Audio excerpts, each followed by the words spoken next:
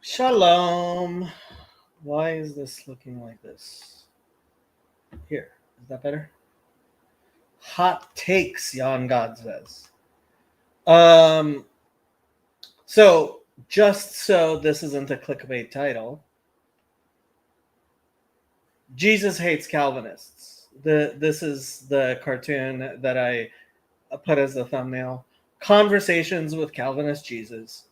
Master, what must I do to inherit eternal life? Nothing, as I have assigned you to hell.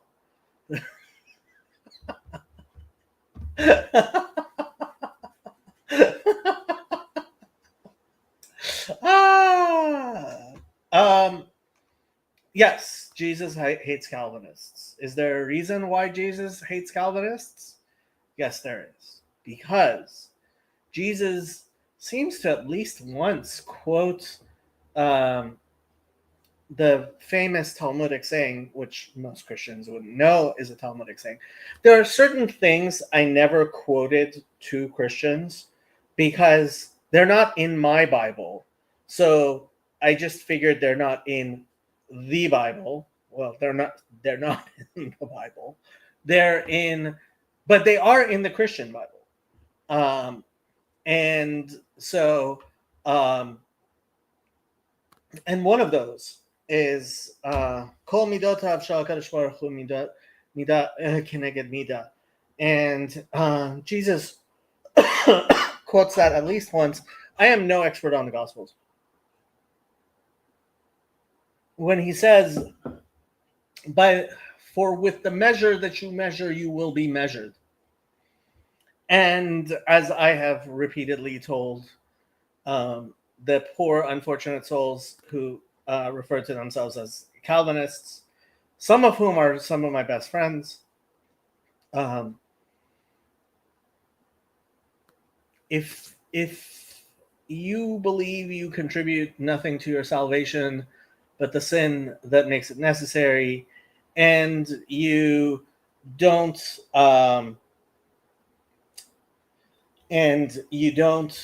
have God just decides willy-nilly based on absolutely nothing who to send to hell and who not to send to hell. Well, I don't know what to tell you. Well, yeah, I do know what to tell you. God have mercy on your soul, because by the measure that you measure, you will be measured. And the measure by which you measure is a measure that God has explicitly condemned over and over again in the Bible. I was just listening to James Tabor. He has moved on from his more academic setting and trying to be a neutral academic. He has started this new thing he calls Abrahamic Hebrewism or something like that. Do I have his video? So he has a few people who are his disciples. It appears Aaron Abke and Cameron Waters, and he put out almost 2 weeks ago my view of biblical faith after 45 years of academic study. And towards the end, he goes on this universalist anti hell rant of sorts, which I mostly agree with. But part of the reason I decided to do the stream is that Calvinist is currently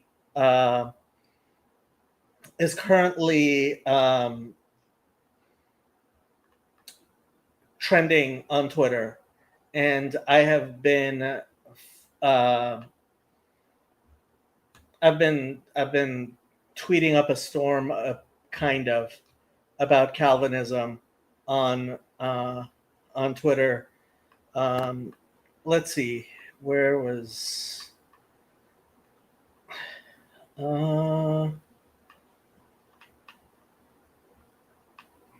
that comment? I will. Nick asked, "Who hurt you?" And I said, "How much time do you have?"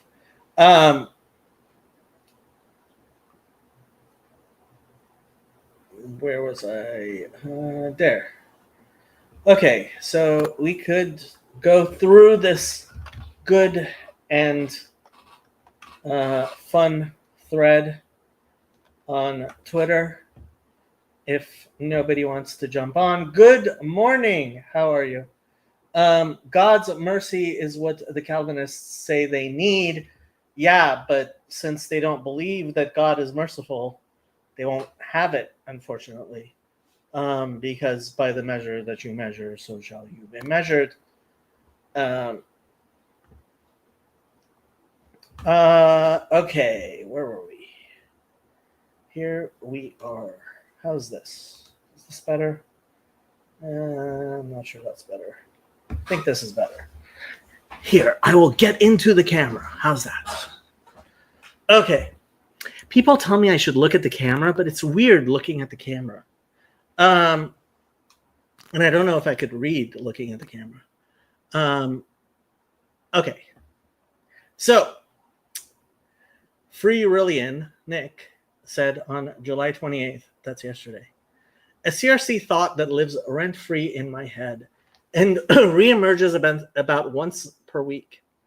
When Paul Vanderklay was talking to that one fellow who claimed Herb in Bibs was playing, I think he means, a character at Synod, a level of projection and arrogance that Sigmund Freud couldn't have better illustrated. So Herb is this farmer who went to Synod, and he went in his overalls.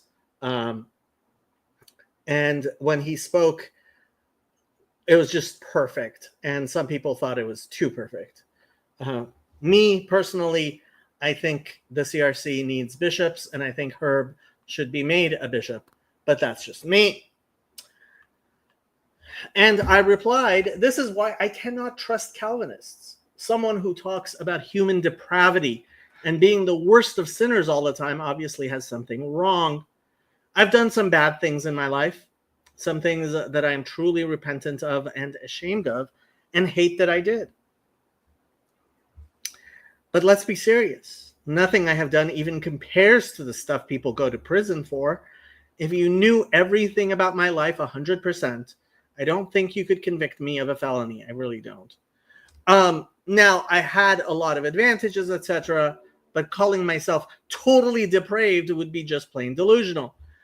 Nick actually responded. I might as well do Nick's.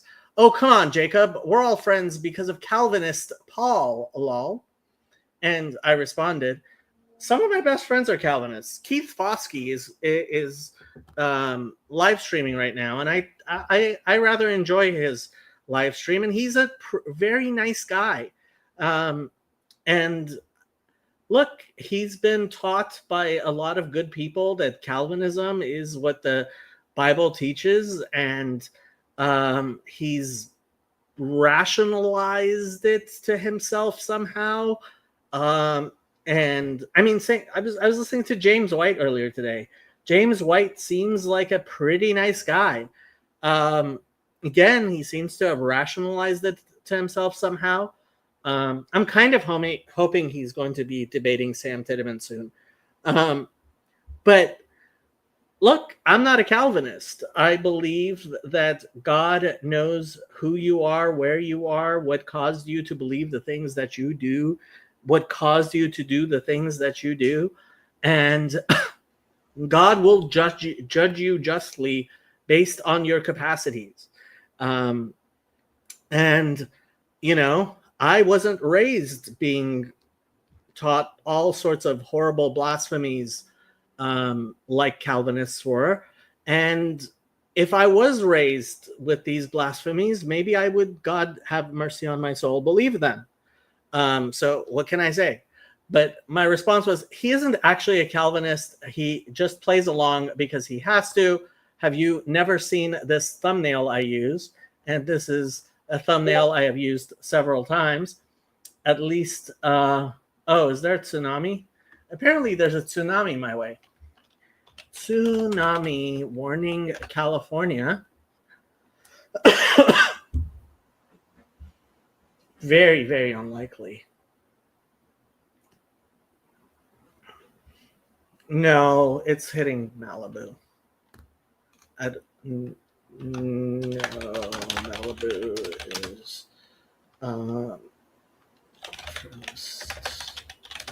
South Pacific Palisades is between us and that.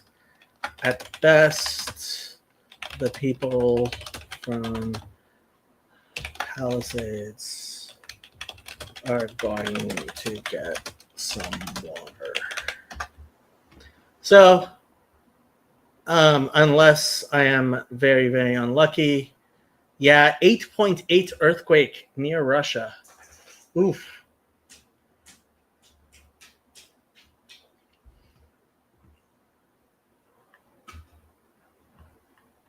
Yeah, we're fine. I hope we're fine.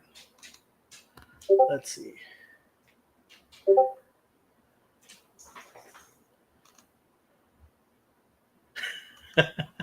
Yes, more suffering for the Palisades. More suffering for the Palisades.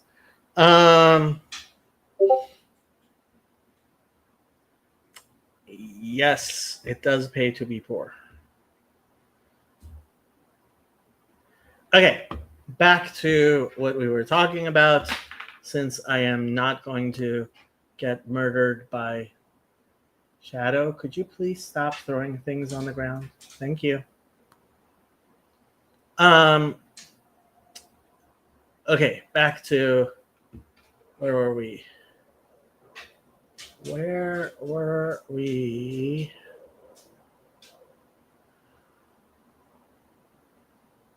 There we were. So I've used this. I believe I titled the video "Paul Vanderklay is Catholic." Why Paul Vanderklay is Catholic, or something like that.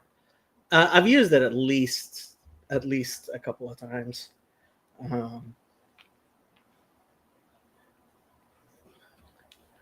And let's see. Yeah, he just laughed. Okay, back to what we were talking about. Now, we had a ultimate CFB pod. I have no idea what CFB is. Yeah, apparently this guy thinks he's a Christian. Says, sin will give you this perspective. What are people saying? Are evangelicals Calvinists? Most of them are actually not. So I, for a long time, thought, well, the thing is, so that Calvinists take the absurdity of Protestant theology to its logical extreme, which shows you, oh my God, which is part of the reason Calvinists is trending on Twitter, right? Because like James White, who, I mean, I listen to him. He's a really smart guy. He simply takes Protestant theology to its logical extreme. And that logical extreme requires you to blaspheme and believe in all sorts of weird inversions upon inversions. And that's why evangelicals get very triggered by Calvinists, because they want to believe in penal substitutionary atonement, right? But then, like Lutherans believe in resistible grace, as opposed to 5-point Calvinists, which is total depravity, tulip, right? Total depravity, unconditional election, limited atonement, irresistible grace and perseverance of the saints, right? That's tulip.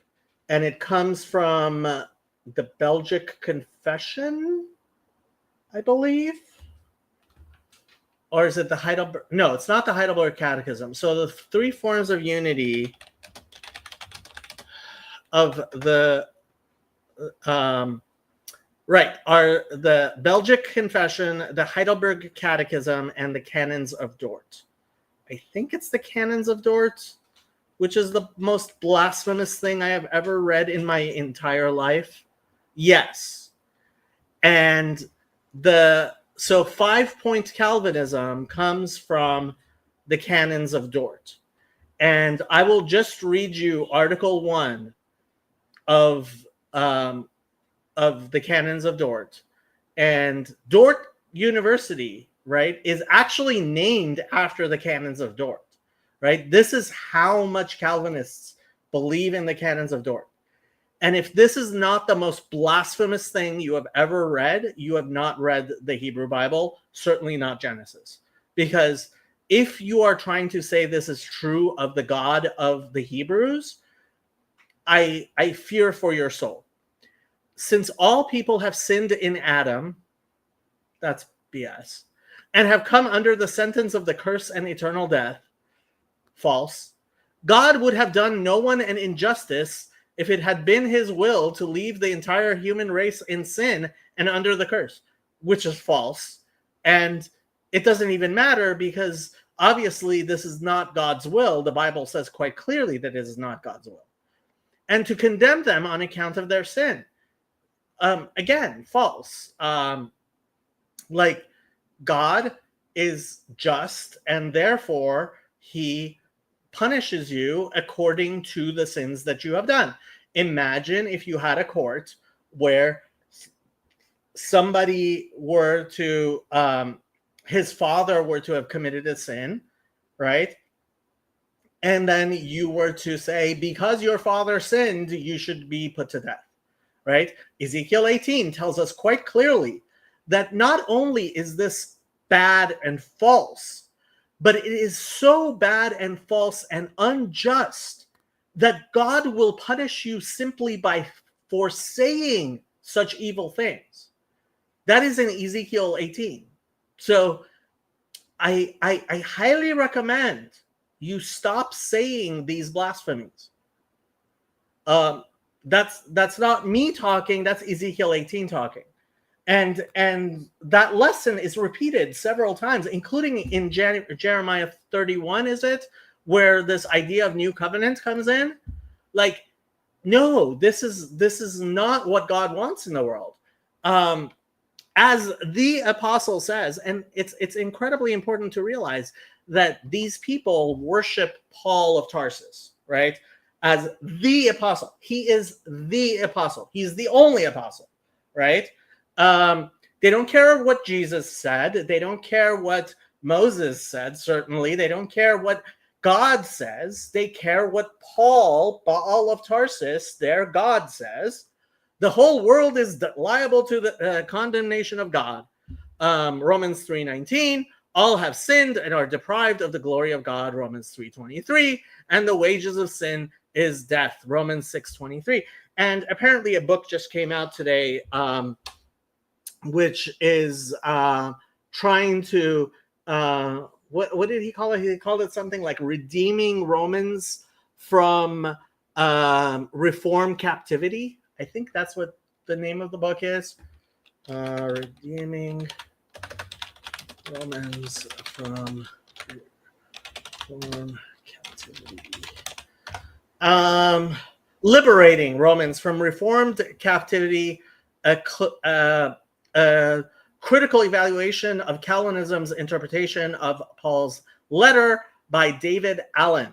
And it's a #1 bestseller in history of Protestantism today. And James White has been issuing debate things left and right to Dr. Allen. But B, he spent over an hour today just ranting and raving about this. Well, he wasn't ranting and raving. Actually, he was preaching, and he was preaching very nicely what the blasphemies that that Calvinists believe in. And like I said, he's a logical person who takes the logic of penal substitutionary atonement and like this monergism. So like, well, maybe I'll show you that thing later, but about monergism and synergism. But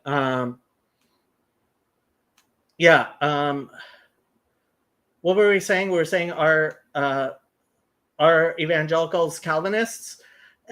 Most Protestant Christians disagree with at least some points of Calvinism. Thank God. Because frankly, like, Calvinism is just so, it is literally the opposite of what the Bible teaches. And it is the logical extension of when you leave the path of Torah in how Christianity has done, right? You see, as Christians through their generations have followed the path set for them by Paul and his church and the apostles, they have moved further and further away from God. I would say Nicaea really is where you can see quite clearly that Christianity has abandoned godliness in all its ways, and Jesus and everything, right? That is where the Trinity, that is where they decide they want specifically to have Easter not at the same time as the Jews.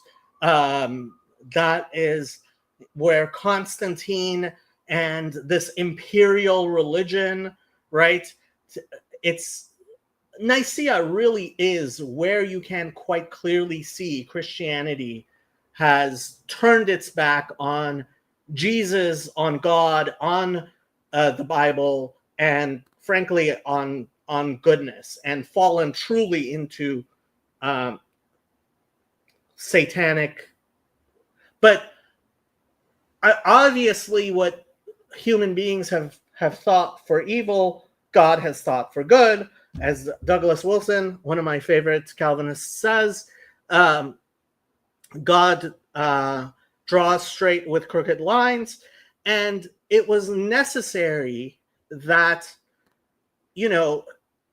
the Torah be diluted in the sludge of evil further and further in order to make it all the way through the husks, the evil in the world, and to allow it to gradually move people back to the Torah, right?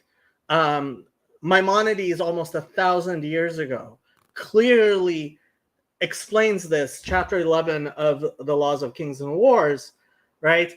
Christianity and Islam exist as perversions of the truth so that people who cannot accept the entirety of the truth will be able to acclimate themselves slowly towards what is better and to move towards the light of the Torah.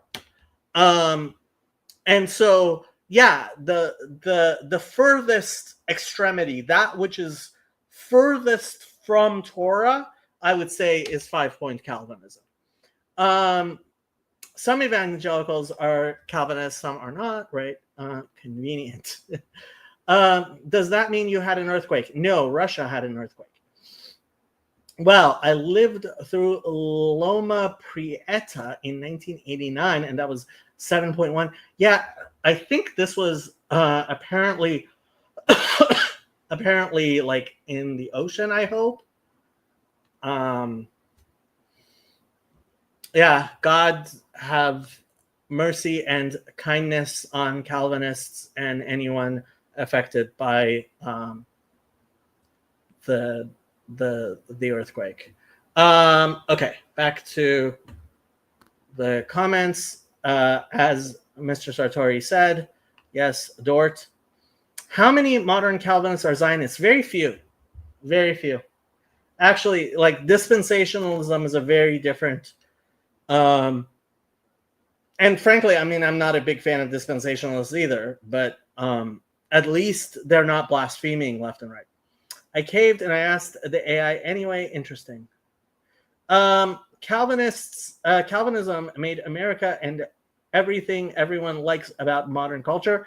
I'm not sure everything everyone likes about modern culture. They certainly contributed to the making of America. And like I have always said, everything has good in it. And when we liberate the good from the evil is when evil stops having control over us. I only found 3 people who were able to get me close to accepting the Trinity. God have mercy on their souls. And they're really smart, but I still don't think I can do it. Thank God. Trust me, there are much smarter people. Anti-Calvinist polemics have the same effect as anti-Semitism. I don't understand what you mean. Polemics are useful when they're actually true. And they convince people. And I have to say, I don't mind actual polemics about Judaism, which are based on valid criticisms. Like, I hope I am not misrepresenting Calvinism. And that doesn't mean that I have to restate what Calvinists believe, how they believe it. But I mean, Calvinists really do believe in common grace, like I will be explaining, and it's just blasphemy. It's just blasphemy. Air conditioning and the internet. I'm not sure you could call the internet thing. Calvinism is reverse Gnosticism. Ooh, Calvinism is reverse Gnosticism. I don't know if I would say that. If you become a Christian, would you be a Calvinist? If I were to become a Christian, I would become Eastern Orthodox. And the flavor of Eastern Orthodox, which Father Stephen is, because I believe Father Stephen represents Christianity in its most. Well, no, I might become a Catholic, but if I do, it would be like a very Eastern Orthodox-ish Catholic. But what if the Lord predestined? Well, if the Lord predestined me, then it doesn't matter. So like I have no contribution to it. So it's like, who cares? To what do we owe this stream? I missed that part.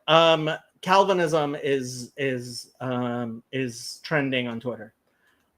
It's like if you were a Gnostic who learned about the demiurge and decided, dang, he's cool, I'm going to worship him. Yes. So I thought that a lot of the things that the Calvinists thought were just plain Christianity, and frankly, a lot of people believe that, right? And I thought that Christians merely said those things because they believed Jesus was the real God, and they believed that the Jewish God was the demiurge, the fake God. It was really, really sad when I found out that no, they actually believe that's their God. Like, that's frightening. I truly pity people who believe this stuff. Everyone believes nonsense. There are many godly Calvinists and many godly Mormons. Correct. There are many godly Calvinists. There are many godly Mormons. And everyone does believe some nonsense. But what we are doing here in this life is trying to believe less nonsense and to help godly people to come together to be more godly, right? You want that giant standing. I have no idea what you're talking about. Orthodox position is that the church is a hospital, not a courtroom. Good attitude. Better attitude, definitely. Their vision of God is abhorrent and can't be God. Correct. If he was God, there would be another God who was God. Probably. Gnostic. What about the Mohammedans? Can they be godly? Yes. So here I will show you my BBC article. I show so much that it automatically comes up on my Google when I look for it. Oh, is this the pigeon? I hope this isn't the pigeon. It was originally in pigeon, which is funny. But okay. The Nigerian Imam who saved Christians from Muslim gunmen, like, this man is a much better man than I am. When an imam in Nigeria saw hundreds of desperate, frightened families running into his village last Saturday, he decided to risk his life to save theirs. They were fleeing from a neighboring village, a mainly Christian community. They say they came under attack at about 3 p.m. from about 300 well-armed men, suspected cattle herders, who are mostly Muslims, who started shooting sporadically and burning down their homes. Some of those who managed to escape ran towards the mainly Muslim neighborhood nearby where the imam lived. Arriving over the next hour, the cleric immediately came to their aid, hiding in total 262 men, women, and children in his home and mosque. I first took the women to my personal house to hide them. Then I took the men to the mosque, the imam told BBC Pidgin. We have blurred the faces of the imam and the village for their own safety. This was the latest wave of violence to hit Nigeria's central region, where farming communities and nomadic cattle herders often clash, usually over access to land and grazing rights. The region is prone to religious tensions. Herders are ethnic Fulani and mostly Muslim, while the farmers are mostly Christian from the Barom ethnic group. Hundreds of people have been killed in 2018, and the tit-for-tat of violence has been ongoing for several years. It continues today. A report from 2016 suggested Nigeria's pastoral conflict was the cause of more deaths that year than Boko Haram. Had the imam not intervened, the death toll may have been much higher, as the armed men stormed into the mainly Muslim village in pursuit of those who have fled the mainly Christian village nearby. One of the villagers described the panic scene, saying, "First, they attacked a village before us, so we ran to the security post. But then they started firing towards the security post, so we all ran away, even the security personnel. When the attackers heard the villagers had fled towards the mosque, they demanded that the imam bring out those he was hiding. But the defenseless imam refused to comply and also refused to allow them entry to the mosque. He began to plead with the herdsmen, who were threatening to burn down the mosque and his house. He then prostrated himself on the floor in front of the ardent men. Along with some others in the Muslim community, he began to cry and wail, asking them to leave. And to their amazement, the herdsmen did go, but then set 2 nearby churches on fire. The imam later told the BBC that he wanted to help because more than 40 years ago, the Christians in the area had allowed the Muslims to build the mosque. They had freely given over the land to the Muslim community, he said. Since we have been living together with the Baroms, we have not experienced an ugly incident like the attack on Saturday, another Muslim leader told the BBC. Those whose lives were saved by the imam expressed their gratitude and relief. Ever since they took us into the mosque, not once did they ask us to leave, not even for them to pray, said the local chief. They provided dinner and lunch for us, and we are grateful. The villagers stayed with the Imam for 5 days and have since moved to a camp for displaced people. More than 2,000 people are now living there, and others are living with relatives and friends. Those who fled to the mosque cannot return to their village, as there is no security presence there, and their homes have been destroyed. One local Fulani leader told the BBC, a number of the Fulanis who carried out this attack are foreigners. When we try to stop them at the mosque, some of them beat up one of the elders. When I visited the village, it was completely deserted.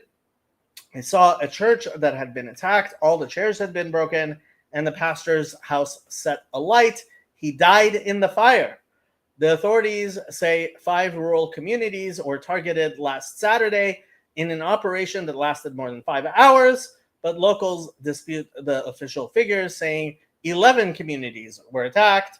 They killed 4 of my children, a 70-year-old man told the BBC in tears, and now I do not have anyone to give me food. The attackers first looted the houses and shops before setting them ablaze. Not even the white, their livestock was spared. Witnesses say the attackers chanted Allahu Akbar as they raided the buildings. This building, which housed chickens, was among the torched. The animals' charred remains are visible. They even killed their chickens for no good reason. God avenge the blood of these chickens on these people who are worse than animals. Security forces did not intervene until around 8 p.m. when operatives from the military task force Safe Haven arrived to evacuate those affected, mostly women and children. Force spokesman Adamu Omar said several attacks had been coordinated to take place simultaneously. This, he said, made it difficult for officers to suppress. So, yes, there are good Muslims in the world. There are good Christians in the world. And there are plenty of people who believe in all sorts of nonsense, yet, including the Trinity, yet are good people. But I do have to say, and this is something that psychology teaches us quite clearly, bad thoughts do, in fact, bad beliefs, faith in bad things does cause people to do bad things. Ixnon. I'll reference Peterson and say that beliefs are shown by actions. They are, but again, if you believe things which are bad, you will end up doing bad things. That's just the truth of the matter. Okay, so where were we? We were having this poor Calvinist tell me that he doesn't understand me when I tell him that God is good and not the demiurge he believes in. Sin will give you this perspective. In all seriousness, total depravity doesn't mean that all sins are equal or that everyone sins equally. It's essentially that we can do nothing.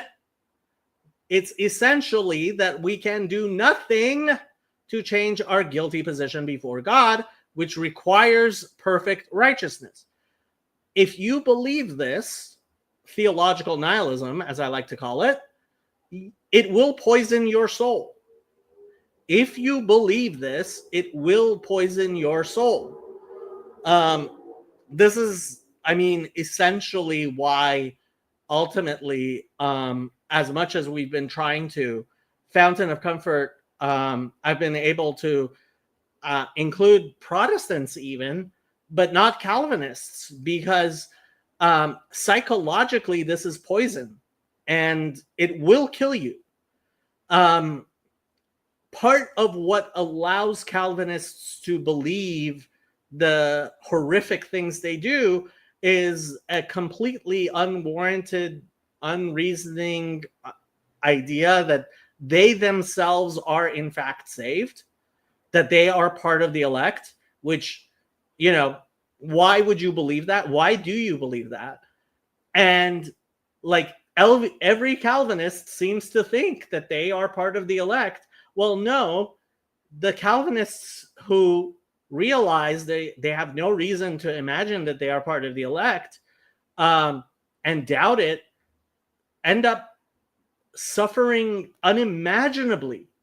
And it's horrible and it's disgusting and it needs to stop. So my response, God is a just God. It is an amazing experience to hear Christians answer all the rhetorical questions in the Bible, like Genesis 18:25, in the opposite way as the Bible itself. In Genesis 18:25, Abraham is talking about Sodom and Amorah, or as people like to say in English, Sodom and Gomorrah. And he says, will the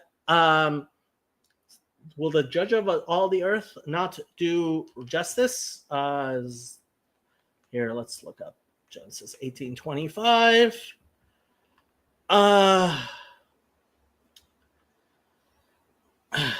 Chalila lacha masot kadavar hazeh lahamit tzadik im rasha v'haya ketzadik karasha chalila lach hashofet kol haaretz lo yaaseh mishpat. Far be it from you. They translate chalila lacha. How do we say chalila lacha? I guess far be it from you is about as good as you can get. To do such a thing, to kill the righteous with the evil, and that the righteous should be as the wicked. Far be it from you, Chalilallah, right? Like, this is talking about Calvinism. Like, Abraham in Genesis, like the entirety of Genesis, like completely says everything, like from Genesis 1 through Malachi, like, no, this is blasphemy. Don't believe this, but they do. Shall the judge of all the earth not do right? Hashofet kol haaretz lo yaaseh mishpat. That's hey at the of hashofet is the interrogative hey. It's not the article hey. Okay.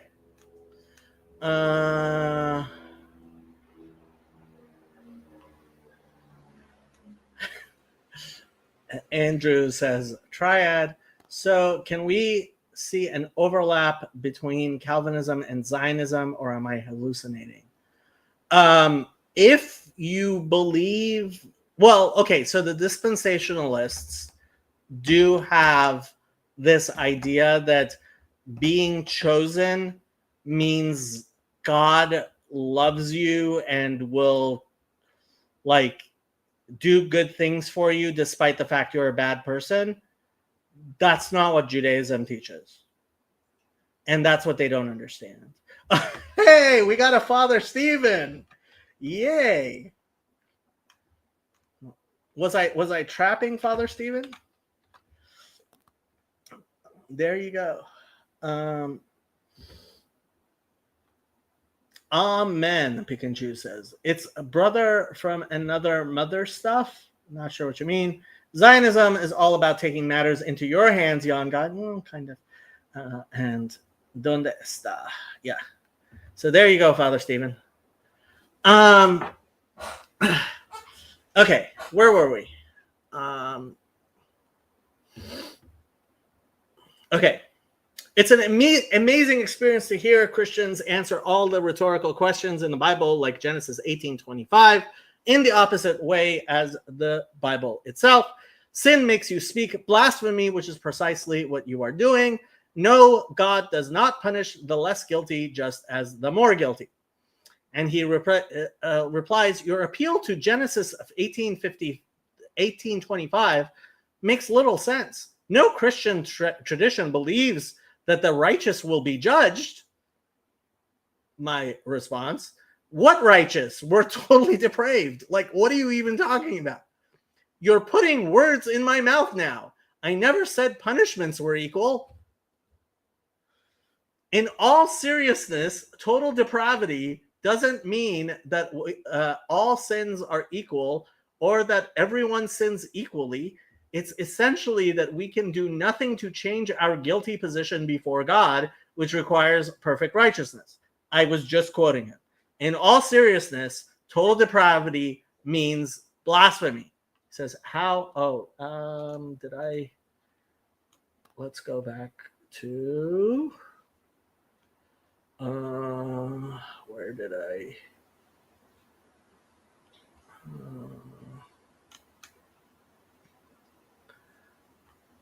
This was his other response to what righteousness, we're totally depraved.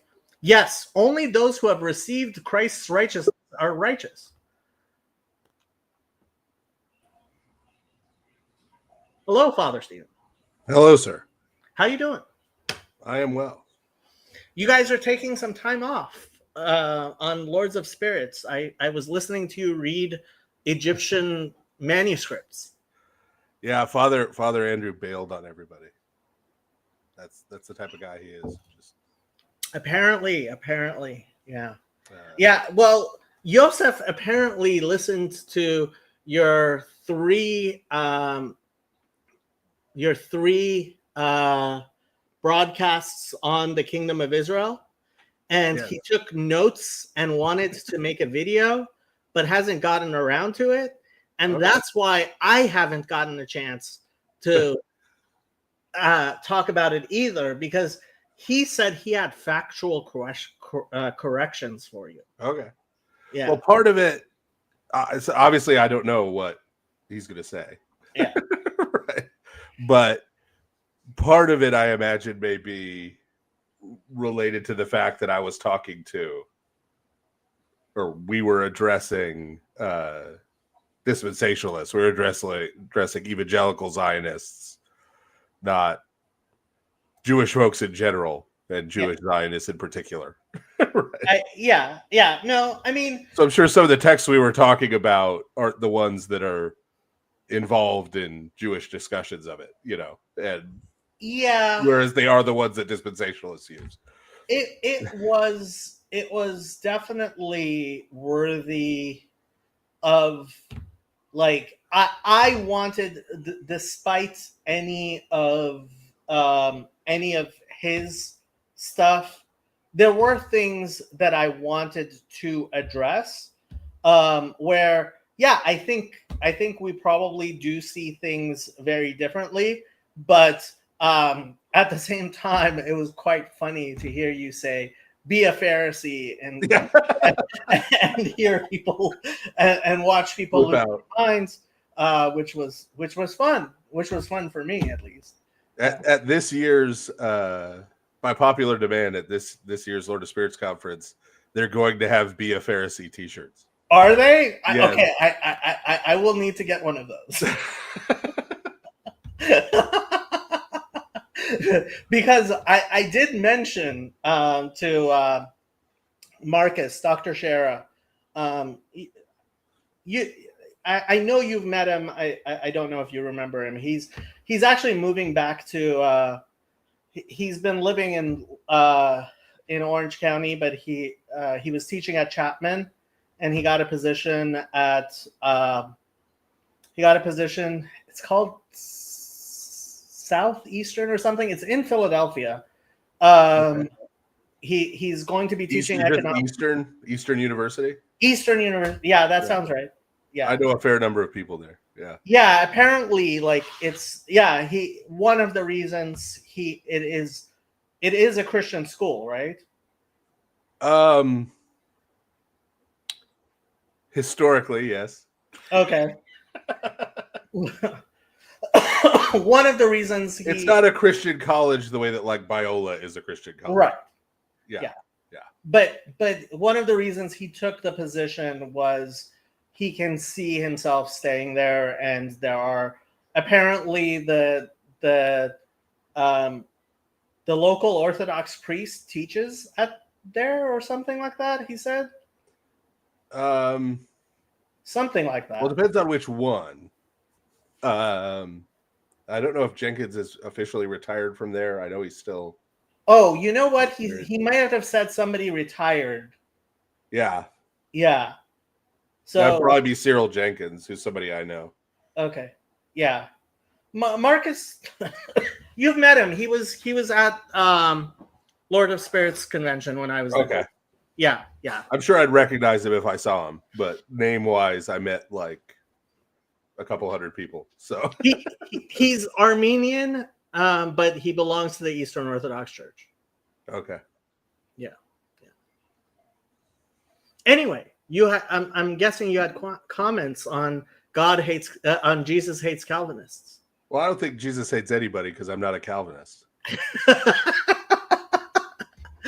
Have you seen this? Honestly, I just saw that you were on, and we haven't talked in a while. That's really yeah. Okay. And I was free. Yeah.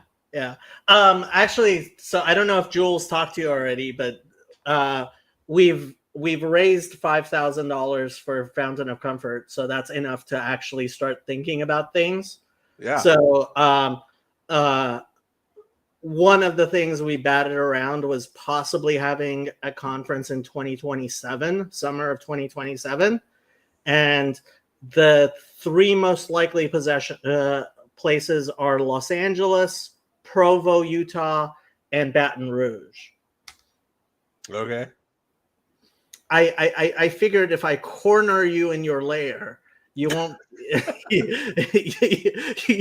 You'll be forced to at least let us have the Sunday church services at your church. Yeah, I'm surprised Jules went for Baton Rouge, but that's so. Baton Rouge is like the least Louisiana city in Louisiana. Even less is than that a good thing or a bad thing? It's like someone took Cleveland and put it in the middle of Louisiana. Like it's like a Midwestern city, right? Like New Orleans, there's a whole New Orleans culture, right? Right. Like Lafayette, there's a whole Cajun culture. Okay. And then like Baton Rouge is like Cleveland, like it's just an Ohio city, like a Midwestern kind of vanilla mayonnaise kind of city. I did a tiny bit of research. About an hour from LSU, there is a Cajun kosher supermarket. That's interesting. An hour in which direction? Because an hour west is where I am. So kosher supermarket. And an hour east is New Orleans. But there may be some little town that has a big Jewish community that I don't know about. Let me see if I can find this place again. And Cajun is mostly this way, west of Baton Rouge. I don't think I have ever been in the entire state of Louisiana.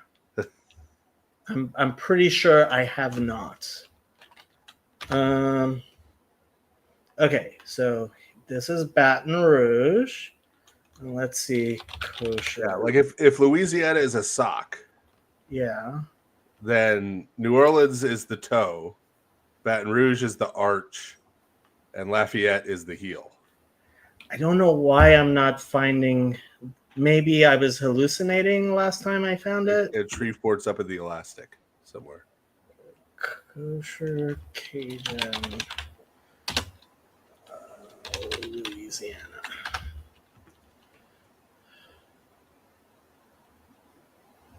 Metairie, Louisiana. Metairie. Yeah, that's basically a suburb of New Orleans. So that's an hour kosher Cajun, New York deli and grocery. Yeah. They put the New York in there just to make it authentically kosher, I guess. The best New York deli in New Orleans.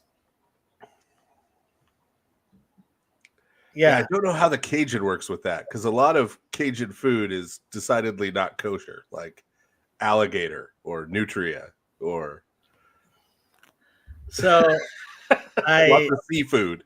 You know, that's I mean chicken, I guess. it's glatt kosher and pâte Israel, which is Yeah.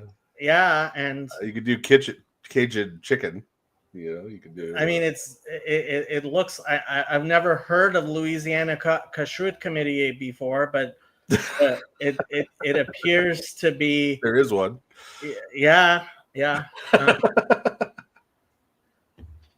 I mean, yeah, and they apparently here. I'll share the tab, and you can laugh at the you can. I'm not sure you can read this. Can you read what it says on the on the bottom right? No. Oh wait, Doritos, yeah. Oh yeah, Dorito bag. Doritos. Cajun Doritos. Okay. It's in Hebrew, so I guess these are from Israel, but Or like kosher Doritos. yeah, Yeah. Cool Ranch, Flaming Hot. And Cheetos. Yeah, there's Cheetos there too. Yeah, Kosher so Cheetos. there you go. Yeah, Cheetos. Yeah, Yeah. yeah. I'm assuming those aren't pork rinds up at the top. I mean, I'm just blanket assuming. No, those are Bombas actually. Okay. Bomba. Have you ever had Bombas? They're these peanut puffs. I've had peanut puffs, but I think there was some Asian version. Yeah, so they became famous because of an experiment that was done with little children that were raised eating Bombas. Tended to have fewer peanut allergies than children who weren't. Like in Israel, people will give their 1-year-olds Bombas to chew on. Yeah, yeah. So when I saw that, I was like, okay. So there's that. There's also, I mean, honestly, this is Shabbos to go. I mean, Shabbos to go. This isn't so bad. $15 gefilte fish loaf with horseradish. Yeah, 1 quart matzo ball soup, $13. A whole rotisserie kosher chicken for $20.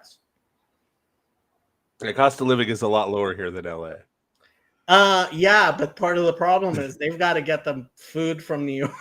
Yeah. Like I don't know about the I mean, well, I don't know if it's really coming. If it's really coming from Israel, they're probably bringing it into the port of New Orleans. Some of it is. Yeah, but like a lot of the meat is actually coming from Iowa. So. Oh well, yeah. Yeah, like there's a lot of but I guess I mean an 8-piece Shabbos special, rotisserie chicken, 1 pound coleslaw, 1 pound potato salad, and a challah for $33. That's not bad. Yeah. Chicken and sausage jambalaya. Kosher Fried jambalaya. kosher shrimp platter. How does a kosher shrimp platter work? Well, it's imitation shrimp. Oh, okay. Yeah. No, imitation shrimp exists. Imitation crab definitely exists. I've seen imitation crab sometimes makes it better than actual crab. Yeah. Depending on where you get it. Yeah. Like Colonimus says, virtually no peanut allergies in Israel. Anyway, so stay away, by the way, from imitation calamari. I don't know if you know about that. I do not. Why? What's it? Not that I mean, calamari isn't kosher, obviously, but imitation calamari, they make it from pork bone, which is definitely not kosher, and not something you want to eat, even if it were. Yeah.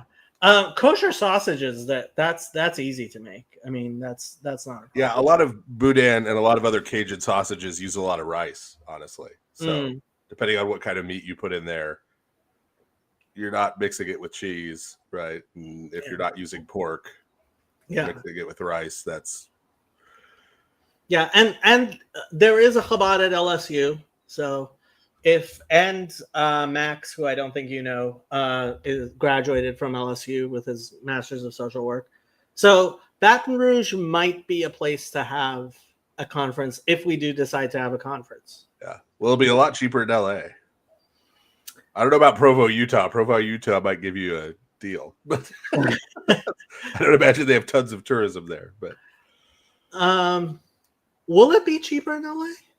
You mean as far as people traveling here, or hotel prices, the whole thing? Yeah. Oh, People flying in and the whole shebang. Yeah, I don't know how much it costs to fly to Baton Rouge. We'll figure it out. But yeah. So the reason for Provo is I have some connections with some Mormons who've been doing a type of stuff. So at Brigham Young every year. So that's a possibility. Initially, we were going to do it in Jerusalem, but then a war broke out. So yeah, that made it impossible. Yeah. Oh, and yes, the gelatin wars of 1950s. We won't get into that. So for the longest time, Ocean Spray, ruby red grapefruit, grapefruit juice was not kosher because the food coloring that they used to make it that nice ruby red color was something like grasshopper heads. Oh. And there wasn't enough of a kosher market for them to care. So, like, this is Nassim Taleb has this idea that. So wait, I thought locusts were okay. Locusts can be, but grasshoppers no. Well, this is the problem. Only the Yemenites have a tradition of which locusts are kosher. Okay. Many rabbis are of the opinion that if a Yemenite tells you it's kosher, it's kosher. But most other communities don't have a tradition of a kosher locust. And generally, it hasn't spread. The real problem was turkey. There are people who still won't eat turkey, although they're a small minority, because there's a rabbinic description of what is a common traits among birds that aren't on the list, but it's a list, right? Of birds that you're not allowed to eat. Right. And so that's one of the situations where basically the rabbis were overruled by popular demand. Is a distinction made between a wild turkey and a domesticated turkey? Not really, because they're all New World birds. So when they suddenly showed up in Europe, the rabbis were like, we don't know that this is kosher. And like a bunch of people started eating them. And like now pretty much everybody eats them.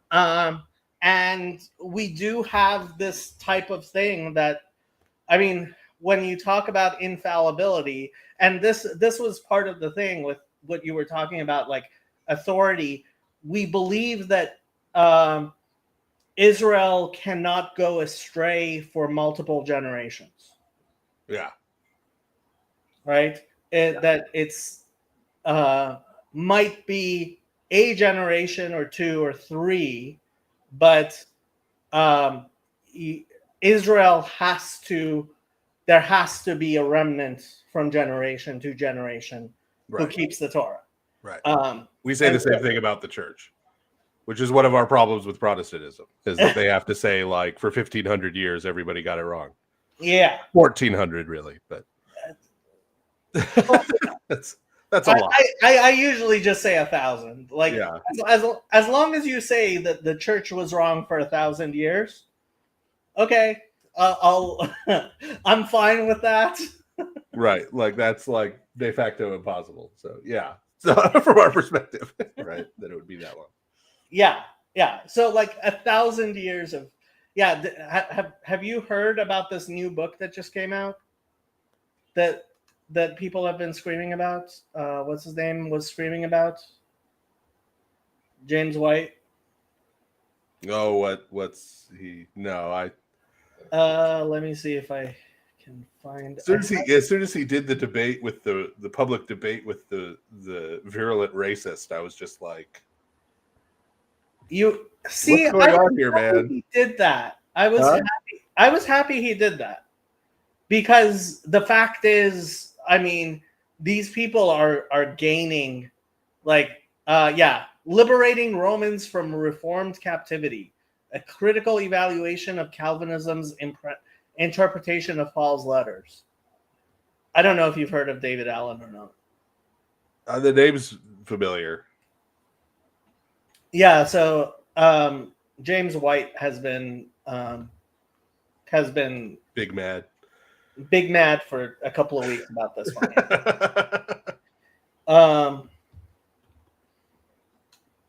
Wow, apparently the Mir basically only serves turkey.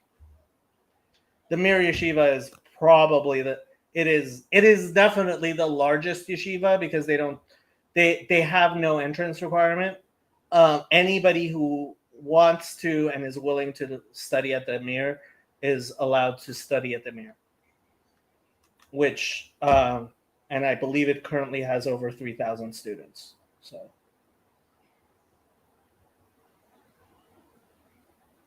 yeah, I don't know. I don't know that debate. I don't know what the purpose of it was. I don't know if he thought some of racist guy's followers were going to flip to his side after hearing the debate, or the main thing what he thought. No, he was trying to warn, and I've been following this a little bit more with intense because Joel Webbin and the guy he was actually debating from Stone Choir, I think is called is what he calls his podcast. They have been growing in Reform and Lutheran circles. Oh yeah, no, and I know he posted some like anti-Hitler stuff and got pushed back from his audience. Yeah, which he kind of flipped out, right? But because he didn't know. But it's like, have you been paying attention on Twitter? Like, well, Twitter lets you just be an open like Nazi now, so people are, like on Twitter. So they don't get censored anymore. Like, look around, That's but I have to say, 25 years ago, the open internet was the open internet, and we had a lot fewer Nazis. Well, we see. I'm Gen X. So are you, but I still don't know how many of them are sincere. And this is part of the problem. It is. Yeah. And so Daryl Cooper actually posted this thing, and Daryl Cooper's pretty much. I mean, he's one of these people who's like, I'm not an anti-Semite. I just like Hitler, type people. I'm not joking. Oh no, I know. No, I've heard some of these guys. I've heard them. Stop with this Hitler stuff. You're being an edgelord, just like the Confederacy. Yeah. Like, oh, okay. Well, yeah. So he did this long post where he was like, hey, for a good 20 years, I have been spending my time in the internet equivalent of bars where people make lots of racist jokes. And my expectation was, sometimes when you're making, you make lots of racist jokes and a black guy walks in and you make a racist joke and he gets all huffy and he leaves and everybody laughs. But then somebody comes in and you make a racist joke and he just laughs along with you and he makes a white joke and like, you're like, okay, this guy is fine. And then you turn and then you turn around and you see the other people like, no, we actually meant it. And you're like, oh, I didn't mean it. Right? Yeah. And he was saying he found himself in that position where, like, yeah, we always said edgy things, but I thought everybody knew that we were joking, and apparently some of the people don't. Yeah. And people are finding themselves in that position right now. Yeah. But even then, they're finding themselves in that position online. And you're always interacting with somebody's online persona. And And I think it's starting to be more real. And that's what White has been warning about. Right. Like, I mean, real would be like Richard Spencer, right? Like, I mean, I get Matthew Heimbach. That's real, right? Like real Nazis. Okay. Like, and I think that's a tiny percentage of the people even who claim to be sincere about it online. Yeah, but a lot of these people are kids and they're just mouth it off and they have no life experience. They've never met a Jewish person and they're going and saying all this stuff, you know. So what happened? They've never met a black person. What happened with Joel Webben was he had somebody in his church who was actually confronted with, like, hey, you're saying this stuff, you don't actually mean it. He's like, oh, yes, I do. And Joel Webben wasn't like, Joel Webben didn't throw him out of church. Yeah. And that's when James White felt like he needed to call out Joel Webben. Yeah. Well, calling him out, I'm not having a debate.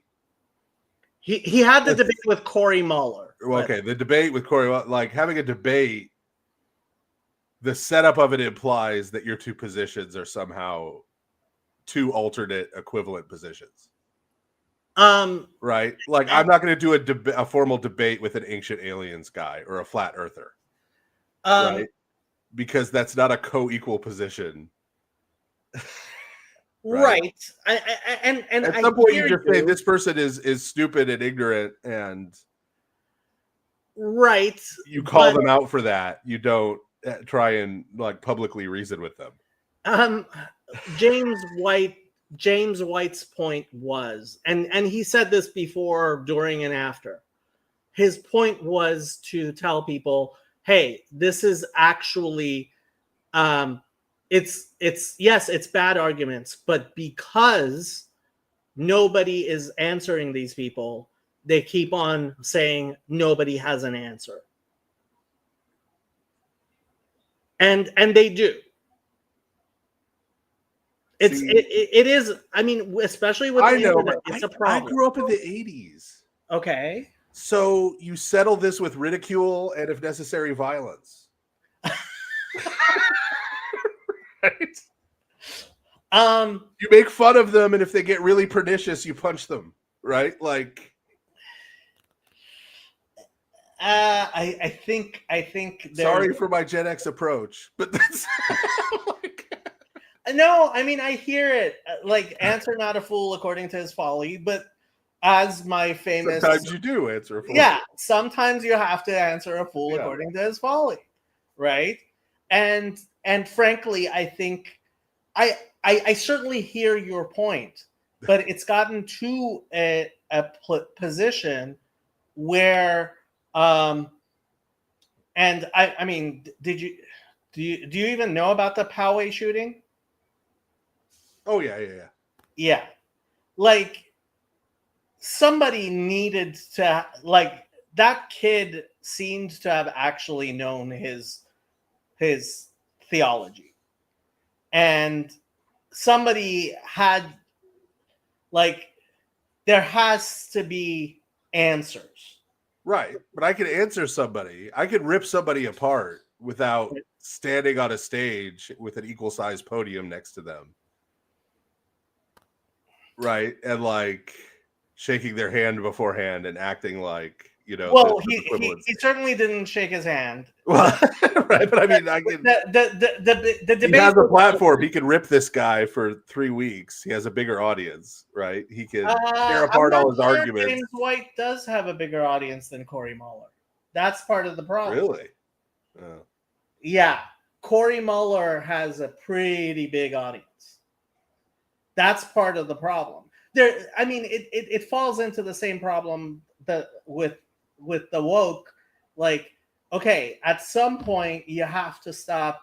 You have to say, okay, there are enough people who genuinely don't know the answers that pure ridicule can't take care of it.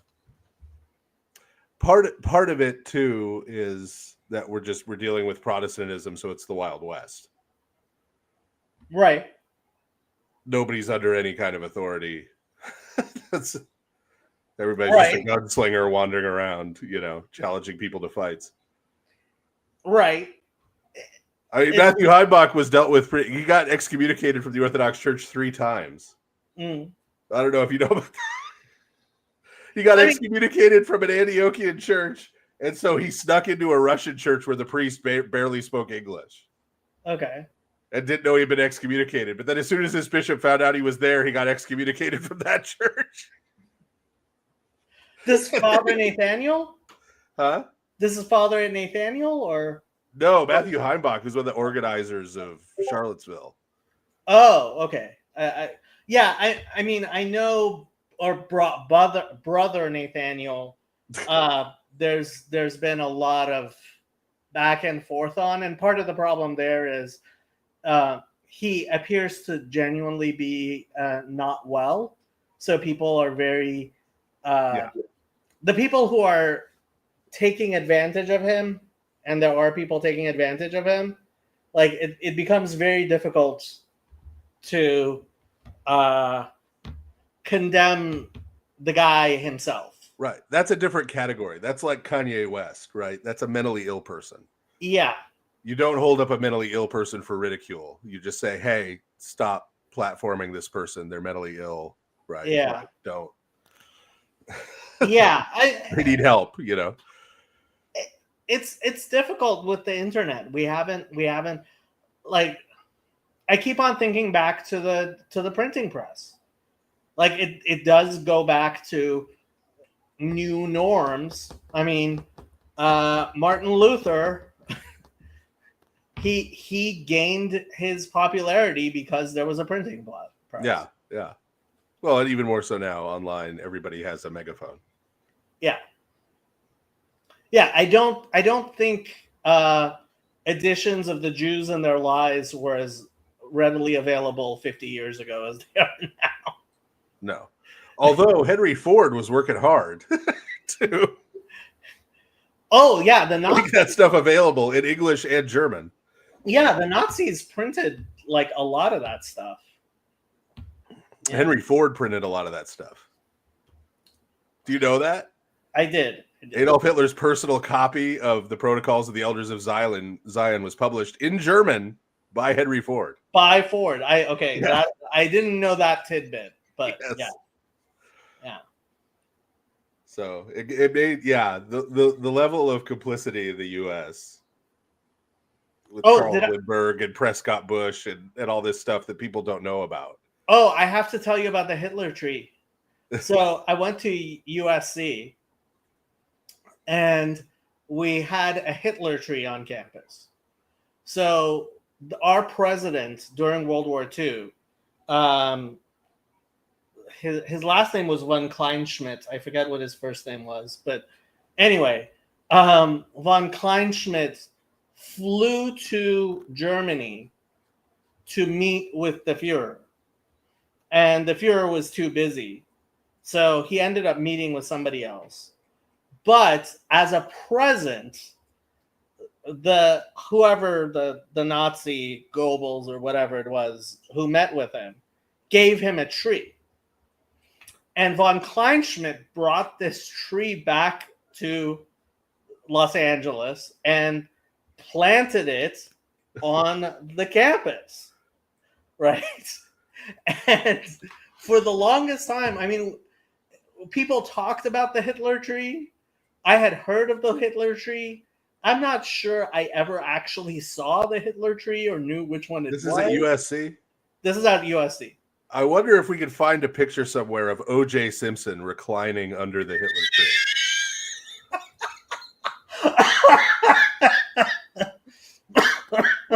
You know his jersey got stolen?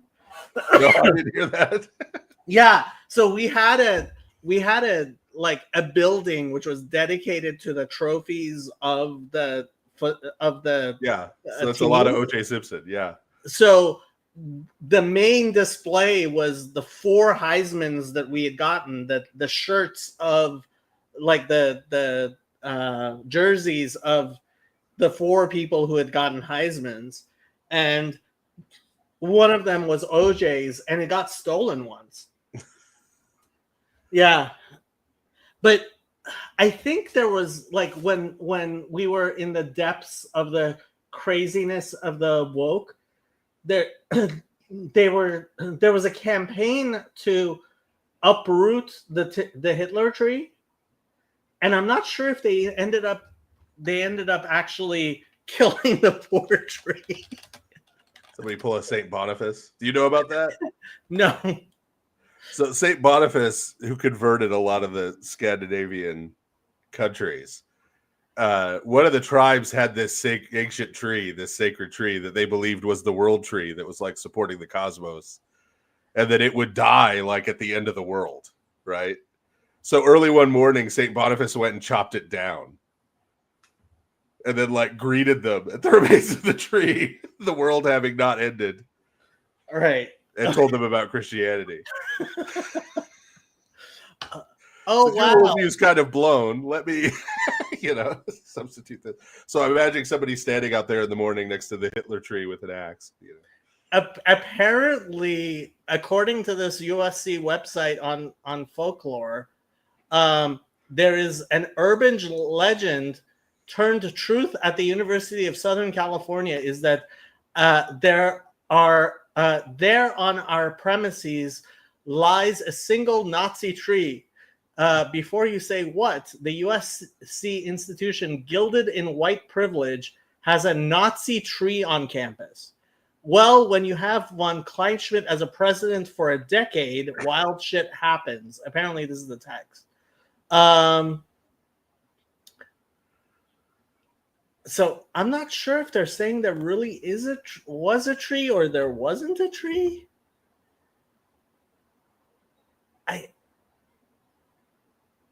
Every gold medal winner from the 1936 Olympics was presented with an old oak seedling to take back to his or her home.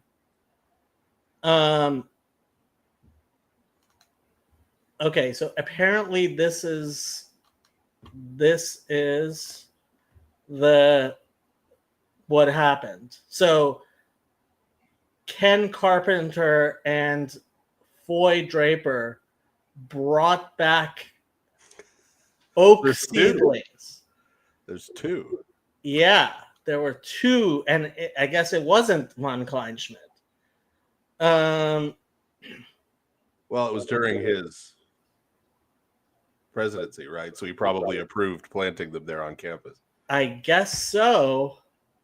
I guess they're still there. So I need my OJ picture. I need OJ hanging out under the under the Hitler tree. The Hitler trees. So there we go. I guess they didn't kill the poor trees. I personally am completely opposed to killing these poor trees. The trees didn't do anything.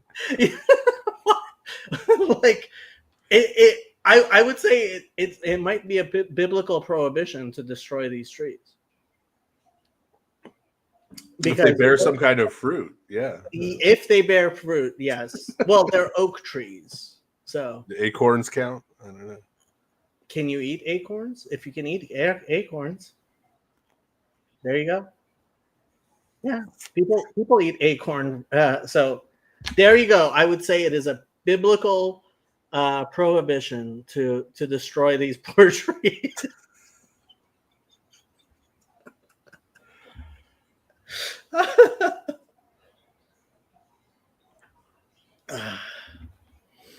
I mean, when it comes down to, that's another thing we could talk about. Did you see my little spat with Pajot? I watched part of that, I think. So I just recorded a thing with Pajot earlier. It was really hard to get him to understand what I was saying and what I wasn't saying. Yeah. Because what I was saying is, yes, you can argue, and I have seen arguments that Birkat Haminim, actually the nusach, the words included al hanotzri. I have seen arguments. I dismiss those arguments. I think we didn't actually have an actual the back and forth was on Twitter. I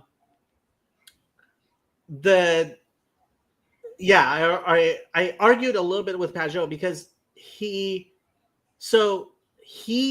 stated as pure fact that and I were trying to do some kind of both sides thing. What? He was trying to do some both sides thing with Judaism and Christianity, basically. He was. Yeah. And I understand it, and I'm not mad at him, right? Yeah. But I also I'm dismissive of the arguments that Birkat Haminim ever said al hanotzrim. Yeah. I do believe probably some people did insert that. I don't believe it was in the original. I think it's pretty clear that it wasn't in the original. And he said that like it was by name in the original. And I'm like, I'm sorry. We have zero evidence that it comes from more than 300 or so, right? Further back than 300. Like, and frankly, if I were, this is what I keep on trying to tell Christians, like, stop elevating the Christian hatred as being part of like what Judaism believes, because more Jews learn about Toldot Yeshu, for example. Yes, we talked about that. We're safe. We're on the other side of the Pacific Palisades from where the water could come. So before it gets to me, the poor people in the Pacific Palisades whose homes have been burned down would have to be completely flooded before it becomes a problem with my. And at what point do we just proclaim this the judgment of God against the wealthy of California? It is the wealthy in California, like, but really, I think the judgment of God should, like, the People's Republic of Santa Monica, in my opinion, deserves it more than the people of the Pacific Palisades.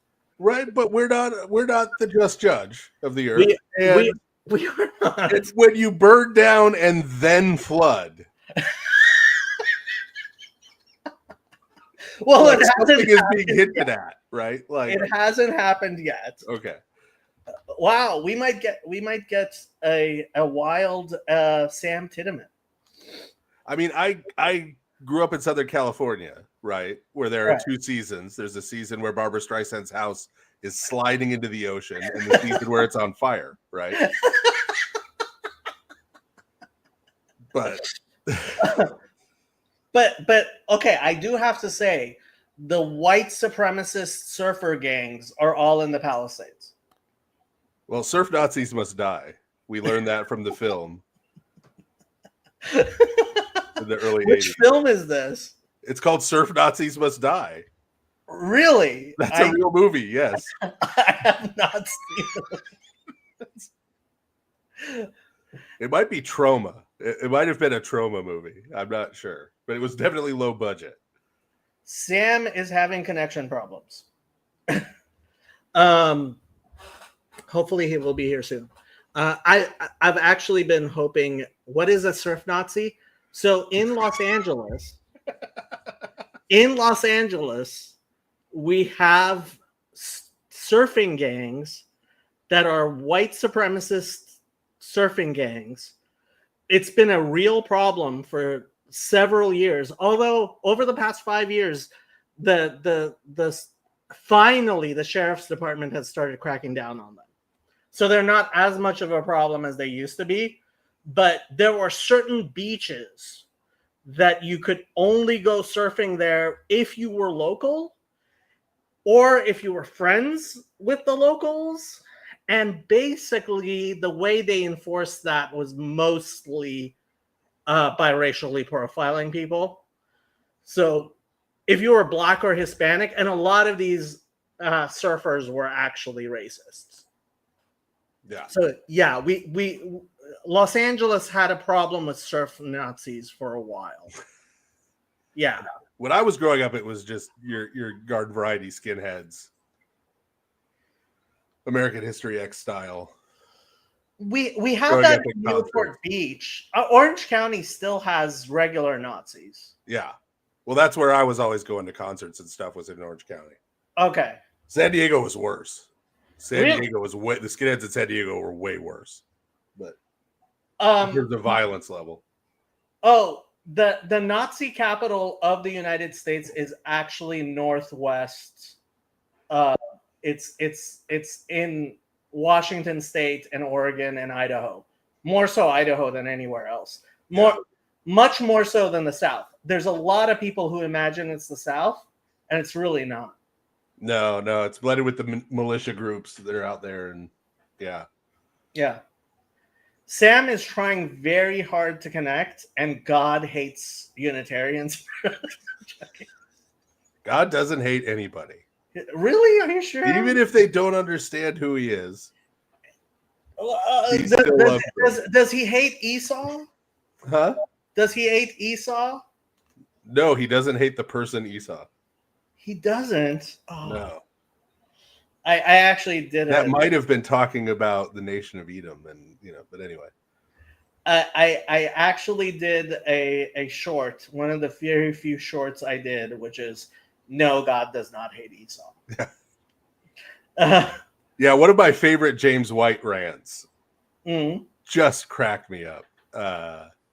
So the Greek verb for hate that we translate as hate most of the time is miso, right? Okay. So you went on this huge rant about in Romans, Jacob I have loved, Esau I have hated. No reference to the Hebrew whatsoever, of course, right? Like that's not an Old Testament quote, and that's not relevant, right? It's just here out of context all by itself. But he's like, miso means hate, right? The idea that hate doesn't mean hate is ridiculous. The idea that hate means he just loved him less is ridiculous, right? And I'm sitting there flipping to Luke, where Jesus says, unless a man hates his father and mother, he is not worthy of me, and uses the same verb. And I'm like, really, James? So it has to mean hate, huh? That's what Jesus was saying. He was saying you have to hate your parents. Okay. Well, I mean, there are people who really think Jesus hated that poor almond tree. Oh, the fig tree, you mean? The fig tree, sorry. Yeah. I mean, the God hates figs meme was funny. But Che Guevara hates figs much more than Well, he hates figs like, yeah. Trotsky hates ice picks, but I have no idea what's going on with Sam. Last I heard, Sam was at some sort of, he was working in San Francisco, so that might be it. Oh, it's a San Francisco internet. I was going to say maybe he ate too much deep dish pizza, but I don't know. If he's Sam, you there? Can you hear me? We can hear you. This sounds like an infrastructure problem you need to write to Nancy Pelosi about. Oh, yeah. If only I worked at Google on the infrastructure team, I would be able to figure this out. Are you actually at Google right now? No, I'm back in deep dish pizza land, but I was out west last week. I'm on my phone. I can't figure out how to get it to give permission to my camera, but whatever. You can hear me. You both know what I look like. How are y'all doing? Yeah, I have a general impression. Yeah, I can So summon are the you mental image. are you going to be debating James White? Oh, I don't know. It would be fun. I mean, he wants to debate Dale Tuggy. He should debate Dale Tuggy. But He's done that though. That's old hat.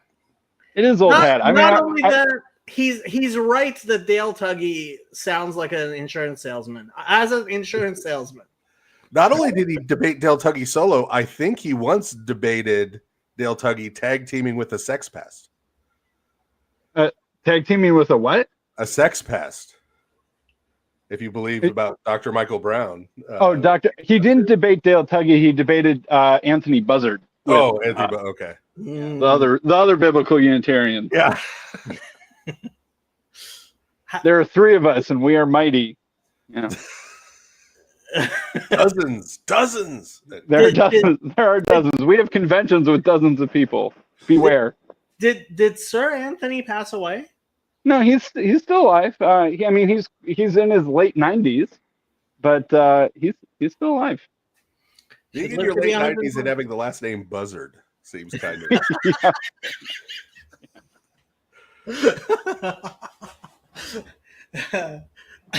So I still get his newsletter. He is such a low-level lord that his title is knight.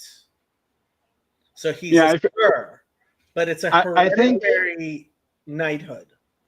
I think that his Anthony Buzzard's father was like a doctor hero in World War I who was granted knighthood for his service, and that Anthony has been passed that title. If I remember correctly, that's the story, or something similar to that. There are very few hereditary lordships left, and this is like he's one of the lowest ranks of hereditary lordship, so much so that he's not a lord, he's a knight. Sounds about right. He's not in like the House of Lords or anything. Yeah. Oh, that definitely beyond that. Yeah. Like in order to be in the House of Lords, like that's a major lordship. Yeah. And then or be an Anglican bishop. Yeah, he's like at the same level as like Paul McCartney and Elton John and those folks. So I was actually talking to my rabbi's wife, one of my rabbi's wives, and I'm like telling her how. Wait, your rabbi has multiple wives? One of my rabbis and his wife. Okay. I have many rabbis, one of whose wife is a niece of Lord Emanuel Jacobowitz. And I said to her, you can't just move to the United Kingdom and suddenly become a lord. And she said, well, my uncle did. I was like, oh yeah, he was chief rabbi of the United Kingdom. So he got a lordship. You get it automatically, yeah. Yeah. You can also buy like 2 feet of land in Scotland, I guess, from one of those companies. So, that makes you a laird. Oh, and, okay. Yeah, which just means you own land. Okay. But there's not like a Highlander type thing where you have to hunt down the other people and like annex their 2 feet. Yeah. Oh man, it would be fun to debate. Would it be fun to debate James White? I don't even know. I feel like I know his shtick. Yeah. Dale Tuggy has many strengths, but you're right that live speaking and spontaneous debate charisma is not his highest strength. He's okay, but his strength is writing an academic paper over the course of 3 months and submitting it to a journal, and it gets published a year later. That's Dale Tuggy's thing. Yeah. And James White is at the play the hits phase of his career. Yes. He just gets it does the you know if you've seen his other debates exactly what he's going to say. Which would make it relatively easy to actually debate him because he would be extremely predictable, and you just spend some time thinking of some good zingers in response to his greatest hits, and you could embarrass him pretty thoroughly. Yeah. Yep. I mean, Corey Muller did a horrible job. Who's But Corey Muller? What did they debate? They debated whether or not the Holy Spirit can sanctify black people. Yeah, Corey Muller was also burdened with a ridiculous position he was trying to defend. That is, the easiest way to win a debate is to pick the right side. That is a huge advantage. Yeah. If the side you're debating is something you heard from your uncle who lives in a trailer park at Thanksgiving, like, you're not going to win the debate. Yeah. Probably not. Okay, Kalonimus, our Hasidic member of the audience, he is a Satmar Chassid, has no idea what that means. Yeah, the same thing. So this is what I've discovered about Gavin Ortland too, based on one in-person and one written interaction, is that he very much has like files. So if you bring up any topic, he has like a file of arguments. Yep. That he will deploy. Don't get me started on Gavin Ortland. And if you mess with that at all, he will change the topic to one where he thinks his file is better. Yes. Or make it about, why are you attacking me as a person? I'm Gavin Ortland. I'm nice. Right. If he can't change the topic, then he tries to just out nice. Why can't we all be friends? I'm such a nice guy. So man, I could rattle him and break the facade. Then I could tell a story about Gavin Ortland, but I don't know if it should be public or not. But then we're like, however many hours deep are we into a Federetti live stream? This is the hidden place of the public internet. There is apparently somebody who watches my channel just for Father Stephen appearances and keeps a list. Yeah, there's a playlist. Yeah, there's a playlist. There is. Of when Father Stephen shows up. Oh, that's great. And it's called Father Stephen with Friend Jacob. So now I've become known to the Lord of Spirits people as Friend Jacob. If you keep it up and you stay in my good graces, we can make you friend of the show, and it'll just be you and Bart Ehrman. Wow. I have seriously considered just calling in just to be like, hey, we just talked 5 hours about this, but I think it should be said. I mean, I'll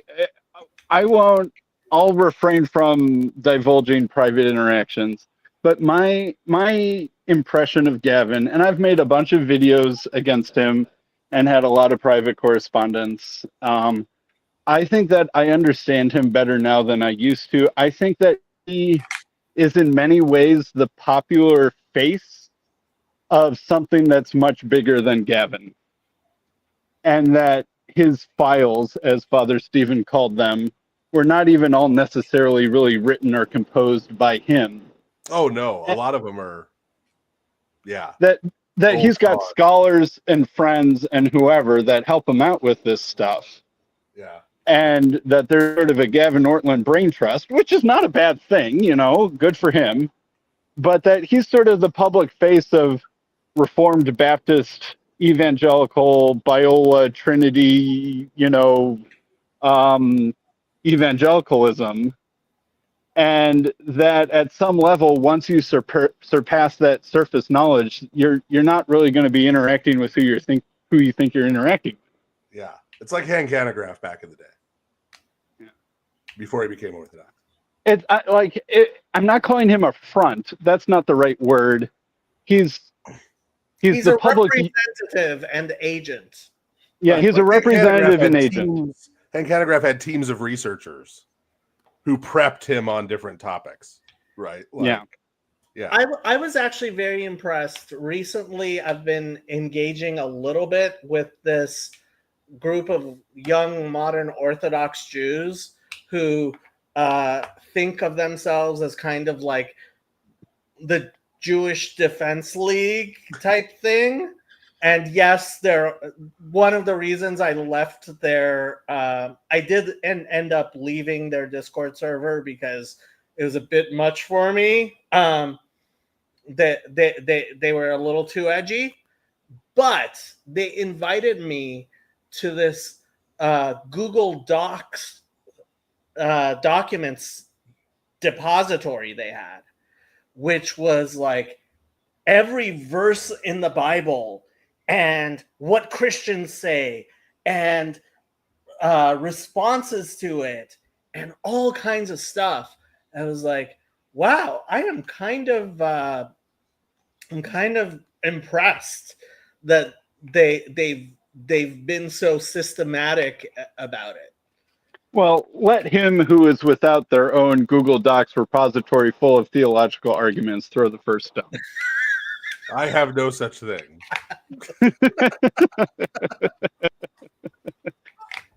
He still uses Microsoft Word. Sorry, excuse me. All my arguments are at least ad hoc, if not ad hominem. Oh man. Oh, I was gonna tell you, because this your tiff with Pajot.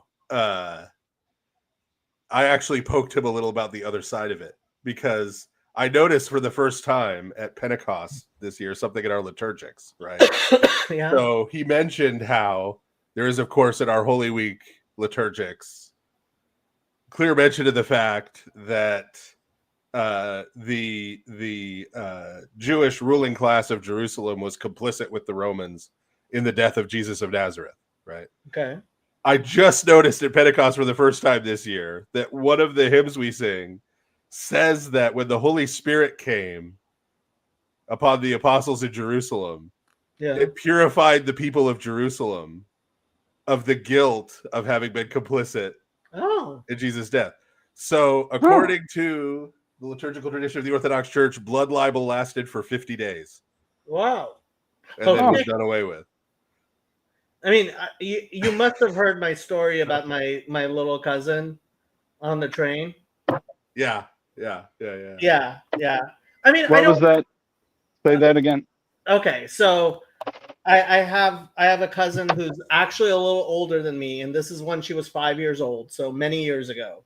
She was on a train with her parents, and she starts playing with this little kid. They were like both 5 years old. And then suddenly she runs to her mom and starts crying and saying, "No, I didn't. No, I didn't." And the other kid is crying and running to her mom saying, "She killed Jesus. She killed Jesus." Apparently, my cousin had mentioned somehow that she was Jewish. And this little girl, I'd never met a Jewish person before. I'd never met a Jew before. And like all she knew was Jews killed Jesus. And like, I don't blame her parents. Like, I don't think her parents ever sat her down and said, like, look, little kids get weird stuff in their minds, but it happens. Yeah. Yeah. I don't know why. Well, I was going to say I don't know why the Romans get off the hook, but God punished them by turning them into Italians. So they didn't really. What always amazes me is when I think about Italian food without tomatoes. Yeah, it's a good point. It's wet bread, man. That's all you got left is wet bread. Maybe some Alfredo. I mean, I would be okay if there was still Alfredo. You could still get a long way. What did they eat for thousands of years before tomatoes? That when the tomato showed up, their entire cuisine completely changed. Something else. Yeah. Apparently fish sauce. Didn't you see that discovery that they DNA tested some ancient Roman fish sauce to see what it was made out of? And the answer was shocking. That was in fact fish. But you know, lots of cuisines have fish sauce. You can make it. Yeah. What shocks me really is that neither of you to my wonderful conference in less than 4 weeks. Well, it's Jason's fault. I mean, Jason, he's getting married on that same weekend. So like, even if we could have the wedding there. We could figure that out. It's at church. Except Jason is Jewish, isn't he? Yeah. No, Jason isn't Jewish. Yeah, I don't think even a Unitarian church is close enough for a Jewish. No, we're at a CRC church, obviously. We're at Elmhurst Christian Reformed Church. Jason is a catechumen, and his wife to be is Eastern Orthodox. So it's Chicago. Yeah, there are 100 Orthodox churches in the Chicago suburbs. That is also true. I know some of the priests involved, even. Pick your flavor. We got every flavor. The wedding invitation was right here, but I forgot where I put it. But yeah, I think you would have to convince Rebecca, and I think her family might have already made plans. Mazel tov. Okay, so Jason got baptized. Oh, mazel tov. Congrats. Whatever. He is risen. Whatever the right. You're over there stomping on a glass. You don't know what's going on. Why is it all these Christian weddings I go to? No, I went to Garth's wedding, and his wedding was very, very Protestant. I have vows and their own liturgy. They have a sand. I have officiated a wedding myself. I officiated a Christian Jewish wedding because who else do you have officiate your Christian Jewish wedding but your Unitarian friend? It's perfect. It makes perfect sense. Was the bride or the groom Jewish? The bride was Jewish and the groom was vaguely Episcopalian. Okay. Yeah. So the kids are going to be Jewish. Okay. Yeah, I signed a ketubah and all the business. You signed the ketubah. I signed the ketubah. I did. Yes. Rabbi Sam Tiedemann has signed the ketubah. The rabbi doesn't sign the ketubah. I signed it. I don't know what you're asking of me. I don't know what the rules are. I signed the ketubah. Yeah. They asked me to. They showed my name on a dotted line and I signed it. So, Jason, when did you get baptized? Oh, gosh, it's probably been a month now. I don't know. Am I supposed to write these things down? You've been a Christian for a whole month. Was it at Pentecost? Was it? Yeah, it was at Pentecost. Yeah, okay. Yeah. It was That's cool. Saturday morning. Thanks. There was a lot of water. My pants filled up quite a bit. It was embarrassing. All good occasions have pants filling up with water. I always tell people not to wear absorbent clothing. I had a poor woman show up once wearing like a sweater and like a long skirt. Like half the font was empty when she stood up, like after getting. Yeah. I had heard two priests say that they said both of them agreed that 2-year-olds were the worst because they're like cats. They described it the exact same way. They're like cats clawing over the baptism. Yeah. The key is to do it so fast they don't know what's happening. So we do baptisms in the nude. And which was the original Christian custom. The oldest baptism manuals have Christians be nude. Really? I don't know why we dropped babies that. Are nude. Babies are nude when we baptize them. Fair enough. Yeah, Colonimus goes, wait, you don't have to be completely undressed? It's not considered a problem? So for women who are converting, what they do is she has a gown that spreads out over the water. So she goes under and then she comes back up and puts her head through it so that nobody sees anything. Nice. Because I think they can also do it with female witnesses, but if the rabbinic court is actually witnessing themselves, I think that's what they do.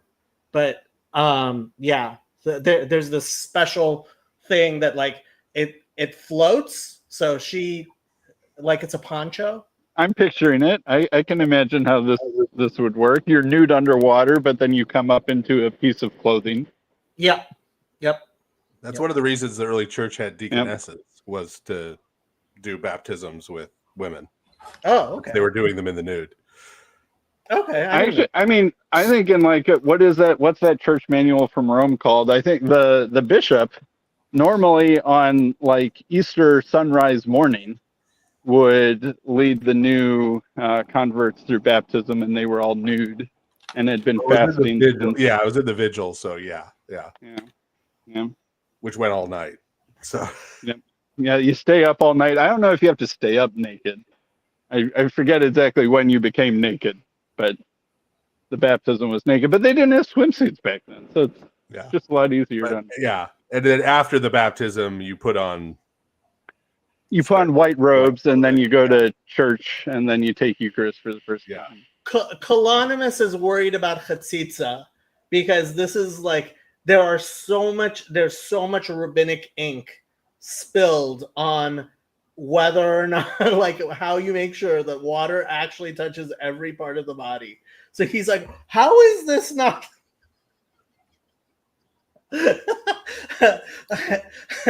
Colonimus, you'll be very surprised, but even if they're carrying a reptile and they get baptized, it is still considered a kosher baptism. And why would you carry a reptile to your baptism? I'm confused. You've got an emotional support iguana. So the Talmud's analogy for someone who is not doing things correctly is someone who gets baptized holding a reptile. Like if somebody is just the most outrageously weird version of it. like if somebody's like, oh, I'm repentant, but he's going to sin again, right? It's like it's called somebody who gets baptized with holding a reptile. That makes sense. Yeah. All right. So I understand why Jacob and Jason aren't coming. So Father Stephen, why aren't you coming to the Midwestern Conference? I didn't really know about it until just now. Didn't I emailed you. I emailed you. Emails I get?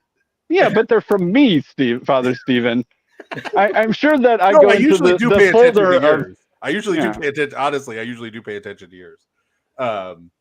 So I don't know why I missed it. I'm not really traveling until October. Okay. I didn't even go to the Archdiocese convention this year. Well, Jonathan Peugeot will be there. Rod Dreher, other famous Orthodox person, will be there. Who I've met. What did you think of Rod Dreher? I haven't met him yet. He showed up at my church wearing a white suit. Well, he's from Louisiana. That makes sense. You know how that is. Yeah, I met him once, and he showed up wearing a white suit. Was he holding a reptile? He was not holding a reptile. I did not baptize him. Yeah.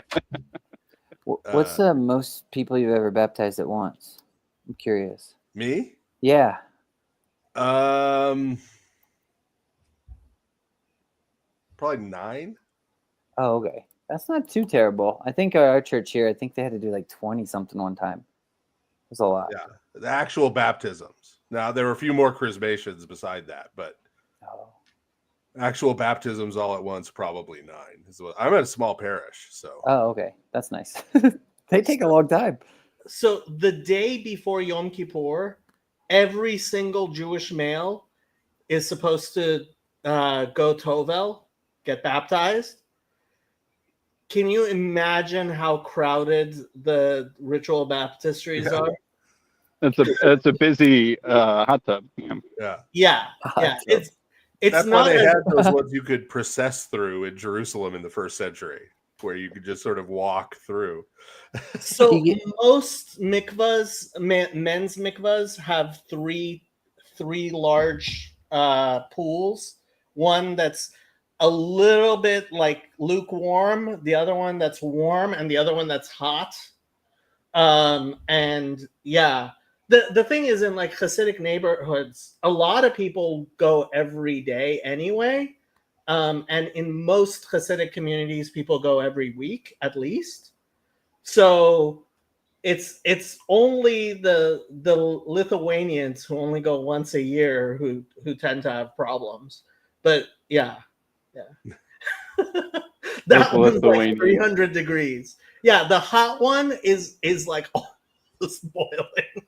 Well, so I do a lot of baptisms I do the baptismal liturgy on Holy Saturday, which has 15 Old Testament readings in it that are read while you're doing the baptisms. Okay. And when I say 15 readings, one of the readings is the entire book of Jonah. I approve. Right. And like one of them is the whole story of the crossing of the Red Sea. And then when they get to the Song of the Sea, they chant it. Right. I approve. And one reading is the whole story of the 3 youths in Babylon. Right. And they chant the Song of the Sea. So it's not 15 short readings. It's 15 like. Well, if you're staying up all night, you got some time. Yeah, but so that gives me plenty of time to baptize as many people as I need to baptize. That's while that's going on. And but the kids miss the old translation of the story of the 3 youths, which is because like 5 times in it lists all these musical instruments, right? Okay. And you hear the sound of and then it lists all the the pipe, the horn, the lyre, then you're going to bow down to the graven image, and then behold, there was the sound of the pipe, the horn, right? They keep repeating it. Well, so this old King James translation, one of the instruments that's listed is the sackbut. And if you are like a 9 or 10-year-old altar boy, the word sackbut is the most hysterical thing you've ever heard in your life. I'd still laugh. I'm 37. Like, I'd still laugh. So yeah, like just altar boys falling out during that reading. They're all tired already, Yeah, that's pretty good. Apparently, Sam's back. Sam, am I back? What did I do? Yeah, you vanished for a moment. You did vanish for a moment. You were laughing at the sackbut, I assume. I was laughing at the sackbut. That's pretty funny. What instrument is that? Is that like a bagpipe or what? What's it's sort sackbut? of like a primitive bagpipe. Yeah, it's a medieval instrument. Yeah. It's like a primitive bagpipe. Yeah, well, what else would you call it? It's a sackbut. Exactly. Like most of the instruments, we really have no idea what they were. Yeah, so they were just using, 17th century instruments, like just filling them in there. Harpsichord, sackbut, Yeah.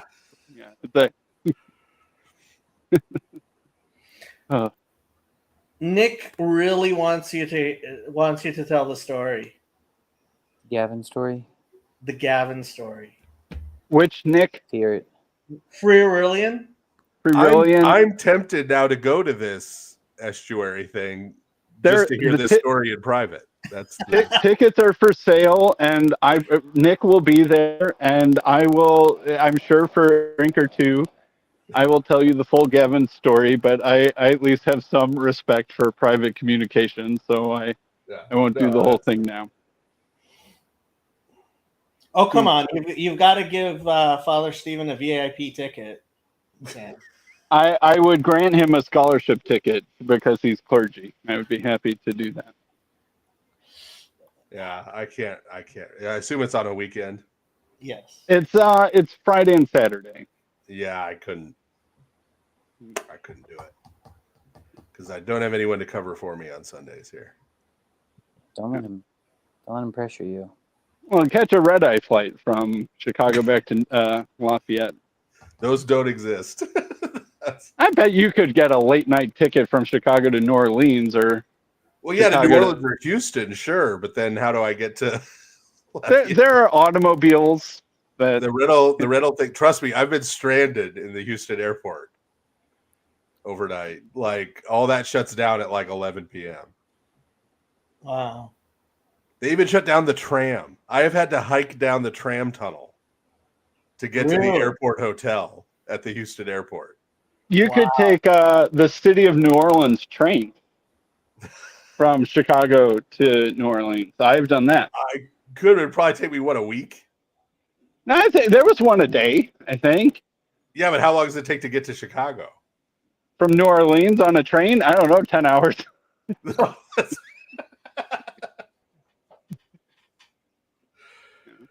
But you can sing the Good Morning America song. How are you? It's a good song. City of New Orleans. Great song. I didn't realize Baton Rouge was so small. Yeah. But Father Stephen, you're not in Baton Rouge, right? You're in Lafayette. Yeah. Baton Rouge is like 45 minutes or an hour away, depending on traffic. And it really depends on traffic because there's a 12-mile bridge through the Atchafalaya Swamp that you have to drive to get from here to Baton Rouge and back. So if anything backs up on the bridge, there's nowhere to get off your stuff. I won't tell a Gavin Ortland story, but I could tell a story of when I tried to hitchhike a ride on Highway 61 in Baton Rouge and the sun set and I didn't get anyone to pick me up. Not a blues song. It's a real life Sam story, and I had to catch the City of New Orleans train back to Chicago. Yeah. What were you doing in Louisiana? It was a long story. I can tell. The House of the Rising Sun? Is that involved? It involved, no, it didn't involve any questionable. Okay. But were you there for Mardi Gras? And how many necklaces did you? No, really. The thing was I was at a wedding in Austin, Texas, and I was catching a ride with some friends, and the closest they got to Chicago was Baton Rouge, Louisiana. Okay. But Baton Rouge, not my favorite city on planet Earth. No, it's not a great city. It's not my it's the state capital, but it's a state capital like Lansing is the state capital of Michigan. Well, actually, Lansing is the perfect comparison. Huh? Like, you would think a capital city with a college would be a cool town. Like Madison, Wisconsin is an awesome city with a university and a capital. But Baton Rouge is not Madison, Wisconsin. It's more like Springfield, Illinois, or Lansing, Michigan. Yeah. Like it's the city you want to visit the least. In Michigan is Lansing, and Baton Rouge is pretty much it. I mean, even Shreveport's better. And Sacramento is even better because it has Paul Vanderklay. Although I will say Paul Vanderklay's church in a much rougher neighborhood than you expect it to be. Well, Sacramento is like verging on Detroit of the West. Like I didn't think it was that rough of a neighborhood. Well, the weird thing is the neighborhood's mixed. It has a lot of homeless people, but also has nice parts because it's California and that's all California. It's California. Yeah. So you can't afford to live there. So you have people who can afford to live there, and you have homeless people, right? And no in between.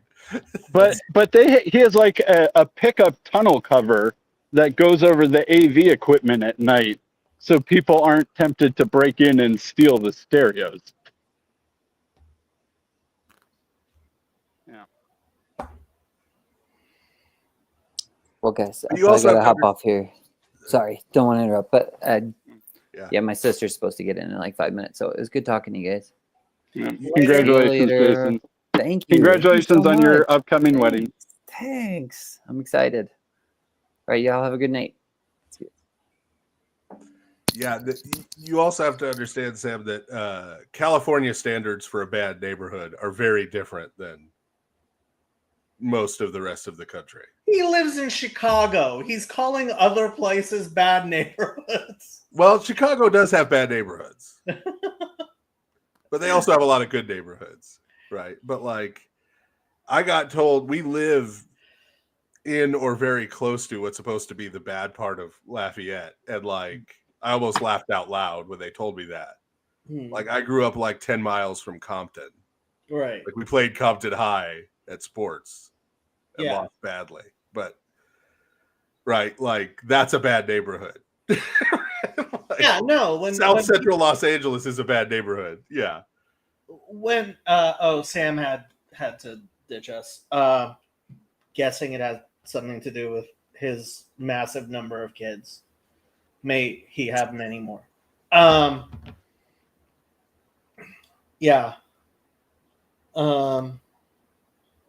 Yeah, no, I mean, bad neighborhood, I think of Skid Row. Yeah. Like, yeah. And Yeah. I don't know if many other cities, I mean, San Francisco has the equivalent of Skid Row. Yeah. I don't know if any other city has that type of No, place. I try to explain to people in Lafayette that, like, Houston has bad neighborhoods, right? New Orleans has bad neighborhoods. Mm. Lafayette doesn't really have bad neighborhoods. I mean, I was not aware until I took a class that the government of Los Angeles deliberately decided, okay, this is where we're going to concentrate all the people. Oh, yeah.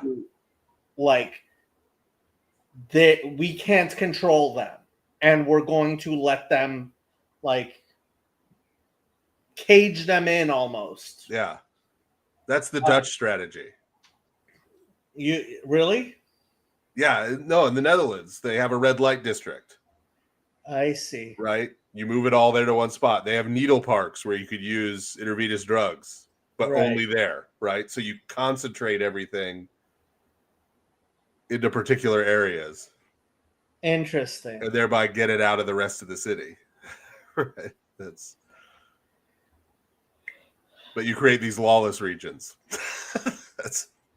So is that a theological consequence of bad theology? Do you think? I think it's related to Calvinism. These because are people... Calvinism, by definition, there are people out there who are reprobates who you can't reach. Right. Like you literally cannot get them to become good Christians. Right? Like they're reprobates. And so you have to just figure out how to sort of manage and restrict their innate sinfulness. Interesting. Okay. Yeah. I mean, I've gotten that from people, including in that tweet thread I was reading before you jumped on. Like, he was like, I should have known better than to talk to somebody who doesn't believe. I'm like, yeah, don't ever talk to somebody who doesn't already believe exactly what you believe. Because you can't defend it. That is why. Yes. It is why. You have to surround yourself with like-minded people, because otherwise all of your illusions will be shattered. Yeah. They have that reptile just stapled to their hand. You can never baptize them. Yeah.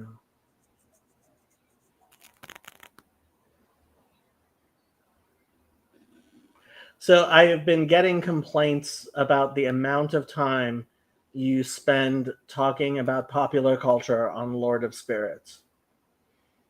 Why are they complaining to you about it? Good question. I find it rather amusing, and I was like, it's homey and stuff. Like, yeah, and I forget who it was, but like people were like, yeah, it's just 3 hours, and 2 hours of it is pop culture references we don't get. Well, first of all, it's not my fault you're a child. Go watch some movies. You got streaming services now. You have no excuse. Get caught up. Start with 1999.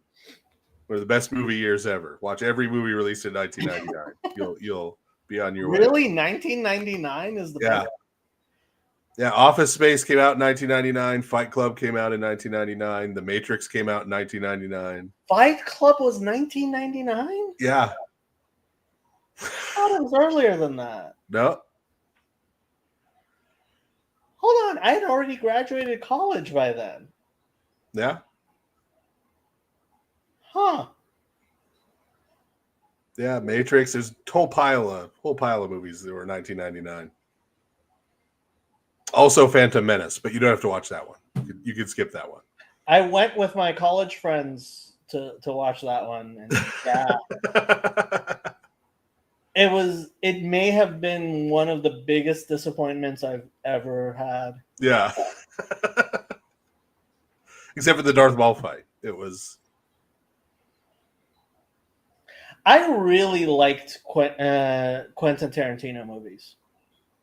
Yeah, I think one of those came out in '99 too. I'm trying to remember which one. Kill Bill? No, I think that was a little later.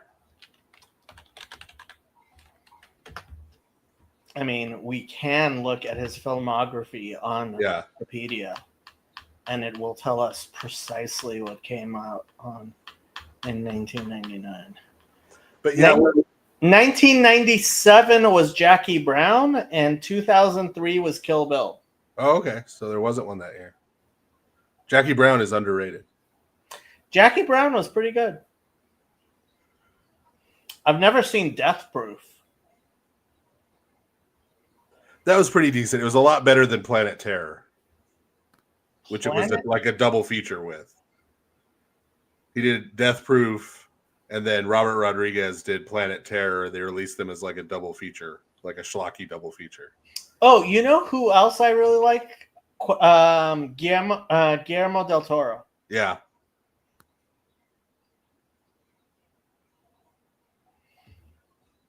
I wish Guillermo del Toro had gotten it. He was going to do an adaptation for years. He was working on it with the studio of H.P. Lovecraft's At the Mountains of Madness. Oh, del Toro doing Lovecraft. That would have been amazing, but he couldn't get the studio to give him the money he needed to really do it the way he wanted to. Mm. And for a while, he was actively trying to get Tom Cruise to agree to star in it. Okay. Because if he could get a big star, then they would pay. He figured they'd give him the budget he needed. Mm. But Tom Cruise was coming off of The Mummy flopping and was like, "Yeah, I'm not doing horror movies." Tom Cruise was really good as the vampire Lestat, which was shocking to me. Yes, it was shocking. When he was cast, I was like, "Oh, this." That was yeah. And he was really good at it. Yeah. Even Ed Rice admitted. Ed Rice, when he was first cast, was like, "Ugh." Right. But then she saw the movie and was like, "Ooh." Yeah. No, I was surprised because I really don't think he has much of an acting range. But yeah, he has a lot more.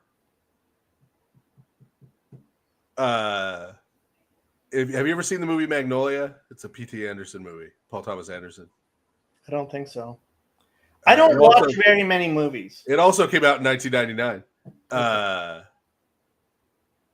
To understand the movie, it really helps if you know the Book of Exodus really well. Okay.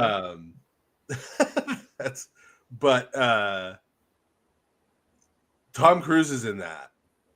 Paul Thomas Anderson is what did Boogie Nights. That's probably the most famous movie he did. I saw that, yeah. But it was weird watching that as somebody who lives in Los Angeles. It was very Los Angeles. So Magnolia has Tom Cruise in it, and that is the last movie I think where you really see Tom Cruise acting. Mm. And his performance is kind of amazing. What's his name? He was a character actor who passed away kind of recently. Played Truman Capote in Capote. Was in tons of indie movies. Played the L. Ron Hubbard analog in The Master. He was in Boogie Nights too. So who played starring Philip Seymour Hoffman? Philip Seymour Hoffman. That's what I'm looking for. Philip Seymour Hoffman was in one of the scenes with Tom Cruise. And in this scene, Tom Cruise started ad-libbing, basically. This incredibly emotional scene. And Philip Seymour Hoffman was like crying in the background, just in the moment. Like, that's... Look, real actors are actual actors. Yeah. Like, they get into it. but like he was carried away with what Tom Cruise was doing, right? Yeah. Like it's kind of amazing, but that was touching on a lot of stuff, I think, from Tom Cruise's childhood and his abusive father and stuff that like he never talks about publicly. Oh. And I think like he went all in on that to try to work out some of that stuff. Okay. When they were making the movie Magnolia, and then since then he's just done like Mission Impossible and action movies, and like nothing where he's acting like that. Well, I mean, I went and saw the latest the remake of Top Gun. Oh yeah, and I thought it was pretty good. I thought it had the right amount of nostalgia and stuff. I've gotten so sick of Hollywood that like unless two different people recommend a movie to me, I will not watch something that was made in the last 10 years. And yeah, well, I'm going to recommend the Fantastic Four movie to you. Really? Yes. Okay. It is really good. So on Twitter, there was a huge fight about whether or not you can have a female Jem'Hadar or not. Because the new Star Trek apparently has a female Jem'Hadar. Which one? Oh, it must be the Starfleet Academy trailer they released. Yes. Okay. It has a half Klingon, half Jem'Hadar character. Well, then of course you could have a female one because the reason they were all male is that they were clones. Correct. They were genetically engineered clones, but if one of those mated with a Klingon and the Klingon woman, but they don't have sexual organs. They were engineered. Oh, so that's the idea. The idea is how would you mate? Well, part of the idea, the test tube baby. Part of the entire idea. Well, also apparently this is supposed to be 600 years after Deep Space Nine. Yeah, so it's set like when Discovery ended up being set. Like I guess I didn't watch Discovery. Yeah, you didn't miss anything with Discovery. This is what I've heard, and that's why I have not bothered.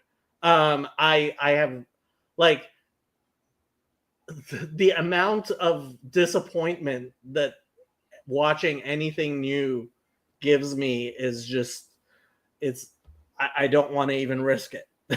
Yeah, no, the Fantastic Four movie, like, so I have to admit I'm not unbiased because like the first couple comics my dad got for me from a spinner rack at a gas station when I was 5 were Fantastic Four. Okay. So like I have an emotional investment, like especially when they did the tribute to Jack Kirby at the end, like at the end of the credits, like I got emotional about it. But like if nothing else, it features the most famous Jewish superhero. Superman? No. The Thing. The Thing is Ben Grimm. Okay. Benjamin Jacob Grimm. Yeah, he's Jewish. He goes to a synagogue in the movie at one point. Oh, wow. He goes to synagogue. Like they remember that he's Jewish. He is a canonically Jewish character. Okay. Because Jack Kirby was Jewish.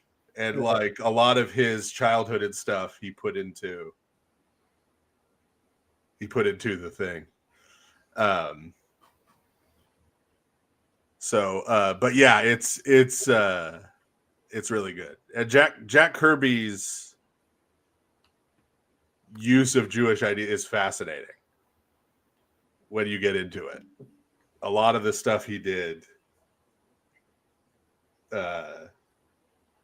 was based on a lot of Jewish ideas, like religious ideas. Well, Superman was a crypto Jew. Yeah, he's a Kryptonian. So yeah. And presumably Ma and Pa Kent living out in Smallville, Kansas were probably not Jewish.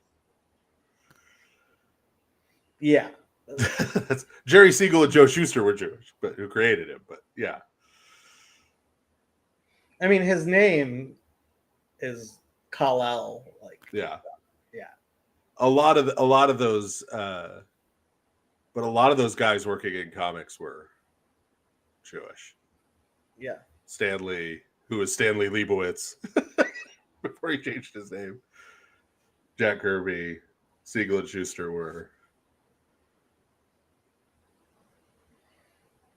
Marston, who created Wonder Woman, was just a weirdo, but the only comic, when I was working in Magic the Gathering, I worked at a comic book store, and I tried getting into comics, and it was torture, like waiting, like reading just one comic book. Yeah. Like, I don't understand how people can do that, because like, it's like, well, what happens next? Yeah. You have to wait until next week. It's like, are you joking? Well, I don't anymore. I get like, just grabbing one. I get like this. Yeah, You've got like 36 issues all at once, right? That is precisely what people told me to do. Yeah. And Deadpool is the only one I really liked. Yeah. Deadpool. There's a period of Deadpool I really liked. My wife really likes Deadpool in general. And I like the movies.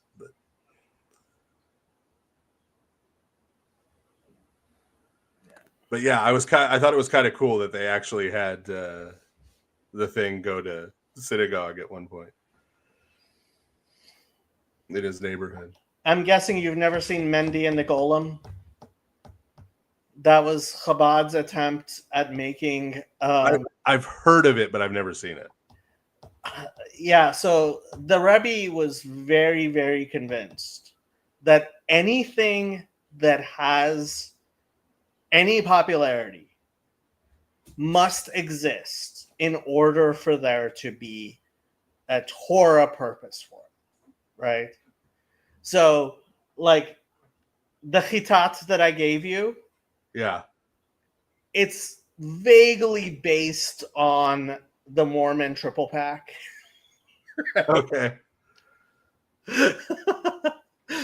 And you know, like he did a lot of stuff like that, and Chabads are very much on the franchise model, because the Rebbe looked at the franchise model and saw how it was, and he's like, okay, that's how we're doing Chabads. We're gonna do franchise, right?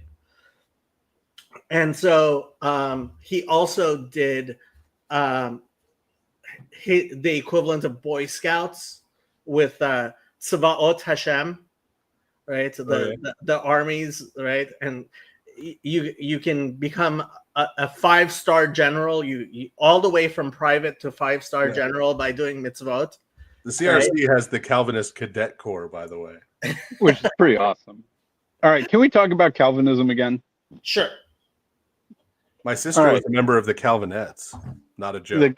The Calvinettes cadets, or just Calvinettes? No, just Calvinettes. That was the girls' version. Okay, I have to say this. I've already told Sam this. I don't know if I've told you this, Father Stephen, but watching the two of you debate Romans was the first time that I was like, maybe Father Stephen is right about Paul. So you're saying I lost the debate? You see, this is why you shouldn't let me debate James White. You see, I would lose. I would strengthen Calvinism if you. I use slimy tactics, though. So. Yeah. So I think that I impress people with my beard, you know, and even though it has nothing to do with the argument. So here's a thing that Sola Media, which is like a Protestant thing, had a conference. Gavin Ortland was at this conference, so we can bring him up again. But lots of the other kind of usual Gospel Coalition, Reformed evangelical bigwig people were there, right? Usual suspects. Usual suspects. It was maybe a month or two ago. And so Sola Media, right, which is named after the Protestant solas. Right. What do you think that they decided to have their conference about this year? their conference was celebrating the 1700th anniversary of the Council of Nicaea. I'm like, that is a strange. Can we just talk about how strange this is? Yes. That the sola scriptura, sola fide, sola gratia, whatever all the other solas are. What does sola media mean? Sola media. I mean, it's like the media. Media just means like social media. Right. Okay. Yeah. So yeah, like, you know, Actually, it would mean only the middle, I think. Only the middle. Yeah, only the middle. That's what I was wondering. No, but they mean media in the English usage of They're the word. radical centrists. Yeah, only the middle. You can only be in the middle. We are only scripture, only faith, only grace, only the middle. Between extremes. But this is kind of what they were doing. And so they have this Q&A session. Gavin's up there, Fred Sanders is up there, all the usual bigwigs are up there. And you might think that in this Q&A panel, they would spend time, say, talking about like the word homoousios or Athanasius or Arius or something like that. They spent a remarkable amount of the time bashing Socinians, so biblical Unitarians by our old Polish 16th century Polish name. I don't know why they used the 16th century Polish name, but if there were Dutch people around, they just like bashing Polish people. What wasn't Sir Anthony trying to reclaim Socinian? Like, didn't he? Socinian really is just another word for biblical Unitarian. I mean, maybe it means something slightly more specific than that on some other theological questions. But some peculiarities of the sinus, Yeah. But anyway, that's what the word generally means. And they were talking about how they're basically a middle way between these radical Protestants over on the one hand and these papists and Orthodox over on the other hand. Uh-huh. But I think that it's an example to show how strong how you Orthodox are doing recently, the Orthos and the Catholic apologists, that the sola media people feel like they need to be like, what, you like church fathers, you like church history? We can do that too. You can stay evangelical if you like the church fathers and you like the Nicene Creed. In fact, we love the Nicene Creed even more than they do. Yeah. And it's very weird. Like, I think that this Protestant apologetics is in a very weird and peculiar place. And they don't know how to deal with the Orthodox and Catholic resurgence, I guess. Yeah. Especially the Orthodox resurgence, because their arguments don't. The same arguments they use on Roman Catholicism don't work. Right. And even their arguments against Catholicism are showing signs of weakness. Yeah, showing some wear and tear around the edges. Yeah. Right. And I just found it so strange that they were, brouhahaing all these church councils. But it's like, so wait a minute. This church council, regardless of the fact that when you say the Nicene Creed, you're not actually saying the Council of Nicaea's creed, you're saying a later creed, but we'll just skip over that formality for now. Like, this council was a gathering of church bishops convened by an emperor. And among the many things that they decided upon, yes, they made a creed, but they also talked about penance, which you don't the dating of Easter, the ordination of bishops, the jurisdiction of certain bishoprics, and, yada, yada, yada, yada. Like, all of these things, right? So it's like, how in the world can you be trumpeting the importance of the Council of Nicaea? Because really all they mean is what we think the definition of the Trinity is now, is what Nicaea gives us authority to believe in the present. Right. And it's just so weird. And I don't even know how to quite interact with it. I have a reaction video brewing in my head, but it's just so peculiar. I don't even know exactly how to approach it. Well, so the key is, when you're a Calvinist, you learn this, right? Whenever confronted, you just make a distinction. Right. So they learned that from Aquinas. The Nicene Creed is a secondary standard, right? And the problem with this whole secondary standard idea, I mean, below Scripture, right? It's a secondary standard, right? And this is that one CRC pastor, I remember once late at night on this stream trying to nail him down about this. Mm-hmm. Because it's like trying to nail Jello to the wall, right? It's like, okay, so it's a secondary standard. So if someone comes to you and says, well, I believe Scripture, but I don't believe in the Trinity.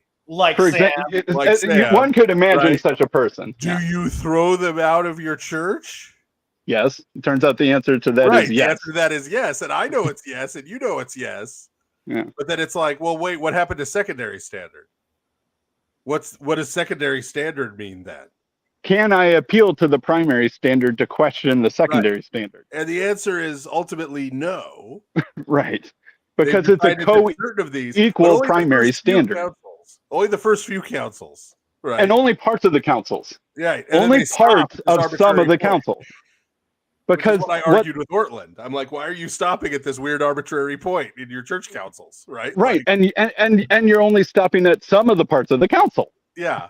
Yeah. You're picking Like, and choosing even within that. Like when he brought up the Frankish councils, and I'm like, yeah, that council taught Eucharistic adoration, right? Like, right. why And so what it shows is that they viewed their own authority to be above the authority of the councils, right? Because they can pick which councils and they can pick which parts of which councils are actually relevant. And the only way that it's above scripture too, because they're the ones interpreting the scripture for themselves too. Right. And so what they ultimately have is that they have their own authority above the authority of the councils, but they still use that authority to wield against people like me. Right. And cudgel. Yeah. Yeah. But So it seems so self-contradictory in like every possible imaginable way. And it is sort of, there is a sense in which they're right that they are in the middle. Yes. Right? They're in the middle of being consistently Protestant and being a member of a historic church, right? They're trying to have both at the same time, but it's arbitrary. And I think it comes back to the Socinians, because the Socinians were really powerful in Poland for about 100 years, from like 1560 to 1650. And then the Russians and the Swedes started to invade Poland, and the Unitarian Socinians were pacifists, which didn't inspire confidence in the local populace. And so there was sort of a Catholic Reconquista resurgence, counter-Reformation. But then the question is, well, what do we do with the Calvinists and the Lutherans? All right, we can throw out the Unitarians, but what sort of peace do we make with them? And there was this weird sort of, we can agree on the Trinity thing that happened at that kind of critical juncture in like the 1700s. A similar thing happened at Westphalia, where it's like, all right, how do we get the Calvinists and the Lutherans and the Catholics to stop going to war? We recognize each other's Christianness, and what's our shared fundamental? It's the Trinity. You boil down the list arbitrarily. Yes, right. To some subset of, where you can both agree. Yeah. Lowest common denominator. Yeah. Right. And so then the Trinity becomes like this joint axiom with sola scriptura that is equally as unquestionable in sort of Calvinist identity, and they don't know how to justify it. Right. Because they don't even remember why it happened. Undefined. It's just the word Trinity. Right.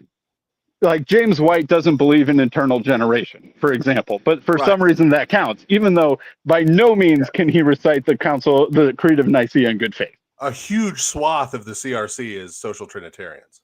Right. Yes. Who also do not believe the Nicene Creed. William Lane Craig. Yes. But like, well, William Lane Craig came up with his own Trinity. Yes. He comes up with his own everything. Yes. He's the omni heretic. He's fractally wrong. But so then it's like just like this weird shibboleth for being the kind of Protestant that the Catholics have decided that they won't persecute anymore. But they don't remember why they're doing what they're doing. And they're not even doing that much persecuting anymore in most places. Right. Few places, but not most places. And I get this bizarre phenomenon of the Sola Conference hosting its commemoration of the Council of Nicaea.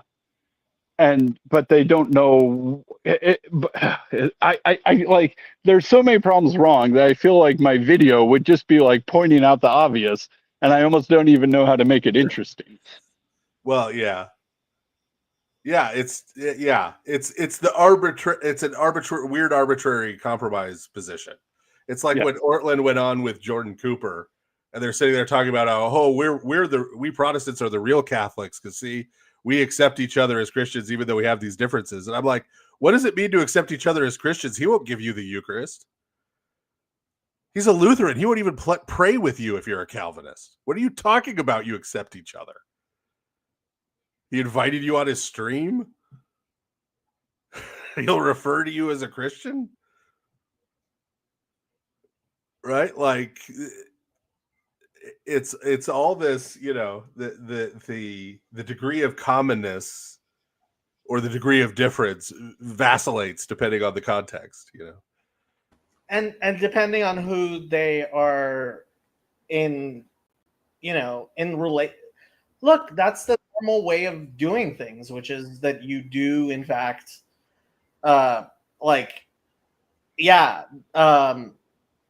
Hindus are very different from Jews and Muslims and Christians. Sorry, Father Stephen, you said something I cut out when you were talking about when Gavin talked with Cooper. Oh, they're talking about how Protestants were the quote-unquote real Catholics because they accepted all this diversity. And I'm like, Jordan Cooper will not give you the Eucharist. Right. Jordan Cooper will not even pray with you if you're a Calvinist. Yes. How is that Catholicity? Right. And so, right. I mean, you can tell they've already sort of given up the game. They're saying, all right, we got to play this game that the Catholics and the Orthodox are playing now because that's what all the kids are into these days. And so we got to figure out how we win at that game. But once you've given up the game of you have to be Catholic and you have to affirm the councils, you're just going to lose if you're a Lutheran or a Calvinist. Yeah. You got to double down on what makes you distinct in order to win. Or if you surrender the rules of the game, you've lost. You create these traditional Protestant churches that become feeder churches for Roman Catholicism and Orthodoxy. Yes. Somebody who's in some non-denominational thing or something becomes Reformed or becomes a Lutheran or and then a few years later they go to Rome or us. Right. Yeah. you just established yourself as a step on the slope. Yeah, this waypoint. Like I'm not ready to go all the way yet, but I could get a little bit of tradition. I could dip my toes in it. Right. Because we're actually more Catholic, and we say the Nicene Creed every week, and yeah. But isn't the purpose of Protestantism to bring people back to the Roman Catholic Church, and the purpose of the Roman Catholic Church to bring people back to Eastern Orthodoxy, and the point of Eastern Orthodoxy to bring people to Judaism? Oh, and Jacob puts himself at the bottom of the slope. If you had said to bring people to the God of Israel, I would have been right there with you. I would have been right there. Yeah, there you go. But you had to take it a step too far. They can't become Jewish. They're not Jewish, man. Well, no, they can be Noahides. They can be Noahides. We're quick question. Noahides. That's the quick question. Do Jews and Eastern Orthodox worship the same God? Just a question I've been wondering. Yes. Because the Eastern Orthodox believe in a monarchical trinity. All right, but okay. So Muslims do not. Muslims do not. Muslims worship the same God as either of us. I would disagree. I think Muslims do worship the same God. Oh, yeah. See, I disagree. I think they have a very different conception of God. Okay, you have to understand that rabbis debate whether or not Hindus actually worship. Oh, I know. Yeah. Well, so there's this category. So the question is really, at what point do you have, like when Christ talked to the Samaritan woman, right? Jesus is talking to the Samaritan woman and says, you worship who you do not know. We worship who we know, because salvation is from the Jews, right? Yep. So I agree. Where is it someone worshiping ignorantly or incorrectly? And when does it become a different God? And I think an underrated everybody answer, has that point, right? Yes. So like the non-monarchical Trinity, for example. But that's the thing. I mean, ultimately, no, and seriously, we really, I mean, as far as Judaism goes, like, it's like, yeah, people don't, either they don't know like they're all worshiping the same God, even the Hindus. Even Baal worshippers? In a sense, yeah. And that's really what I would say Elijah is saying. He's like, if Baal is God, go ahead, worship Baal. Right, but he isn't. He isn't. But it's the They're worshiping jumping. something that isn't God. It's right? but the problem is the jumping from one side to the other, right? Because ultimately, if there is one God, yes, our God is that God. Right. But it is the polytheism that is the problem. But it is right. It is possible to violate the first commandment. Well, a person can violate that commandment. The first commandment is a statement. Oh, okay. Sorry, different numbering. The second commandment. Yes, it is.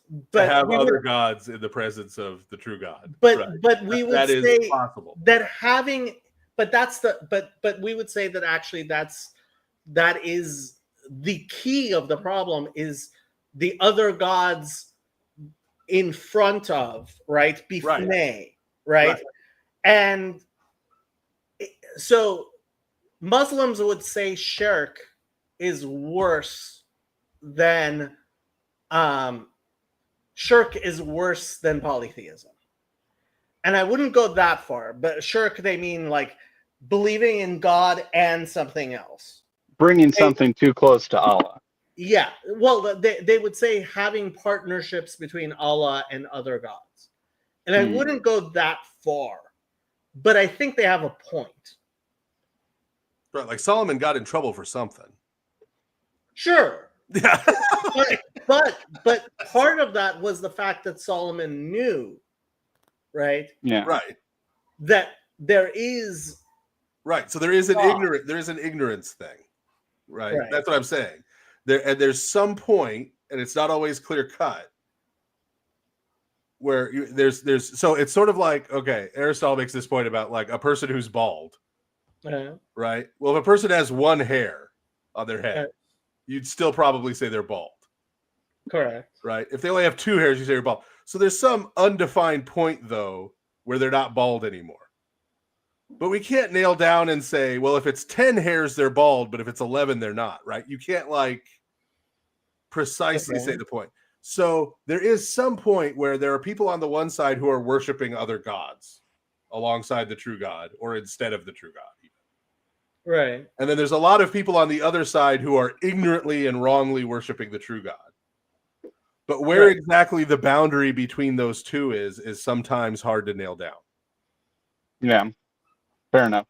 Right. I think a very underappreciated question is, when is worship different? Because people kind of just take the word worship for granted in that whole question. Right. That's a whole other issue. Right. Right. Yeah. And I think that it's easy to say, right. Because I would say, do Jews and Christians worship, or do Jews and Unitarian Christians worship the same God? I'm like, absolutely. That's the easiest question to answer ever. But the worship is different. And that's what keeps them from being the same thing or being able to worship together. Yeah, that's why they're different religions. Same God, different worship. Right. And so the reason I'm hedging a lot, so cards on the table, I would like to come up with definitions where most Protestants are Christians. That's nice of you. I'm being honest here. It's hard for me. Yeah. Because worship means something very different. Yeah. Yeah. For the same reason that I just gave. And the average evangelical, right? Yeah. And I hear that, and I feel that. Wise with Jacob, frankly. But let's throw our Calvinists a bone, or maybe Jordan B. Cooper, right? Like a really high Lutheran who's doing a big fancy liturgy service, or an Anglo-Catholic or something. Yeah. Right, where they've got, very Eucharistically centered liturgical worship definition. And then I have an easier time, right? Yeah. But if worship is just music that makes you feel things, right, and the Trinity that most Protestants believe in is kind of heresy from my perspective as an Orthodox Christian, if I put my cards on the table. So I would find it hard. Here's where I'm going with this. I would find it hard to come up with a definition on this that would say an Orthodox Jewish person, right, is worshiping a different God than me, that wouldn't also say that most Protestants are worshiping a different God than me. Mm-hmm. Yeah. The only time I've ever stopped somebody who I've invited to pray on my channel from was when and he's a great guy, I love him. I said, okay, pray for us, and he said, okay, dear Jesus.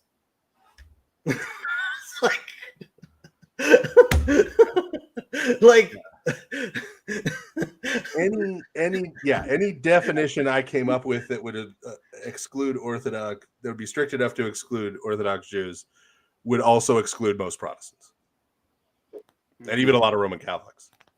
Yeah, frankly, and our fathers were serious that the filioque is a heresy. They meant that. And one of my points when that's what I keep on telling rabbis. I'm like, the Eastern Orthodox are not the problem. And this is a serious problem within Orthodox Judaism. A lot of rabbis imagine the Protestants are less heretical than the Eastern Orthodox. And it's purely aesthetic. Yeah. Yeah. I think part of that is a misunderstanding of iconography. Well, when I tell them that you guys don't make icons of the Father, that usually makes people go, "Oh, yeah." that's part of what I mean by misunderstanding. Yeah. So it's you can define these things. To me, the whole issue do blank and blank worship the same God? I wonder what the whole purpose of the question is.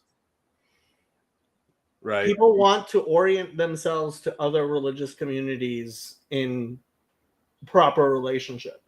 I see a lot of discussion on Twitter among Christians, like, do Jews hate Jesus more than Muslims, or do Muslims hate Jesus more than Jews? Because they're trying to understand, okay, who's further away from me? And when the Jews and the Muslims are fighting, who do I view as a closer friend? Right. Well, that's a very Protestant perspective. How so? Right. They're saying whose beliefs are closer to me. Those are the good guys. Yeah.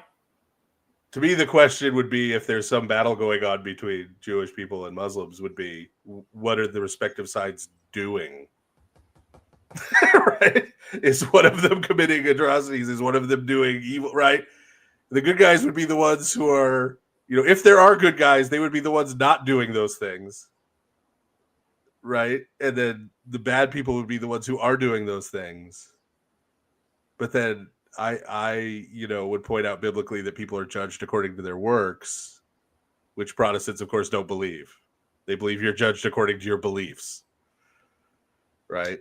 What gets me is the people who are so condemnatory of both sides in the Israeli-Palestinian issue, who at the same time completely understand how the Russians and Ukrainians could be at war with each other. It's like, yeah, I have a lot of problems with basically how any human being will ever do wars, because there are no war is bad. War is bad. Yeah. Hello, war is bad. You're gonna take bold stands. Children dying, bad. War, not good. Yeah. I mean, I was talking to somebody recently, and his brother, who's a Green Beret, was there, and he was talking to me about how outraged he was that there was that like war is bad, right? And I turned to his brother and I said, okay, if you have 1 million troops, how many of them, what percentage is an acceptable percentage of rapists? And he's like, well, if you have 1 million troops, a certain number of them are going to rape people. They are going to, yes. That is going to happen, yes. Yeah. If you have 1 million troops, if you know history of and war, you go to war, right? A certain percentage of them are going to rape people. That's just it's just a fact, right? And that's something a lot of people I don't think recognize. But then these same people, when you shift it, a lot of them, when you shift it from Israel, Palestine to Ukraine, Russia, and I don't care which side you think is, because I really don't care which side you think is wrong in the Ukraine-Russia war, despite the fact that I think obviously Putin's the bad guy. But I think they're both bad. I'm one of these. There doesn't have to be a good guy. There doesn't have to be a good guy, but I refuse to take the one who's slightly less bad and make him the good guy. Well, okay. I just refuse to do that. Right? I agree with you, but I constantly and consistently say better is better than worse, and worse is worse than better. Yes, but so here's honestly brass tacks, right? Yeah.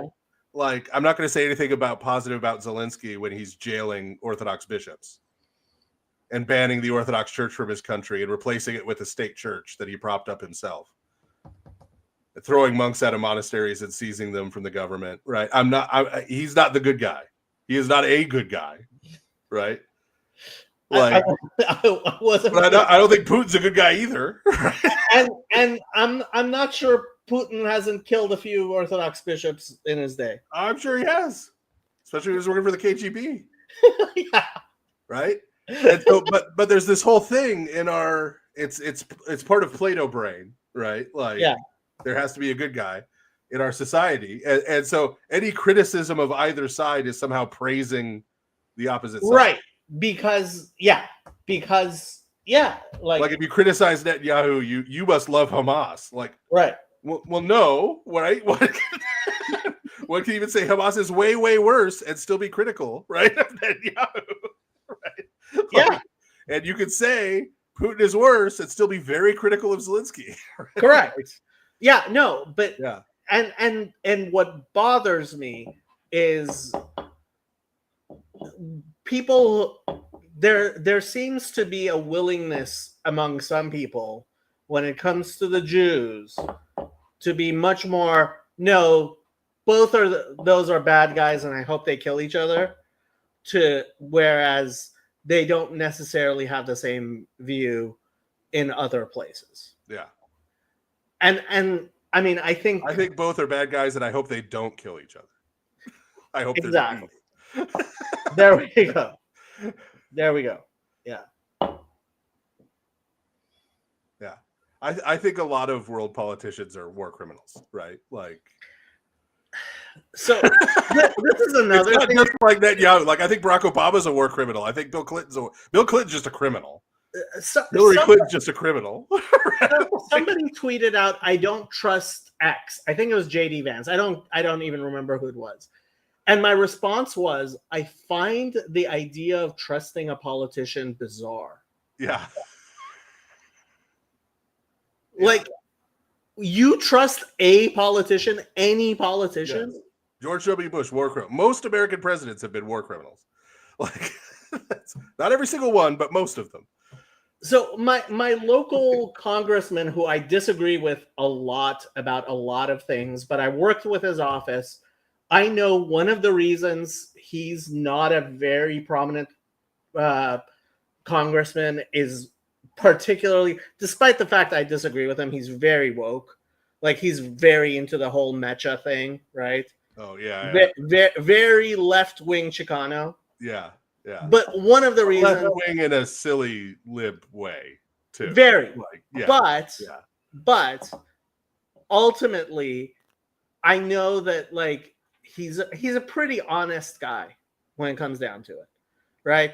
He's made sacrifices in his career. He's been a congressman for many years, and very few people have heard his name because he's made sacrifices because of what he believes, right?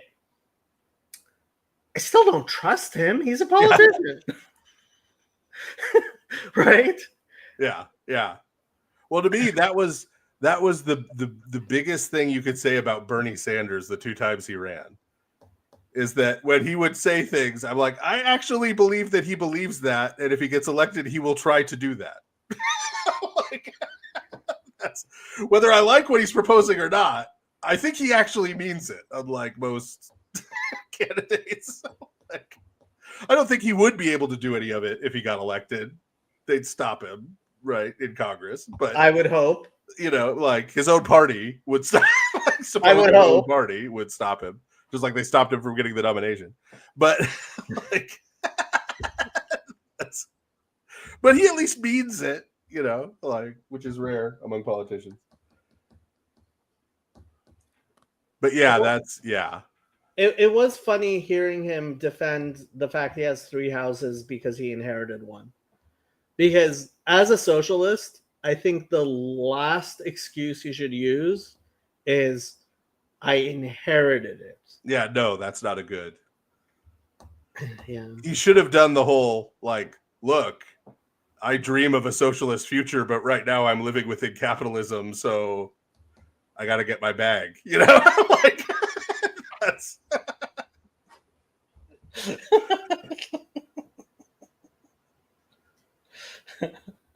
Like, until the socialist future gets here, I got bills to pay. So that's but he's not even really a socialist. He's basically a Canadian politician. He's like a mainstream Canadian politician in the U.S. essentially. Like, so he had, way back when, he had a debate with Ted Cruz on healthcare, and I still am a health insurance agent, but and one of the things, I was like, okay, let me do a commentary on this. And I was 5 minutes in, and it had taken an hour to unwrap the deliberate confusion that Bernie Sanders had put into his statement. Was he arguing for single payer at the time? Yeah. Or was he arguing? Okay. Yeah. So, which is not socialist at all, but yeah. I mean, you still have for-profit hospitals. You still have, pharmaceutical. Well, that's the thing. He was like, he was using the word Medicare to refer to Medicare as it exists in Canada. Right. Yeah. Right.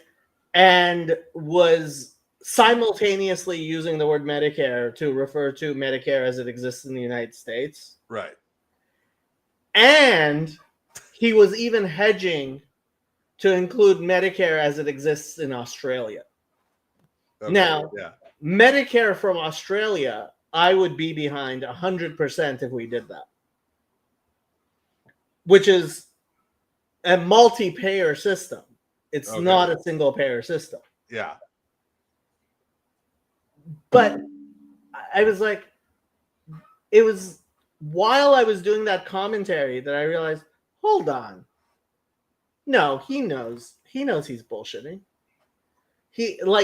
Before that, I was like, okay, this guy is at least he's honest and stuff. And it was like, hold on, you have to know what you're doing to thread that needle as tight as he was. He's arguing in the abstract too, right? In the sense that he's just like arguing for a type of healthcare, right? Like, I'm pretty sure he wasn't outlining any specifics at all, right, about exactly how it would work, like, and what the taxation rate would be or how any of that would work in any detail, Yeah. So, but when you have to unwrap what someone says, I mean, I try to be. I mean, I was actually thinking back the first time you came on. You said you were listening to me make a commentary on one of your videos. Yeah. Like, hey, that's nuanced. And I try to be nuanced, right? Yeah. But like, yeah, there's a level of being very careful and saying something that sounds true, but you know that people will not understand what you're saying, which makes me go, okay, you're just lying.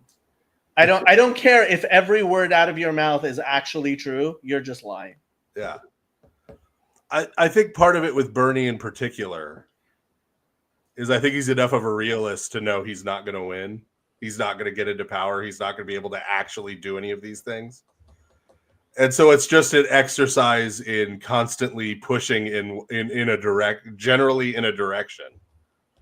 Yeah. and like, that means you don't have to worry about specifics and stuff. You're just kind of vaguely gesturing over that away. In a sense, he almost believes in an afterlife.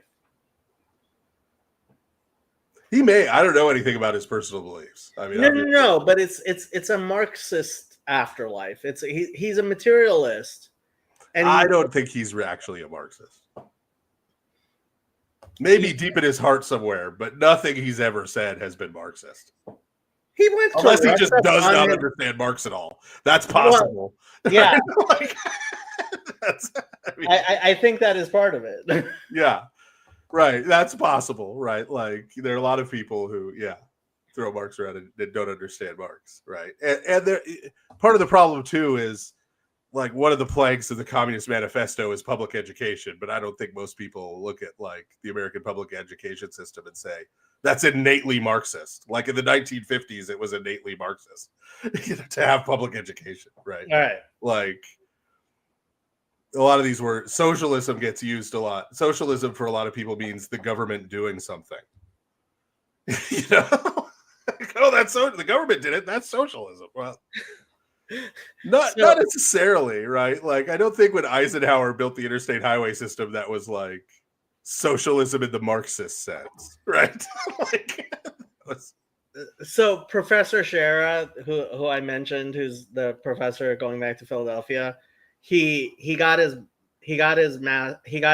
PhD in economics from George Mason University, which is the home of like the Austrian schools guys in and so he's very, very libertarian in his economics. Yeah, Hayek and all that. Yeah, he actually apparently interned at the Cato Institute. Okay. Right.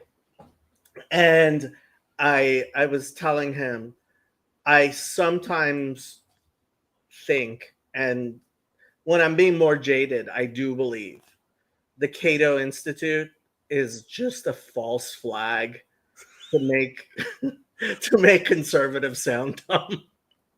Because libertarians will praise insurance like you wouldn't believe, because they seem which is ridiculous from their perspective because it's not free market. Exactly. It's the opposite of free market. Yes. So the one thing about insurance is that it dies in a free market. Yeah. They make profit by denying goods and services. Well, not by providing them. Well, no, actually. The more they provide, the less profit they make. See, okay. Insurance is actually very complex. Okay. And the fact is that a system with insurance in it has more wealth than a system that doesn't have insurance in it. Right. Well, that may be the case, but just the insurance company, their profit and loss statement, if more money is going out than coming in, they do not turn a profit. True, but they do provide services to the people who are. No, they don't supply no services, right? But this is that's how most people understand insurance. They think it just redistributes money, and that's not true. No. But I'm intimately acquainted with this in the form of flood insurance, and home insurance with wind and hail coverage down here in Louisiana with hurricanes. Okay. Where with the recent hurricanes and all this stuff, like they've had to raise the prices through the roof just because of how much they're having to pay out. Well, right? Part of the problem with that is flood insurance is government. Well, subsidized, but wind and hail. It's beyond subsidized. But wind and hail coverage, right, on your home insurance here is insane now. Right, we dropped it on the church building because we could put a new roof on the church every 2 years instead of the cost of the premiums. Yeah, right. So it's and more people are dropping it. Because they had to pay out so much with those hurricanes, right? They had no choice; they'd go out of business if they didn't raise premiums. Right? Yeah, and part of it is in order to have a functioning insurance market, you really do have to force people to buy it, right? Which was part of the plan with Obamacare. That's why there was a mandate. Yeah, if you are not forcing people to buy insurance, it doesn't work. Yeah. So if the only people with wind and hail riders live in Hurricane Alley, then right. Yeah. Exactly. Right. Yeah. And the insurance companies have to be able to turn people down, which is another thing that is a problem. But no, so so insurance, you've heard of flags of convenience? Yeah. So with ships, people get flags from Liberia, right? Because Liberia has the least regulations. Because the ships, they just don't want to be regulated, right? The international insurance companies, when they don't have to buy insurance in New York or London, which is where mostly it is, do you know where they go to get insurance? Singapore and the Bahamas. Why? Because Singapore and the Bahamas are even more strictly regulated than New York and London. Because the only way you can have a functioning insurance market, like the international insurance conglomerates have kind of basically taken over the government of the Bahamas, and it is the most tightly regulated insurance company because that's where insurance companies go to buy insurance. Yeah. Right? That's where the reinsurance is. And the libertarians are constantly talking about how insurance can be used, like the minarchists and anarcho-capitalists are constantly talking about insurance. And it's like, you don't understand. It's a hothouse flower. It will die unless you have it in a very protected environment. Yet they're constantly pointing to it. And it's like, you just have no idea what you're talking about. Yeah. Yoav loves making puns. This is why he loves the Bible study. Now, there are consistent libertarians who just want to get rid of health insurance and have a doctor just put out, here's what this costs, right? And the hospital says, here's what this costs, and you pay it. Okay. Out of pocket yourself. And the problem is, well, then poor people can't get health care, and real ANCAPs say, I don't care. It's beyond that. If you want to pay, right? I've had clients, rich clients, who could pay for their... I'm thinking of one particular client. She was a millionaire. Okay? Yeah. Millionaire. She needed a hip replacement. She wanted to pay for the hip replacement.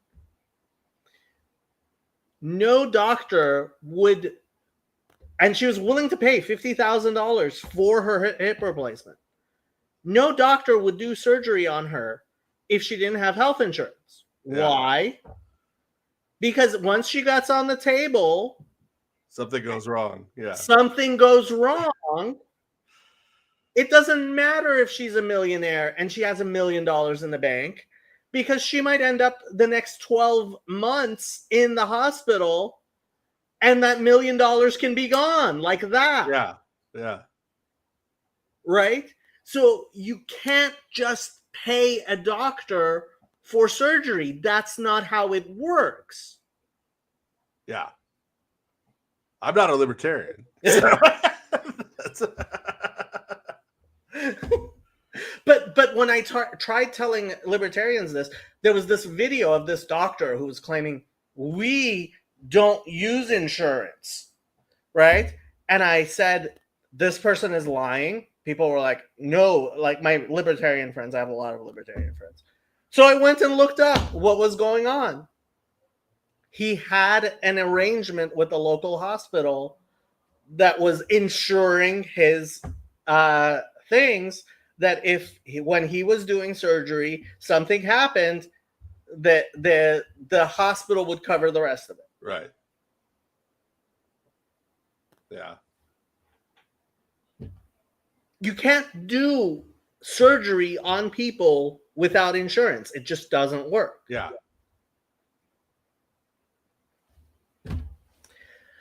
We've talked about a lot of different things. Are you Last sure? time I was on, we were talking about Ayn Rand, so we're bashing libertarians is becoming a theme. Well, yeah. I mean, Ayn Rand. I was actually listening to a Catholic professor of philosophy, and he Ayn Rand was catching strays. It's like, I like this guy. he was doing like good, like he was he was beating up on the objectivists with like knowledgeable, good, stuff, but it was kind of like just at random. Yeah. He was also because he was hitting at the woke and stuff, like that was the main thing. He was hitting the neo-Marxists, etc. It was a pretty good lecture. I wanted to buy his book after that. Yeah. The libertarians are actually the easiest people to debate, because even if you can't refute logically the point they're making, you can get them to say something horrible in front of the audience. Right? You can get them to just say they want to let sick poor people die. Like, they'll just say it, like. Yeah. Which is why I wonder if they're just false flag operations. Yeah. Well, we do need to decrease the surplus population somehow, and you're like, okay, well, there you go. Or they'll argue for child labor or something, so it's just something outlandish. I did vote for Gary Johnson in 2016. Yeah. That may have been like me being an elector for a third-party candidate in Louisiana, though. That was sort of a protest more than a than a firm endorsement. Yeah. I think I've told you about my earliest memories of Donald Trump. I don't know. I was in high school, and I was watching Barbara Walters, and she's interviewing this guy named Donald Trump I had barely heard of. And he's sitting there talking about how he was in Aspen. He walks into a restaurant with his girlfriend, and his wife's there. And they got into a fight. As one does, Yeah, and I'm like, he's bragging about his girlfriend getting into a physical fight with his wife in a restaurant in Aspen on national television. Yeah. I don't think I had seen anything on television so disgusting in my life. Yeah, it's sort of stay classy, That's This was before Maury Povich. Yeah. Well, that is honestly, that's the thing with it. Like, people always ask me what I think about Trump politically, and I'm like, I can't get past who he is as a human to get to the political stuff, right? Like, he is just not a morally good person, right? Like, he just isn't, Like, I can't get past that. Right? I wrote a whole essay into like Joe Biden. I can get past that. Joe Biden, I think, is actually wanted to be and tried to be a decent Catholic. Are you joking? Listen, he just had horrible political views. I could get past him as a person to get to the political views. No, he was a horrible person. And I'll tell you why I know. He had one of the best pro-life voting records in the Senate. I don't know if you know that doesn't matter. He was a horrible person because of the famous clip of him talking about how he graduated with 2 majors at the top of his class in law school. You know what I'm talking about? Oh, yeah. Like, I mean, you have to be a complete... I mean, to lie like that, and then the plagiarizing the story from that British politician. You know what I'm talking about. Like, I don't know. I guess I have a higher tolerance. I have a lower bar or a higher tolerance when it comes to politicians. But lying that brazenly, he's a politician. Which is why I really don't put him much different from Donald Trump. Like, I really well, I mean, the problem with Biden was twofold. The biggest one was he was non-compos mentis. Like, well, yes. It would be nice if the president was actually there. Yes, like, that was the biggest problem with him, right? And then, like, most of his actual political views were frank. I mean, if I'm being honest, they're a little too far to the right for me. Like, he was to the right even of Obama, like, by a lot. What do you mean? Well, somebody posted a list once of all the positions where Biden would have to move to the left to run as a member of the Conservative Party in Canada. Like, he helped pass the crime bill, like, friends with segregationists back in the day. I voted for Obama over McCain because I knew Obama would be more right wing than. Oh yeah, Obama was to the right of McCain. Absolutely. Yeah. Obama's positions on almost every issue were almost identical to Ronald Reagan's. He was to the right of Ronald Reagan on immigration. Yeah. It's why I voted for him. So, yeah, like, yeah, what people commonly call right and left in American politics bears no resemblance to what right and left means in the rest of the world. Like, well, it's beyond that. We've gotten this thing. I remember, like, people were like, yeah, McCain, who was known as the maverick of the Senate, like, suddenly when he got the nomination, he's far right. Like, and then Mitt Romney, right, the former governor of Massachusetts, is suddenly far right. And it's like, hello? Yeah. Well, let's say that Bill Clinton was a radical leftist. Like, talk about a capitalist. Bill and Hillary Clinton are capitalists, whatever else you think of them. They're crooks, but they're capitalists. He's the only president in my lifetime who's reduced the deficit. Yeah, yeah, like he and Newt Gingrich did a lot of stuff together all through the 90s. People forget. Yeah. Like, yeah. So yeah, but everybody. I mean, Biden though was so far to the right that they couldn't even do that with him. Right? No one could claim with a straight face that Biden was a radical leftist. The people around Biden, sure. Yeah. But Biden himself, no one. And Biden wasn't there during the presidency. Yeah. Yeah. But nobody was going to buy Joe Biden, was it? I mean,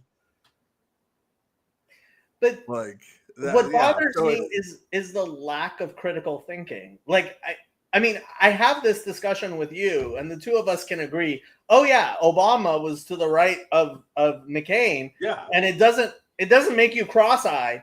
But like half the people I talk to listen to me, and they're like, "You're just saying that to provoke me, aren't you?" It's like, no, no, that's true. There is not really a left in the United States. There are cranks on the internet, but I mean, like an actual political left that has any real political power and authority doesn't really exist.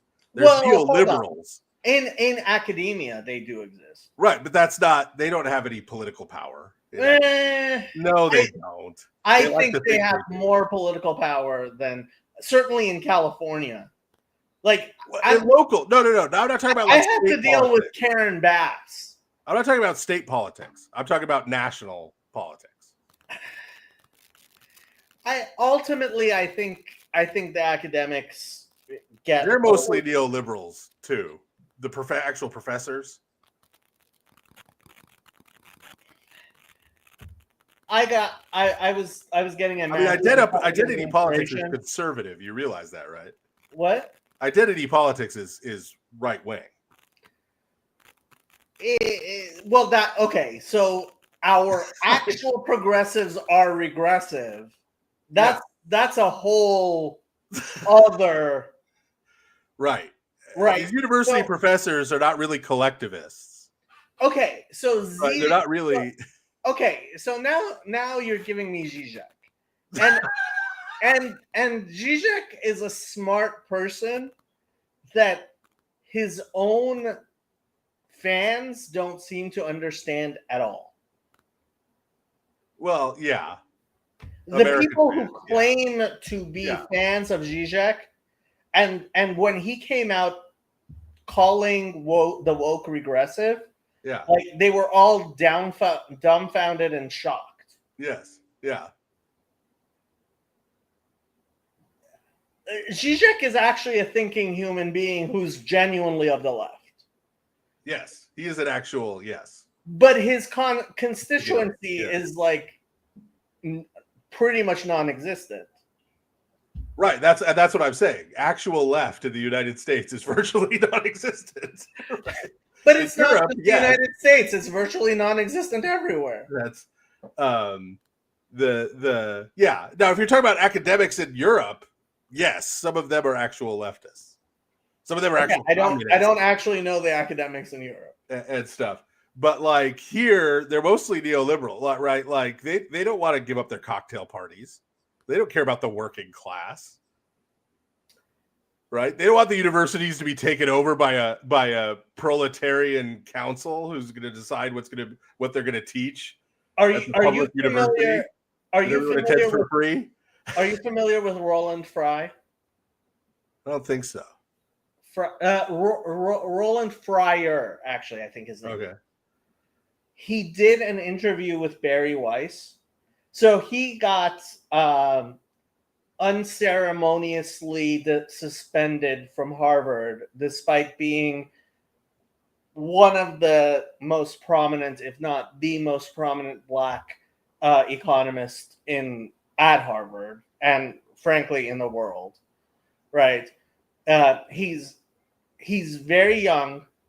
I think he's in his 30s, maybe 40s at most. He does excellent work. And he's genuinely seems really not ideological. Like he was a poor Black man who was very smart, poor young Black man from a poor Black family who was very smart, found himself at Harvard, and him talking about his experience there. Like, he talks about how the first time he was at a sort of like, it was some sort of introduction, and they were passing around the sherry that was supposed to be really good. And he tries it and he hated it. It's like, this is disgusting. Yeah. And everybody looked at him in horror. Like, who is this grotesque, and his experience has been incredibly interesting. He's become a darling of the right, kind of, but he's the type of person that I think you would say, like, he's not a neoliberal. Right. He's actually not very ideological at all, it seems. Like, the vast majority of his work, and that's why Harvard, like Claudine Gay, apparently went on a crusade to get him get him suspended. Yeah. And he got suspended for 3 years. So in that sense, yeah, I agree with you that they're neoliberals and they're trying to maintain, like Claudine Gay was trying to maintain her thing, and she was very regressive. Yeah. As Zizek, to quote Zizek, since we brought him up, it's defense of bourgeois values disguised as being left.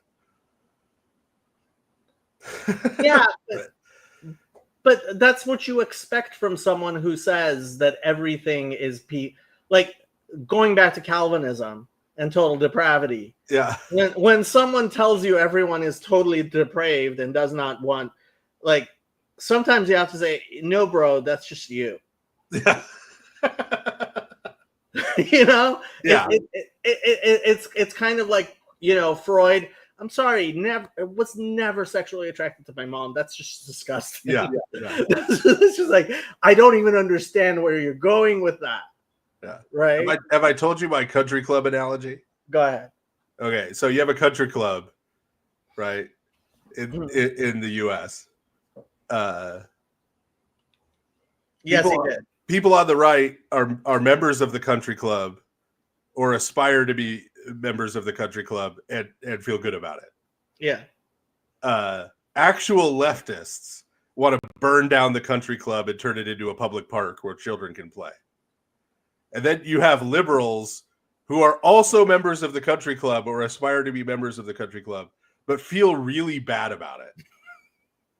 And so they want to diversify the membership of the country club to help themselves feel better. I think they're just pretending. No, I think that's what motivates all of it, is this stupid pathological white guilt.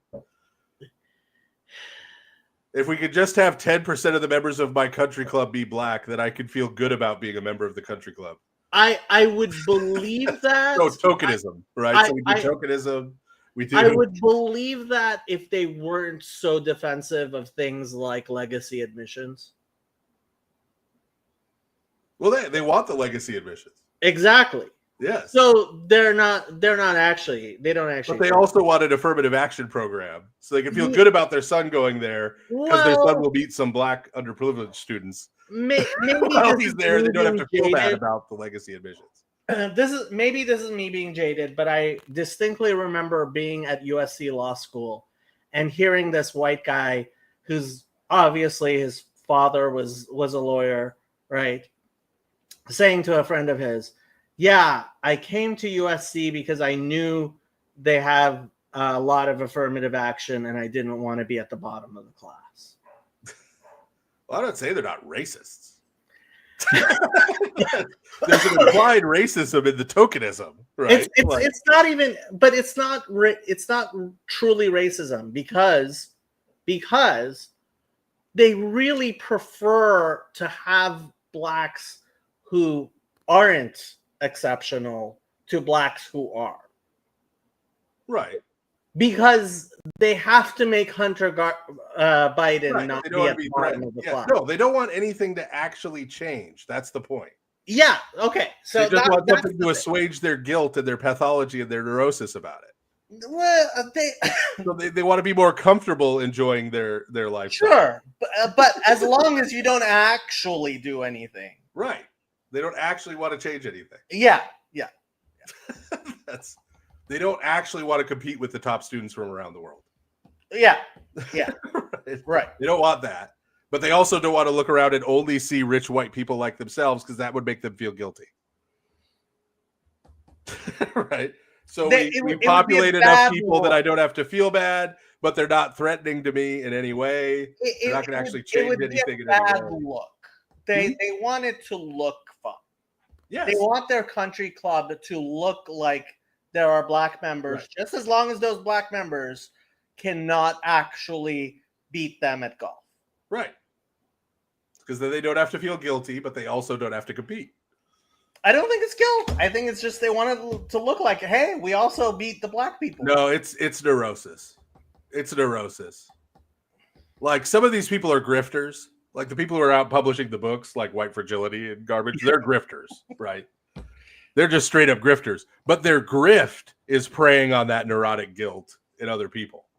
Yeah. Right? The people who set up the seminars, right, in the HR departments, and the people who go to the seminars are going to the seminars because they want to feel good about themselves, because they neurotically feel bad about themselves. Is Los Angeles uniquely bad, or is it just as bad in other places?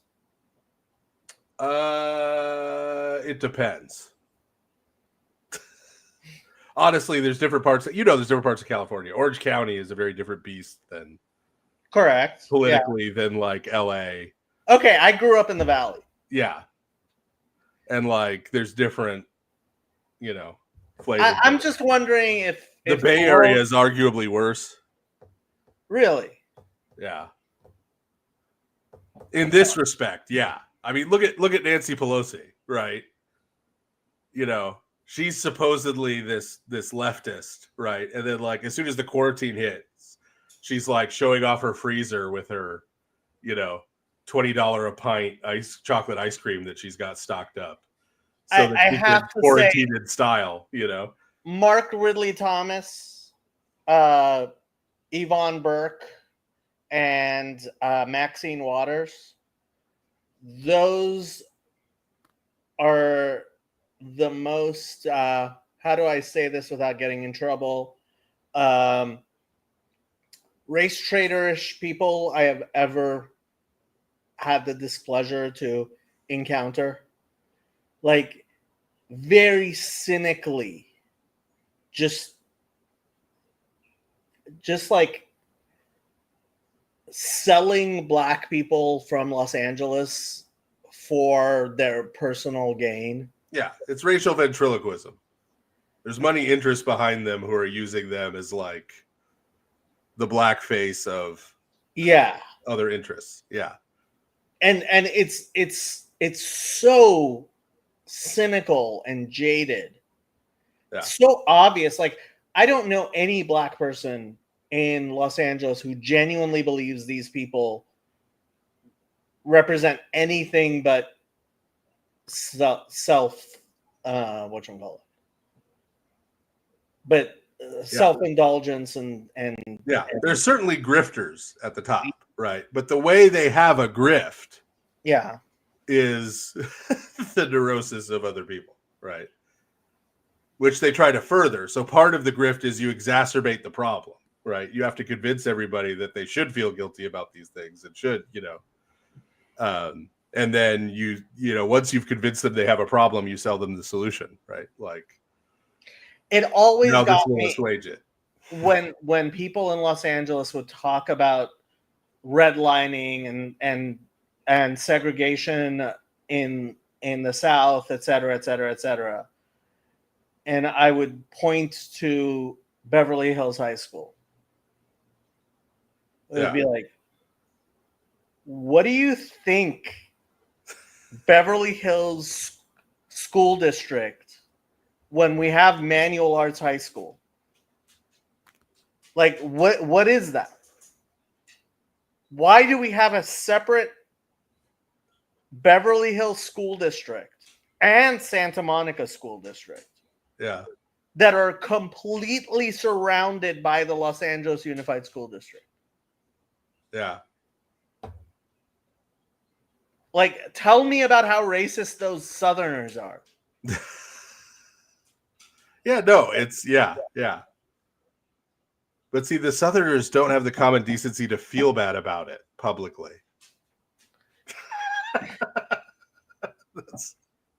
They need to come out and issue apologies. They need to do land acknowledgments at the beginning of their presentations. Now, we're not going to actually give the land back, but we're just going to acknowledge that we took it, right? Okay, but isn't this just what being a Protestant is about? Confessing your sin and not actually changing your behavior? Yes, I've been saying what people are calling woke is just atheistic Puritanism. Yeah. That's all it is. It's America's Puritan heritage with God taken out. But it's all the same Calvinist stuff, right? Who are the good people and the bad people? The good people are the ones who believe the right things. The bad people are the ones who believe the wrong things. That's the whole thing. But yeah, no, this idea that's anything but performative, right? That's why, again, there's no left. There's, people who are confident in their beliefs and people who enjoy the same lifestyle but are pathological about it. And there's grifters on both sides. That's out there doing stuff too. But yeah, like somebody the other day referred to Nancy Pelosi as a Marxist in front of me, and I about fell over laughing, right? Like, I'm like, yeah, how many homeless people in San Francisco do you think she's going to move into her mansion with her? And make a residence? Like, sure. Yeah, Nancy Pelosi is more of a mafiosi than exactly. And that involves capitalism. Yeah, like, yeah. So we're agreed all of this is the fault of John Calvin and Martin Luther? Yes, and he's led us to be totally black-pilled on American politics. Thanks, John Calvin. Thanks, John Calvin. First you ruined Geneva, then... I have to, my dear saint. Have you actually read much Servetus? No, not really. Apparently, so Sam's thinking about doing a series on him, and like he is quoting basically every Hebrew rabbinic thing that he could find, that was published. Like he's like quoting the Midrash Rabbah, and like apparently he had a set of Talmud and Mishnah Torah and Mikrot Gedolot, and like he knew his stuff. Well, Judaizing will get you in trouble in Geneva too. I keep on saying when the Christians find out what you're doing. They seem to mostly like what I'm doing. I mean, the Orthodox ones, yeah. Some of them. The ones whose opinions matter, like bishops, okay, yeah, and other priests, and yeah.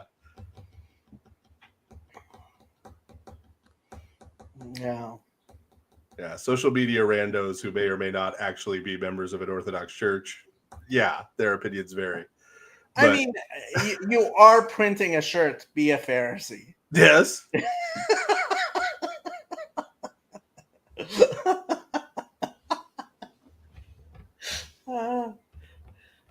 Yeah, the people getting most mad about it are the Protestants, though.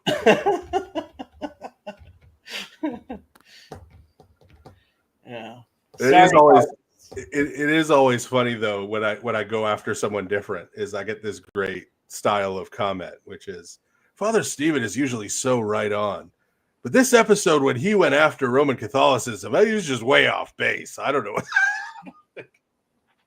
I like it when he picks on Calvinists, and I like it when he picks.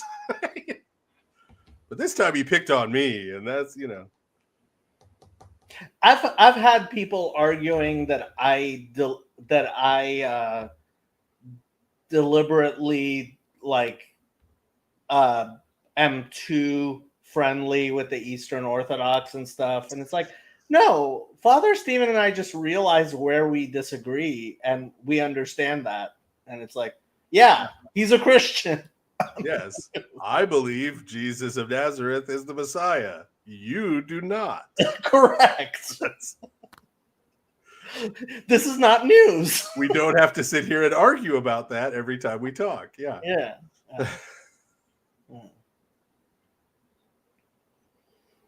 Yeah, that's.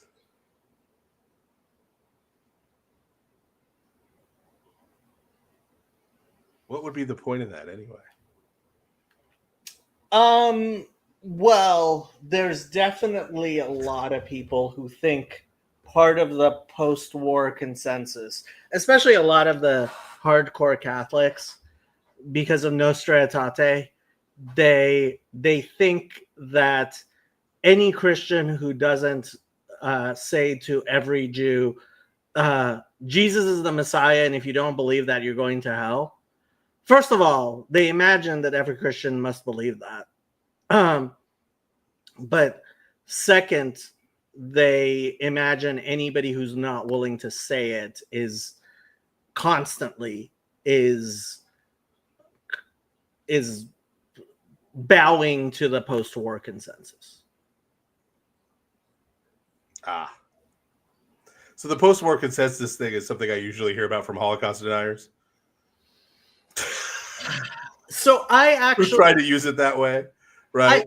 I actually did a video where I said, okay, we need to get past the post-war consensus. And I do believe we have to get past the post-war consensus. Like World War II had no effect on Orthodox theology. I wish I could say the same about Judaism. Yeah, it's way too recent. I wish I could say that about Judaism. It ended only 80 years ago. Orthodoxy doesn't move that fast. I wish I could say that about Judaism. Right. But we just don't move that fast. We're like, it's going to take us a couple hundred more years to process the 20th century.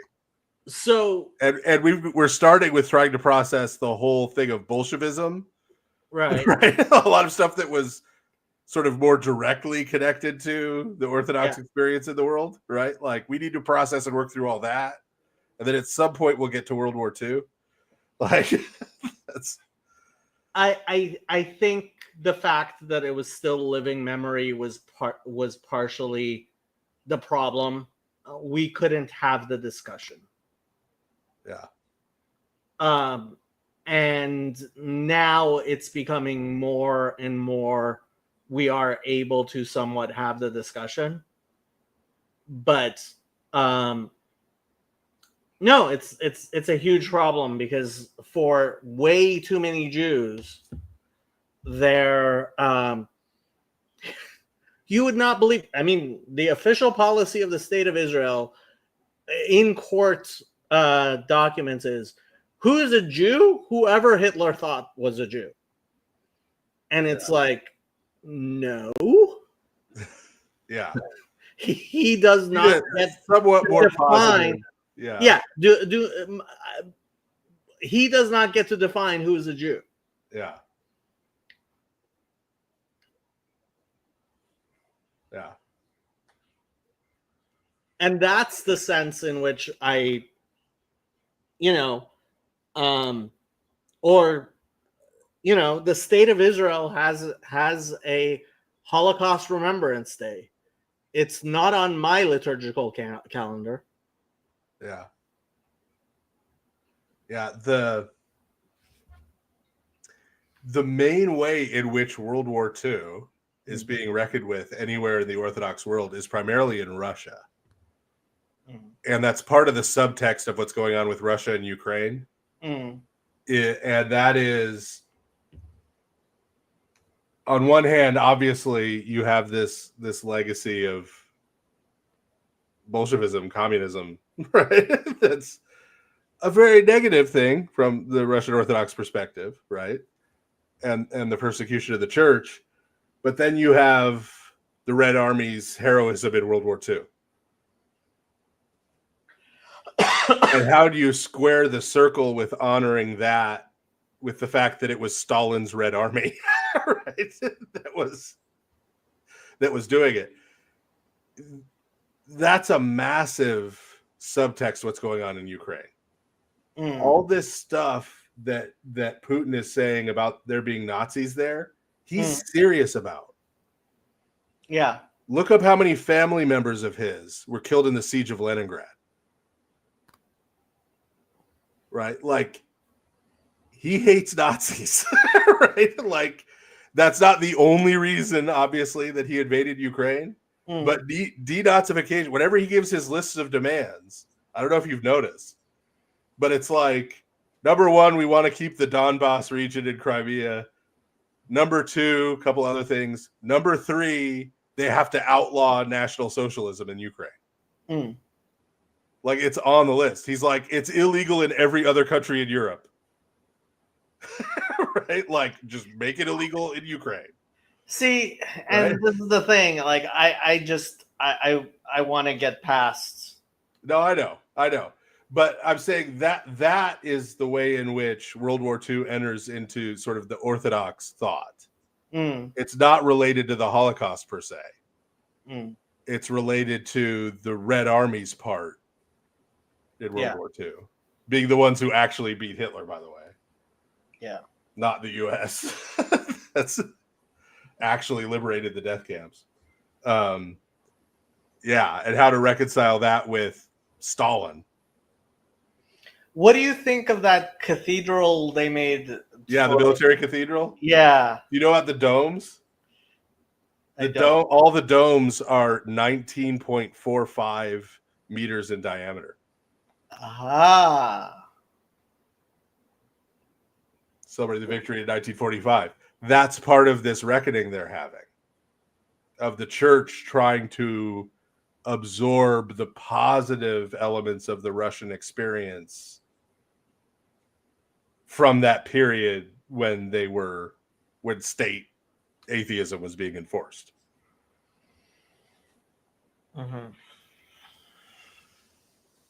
And that's something they're trying to work out. But yeah, this post-war consensus thing, which if I were a Lutheran, I totally understand being super neurotic about that. Right? Like, I get why they would feel kind of guilty and stuff, right? Like, and dealing with that. But,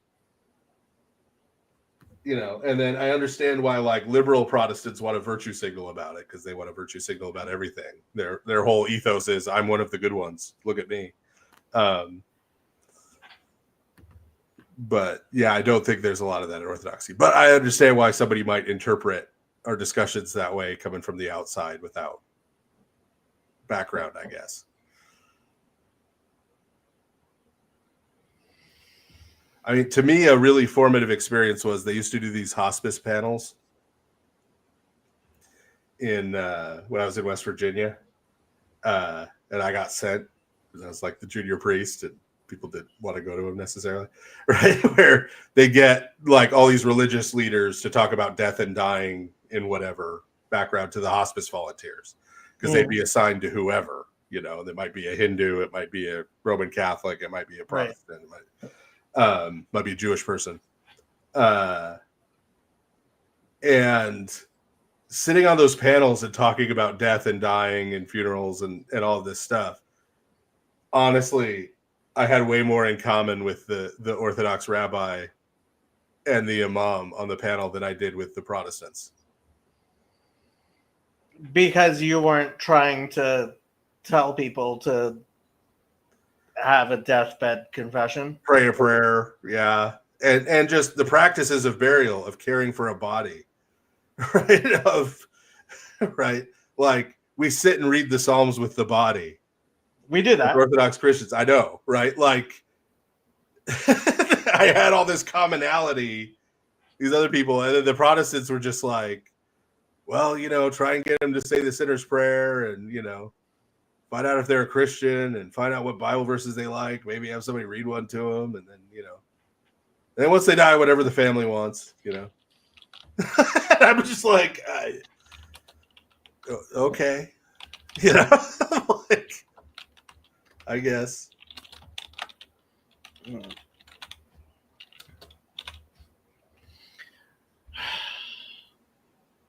Okay, we're getting to be 4 hours. I wasn't on the whole time, let the record show. You got on like half an hour. This would have ended hours ago. Well, 3.5 hours, that's just a Lord of Spirits episode. I mean, that's just, that's not that. Yeah, you weren't getting your fix with Father Andrew, so I'm your There you go, you're the guest host. I won't say who said this, but somebody was listening to Lord of Spirits and said to me, "What's Father Andrew doing?"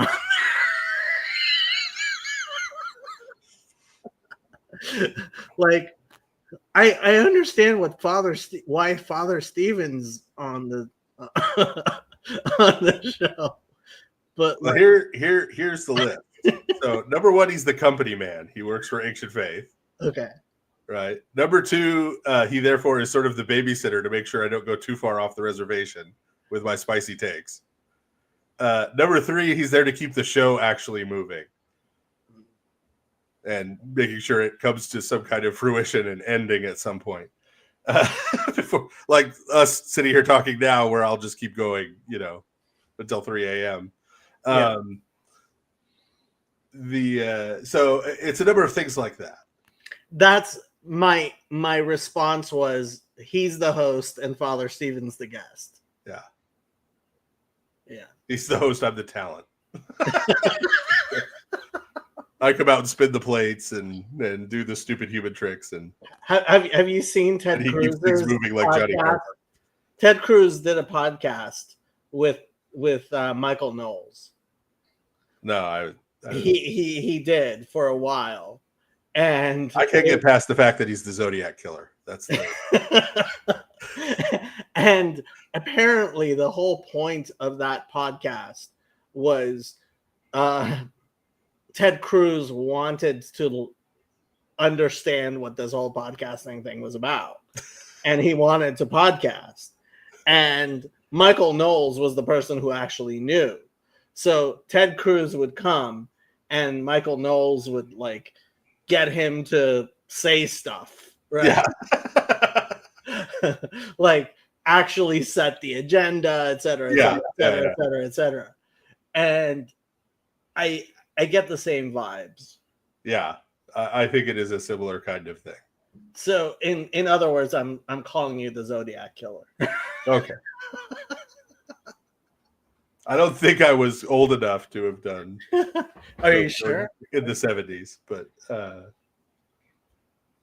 I don't know. 4. So I would have been a precocious serial killer. If we do believe in reincarnation, Well, there you go. Yeah.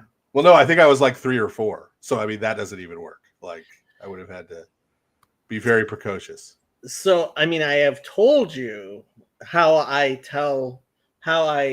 show Christians that. Oh yeah. Believe is he John the Baptist? Yes. Because we technically believe in the transmigration of souls. Yeah.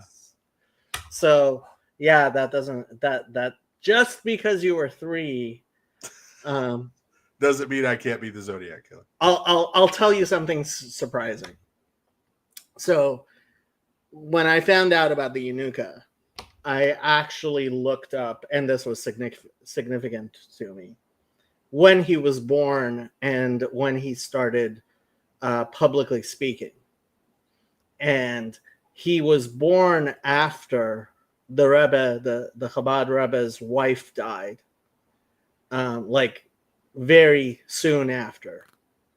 And he started publicly speaking and wowing crowds after the Rebbe passed. So for me personally, that was significant, because we believe that the candidates for the Messiah are, how do we put it, engendered with Moses' soul from generation to generation. So Is that tied? Do you tie the mantle of Elijah directly to that gets passed to Elisha? Elijah, well, no, Elijah's still alive. No, but his mantle that gets passed to Elisha. Is there any connection there with that, or no? I mean, I remember somebody asking me about that verse and looking it up, and the Arizal says something interesting about that, like why it's twice, right? He had the twice the measure. Yeah. You don't remember what verse that was, do you? No, I'm not that good. Elisha twice the measure, the double blessed. That's not helping me. Double portion, meaning 2 Kings 2:9. Not this past Sunday, but the Sunday before was our commemoration of Elijah, his feast day.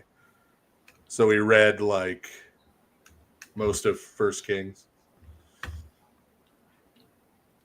2 Kings 2:9. 2 Kings 2, verse 9. As they were crossing, Elijah said to Elisha, "Tell me, what can I do for you before I am taken from you?" Elisha answered, "Let a double portion of your spirit pass on to me." And the commentary I usually go to is the Malbim.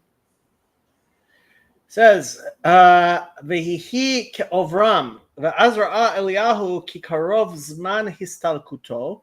Saw that he was about to leave. Ve'yi na pi shnayim. There should be twice. Bikesh lefi hapshat, according to the simple meaning. Shiruach Eliyahu tanuach alav, that the spirit of Elijah would rest upon him. K'mosh katuv nacha ruach elokav. No, Eliyahu al Elisha, like it says that the spirit rested of Eliyahu rested on Elisha. ושבכל זה תישאר לו גם ההשגה הקודמת שהיה לו עד עתה. He would still have his own capacity to understand. וזה יהיה לו פי שניים, and through that he would have twice. רח עצמו, the Holy Spirit as it appeared to him, ורוח אליהו המצטרפת עמו, and that of Elijah which was with it. וזה שכתוב ויהי נע פי שניים על ידי שרוחך נצטרף אליי, and all of this that he just said. וגם ילפינן שאמר פי שניים הנמצא ברוחך יהיה אליי. And also it says that it should be twice within your spirit which is upon me. Ki Eliyahu haya berucho pi shnayim miyeter haneviim, because Elijah had twice more so than other prophets. Vikesh sheyagia hu ata lamadraga zu, and he wanted to also be at this level. V'gam hamekubalim ken darkam be'omram she'Eliyahu ze Pinchas. And this is what the Kabbalists teach in their way when they say that Elijah was Pinchas. Shehush talu bo nishmat Nadav ve'avihu, who that was engendered within him the souls of Nadav and Avihu.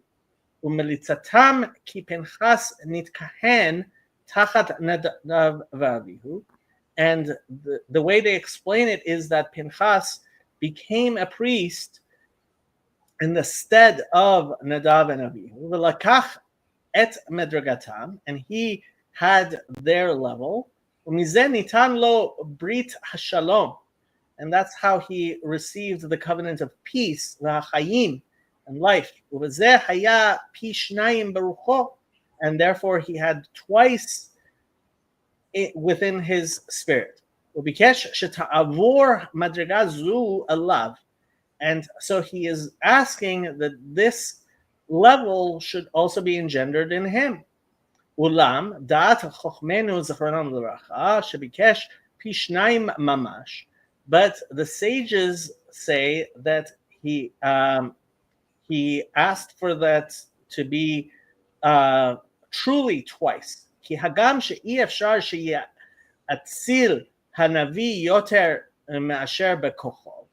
That even though it is impossible for a prophet to for it to emanate upon a prophet more than that which is within his power, Chashav ki ba'et ya'aleh hashamayma, thought that when he ascends to heaven, v'yafshit simlat hachomer me'alav, and he takes off the veil of materiality from himself, as tihye madragat Eliyahu gedola me'od, and that Elijah would have a great degree, level, asher hu ata, from that which he currently has. Ve'im ya'atzil alav az et oro, and if he would emanate from that his light, v'shif'o yaspik ma sheyushpa mimenu ad shemadragat Elisha tihye gedola kefi shnayim memadragat Eliyahu. And so the it would be in so much that there would a light upon him from Elijah, from this higher level, until Elisha was at a level that was twice mimadragat Eliyahu ata, from what Elijah currently had, be'odo bechomer, while he was still in materiality. V'lachen amar lo tanai sherak im yir'eh oto ba'et hilkacho, and that's why Elijah said to him that this would be on the condition only when he sees him as he is being taken. Sheyeh b'madragat hazot, that he would be at this level. Ve'im yar'ehu yuchal hatzil rucho alav berega hahu, ve'im lav lo yihyeh. And if he were to see him, he would be able to emanate his spirit upon him at that moment. And if not, it would not be.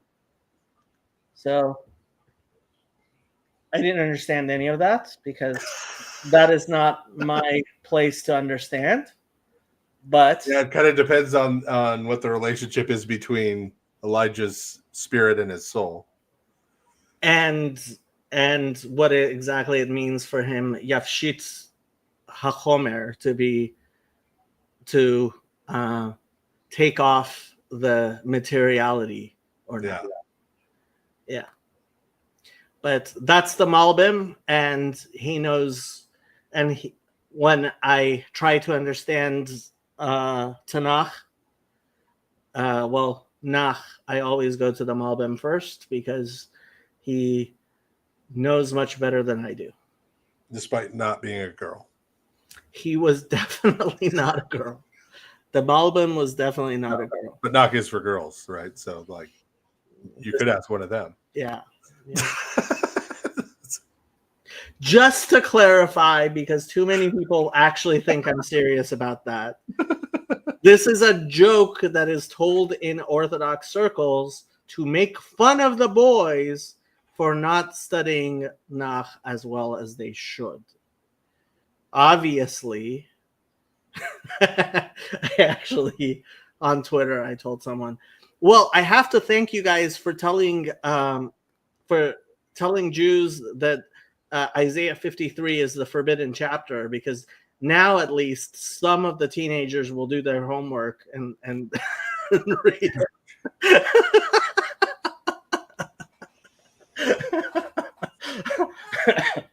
I mean, if you tell them the rabbis want them to read it, Like, but when you tell them it's forbidden, that's when they actually do the homework and read it. So the entire book of Isaiah is actually completely forbidden. So, question following up on the soul of Moses. Yeah. And then you pointing out Elijah is still alive. Yeah. Does Judaism no longer have the tradition that Moses' body was what? Assumed? Yeah. So this gets into the concept of ruach, nefesh, neshama, chaya, and yechida.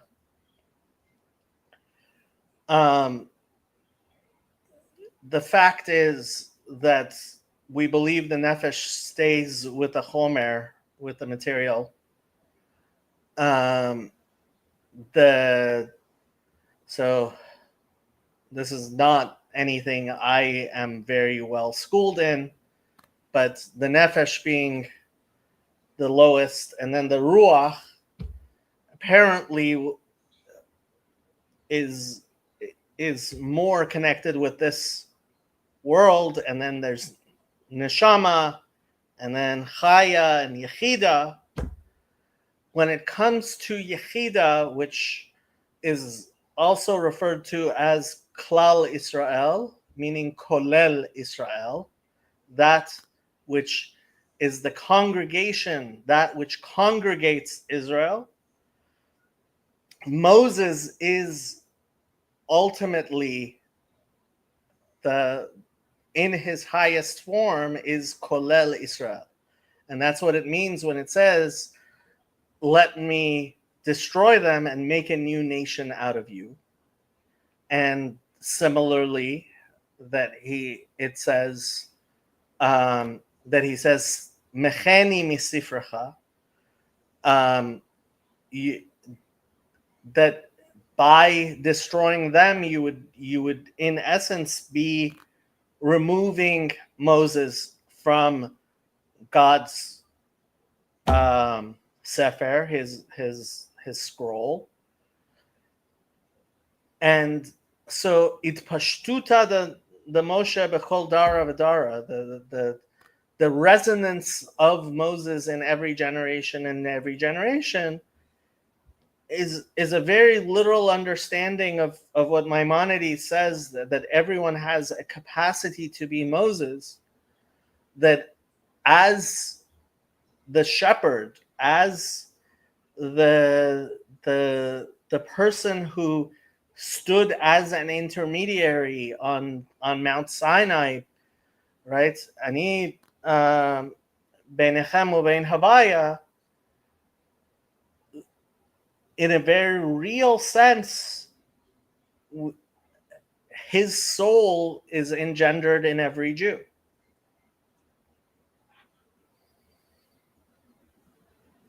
And again, I am talking about things I have very little understanding of. But right. You caught me at almost midnight after 4 hours. The frustrating thing is I don't have another Orthodox Jewish person or rabbi who I can ask more about that. I mean, I'm guessing Yosef and Chezi and plenty of other people know more than I do. Yeah, I'm actually wondering. Yeah, the status of Moses' body vis-a-vis resurrection from a Jewish perspective. I mean, how literally do you take these things? Ich weiß. Well, it can both be true, right? Can Moses already be resurrected and still those other things all be true? Obviously, but how I understand it doesn't have to be. So this is an explanation that I like that nobody else seems to have liked. But the Torah talks about the sun standing still, right? In the book of Joshua. Yeah. Now, you can talk about heliocentric model and all you want, but until we learned about general relativity and the fact that all motion is relative, both of that was just, it was just not something within our capacity to comprehend. Right. Right. It was phenomenologically true. Yeah. So what the observer there saw was this, right? Yeah, or when we talk about like DNA, right? The idea that there was something within your fingernails which intrinsically included the entire pattern of your being didn't really make a lot of sense to people until we started learning about DNA, and it was like, oh well, yeah, of course, the entire pattern of your entire body is in every cell of your body. It's like, well, and so I have no problem believing that what really did it for me? When I was in yeshiva this was the year 2000, and the tractate of the Talmud we were learning was Rosh Hashanah, and we got to Betziviona, that the world was made in its fullness, and the rabbis say that the shore, the bull that Adam I forget if they say he sacrificed or he named or whatever it was, that it was shore par because it was just created. It was 3 days old, and it looked like it was 3 years old. And etz pri oseh pri, the trees already had fruit in them as they were created, right? And that's and suddenly this whole thing about Omphalos, which basically I had thought was people making things up, right? Trying to understand Big Bang, et cetera, et cetera, et cetera. Like, this is thousands of years old. It's at least 1,000 years old before anybody even considered any of this stuff, right? And one thing I got in yeshiva in Israel was this sense of humility about what we currently understand, what we will understand, how we will understand, right? I believe in the physical resurrection of the dead. I also know that hundreds of thousands, if not millions, of Jews went up in smokestacks, and at least some of them were good enough people, that certainly better than me, who are certainly going to have a resurrection. How is that going to be? It's not up to me. And so what it means for Moses' soul to in some manner be engendered in mine, and in some manner be engendered in the Eunuchas and in the Rebbes and in Jesus. He was also a Jew, right? Ich weiß. What do I know? Ich weiß is Yiddish for I know, which means I don't know.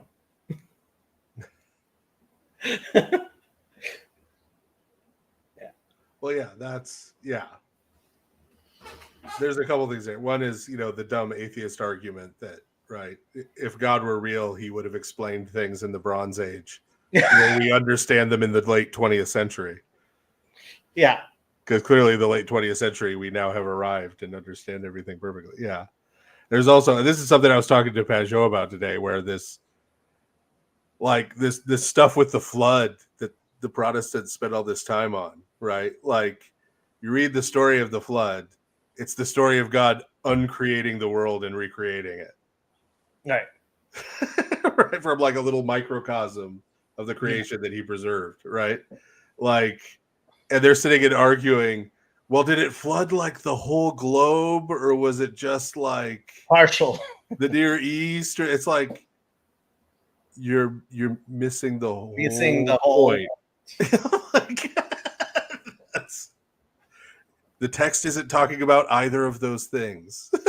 That's like, Christians spend so much time talking about how old the earth is and what the 7 days of creation mean. And I know so many Christians, including Sam, who's a pretty smart guy, who told me that when they went to college and they really understood the physics, etc., etc., etc., it really shook their faith. Yeah. This is primarily an American evangelicalism problem. Okay. Yeah. It isn't a Jewish problem, because when you read Genesis 1 in Hebrew, like, somebody actually had a computer do an alliteration number for the various parts of the Bible, and apparently Genesis 1. So the letter Gimel, I believe, first shows up in like the 7th verse. The first like 6 verses, like in all of Genesis 1, there's like 3 Gimels. Yeah. Right? Because it is the most alliterative text, and you don't rhyme Hebrew poetry, you alliterate using the same sounds over and over again. Yeah. Right? It is the most alliterative text in the Bible. Right? Yeah. So, like, it is obviously a song, right? And it reminds me of, you know what it reminds me of? So, you know the song Hotel California? Yeah. I forget what the band was. What's the name of the band? What? The Eagles. The Eagles, right. Yeah. So they were doing an interview, and apparently the interviewer asked the guy, you know, there's this whole controversy, says, waiter, bring me my wine. And he answers, we haven't had that spirit here since 1969. But wine isn't a spirit.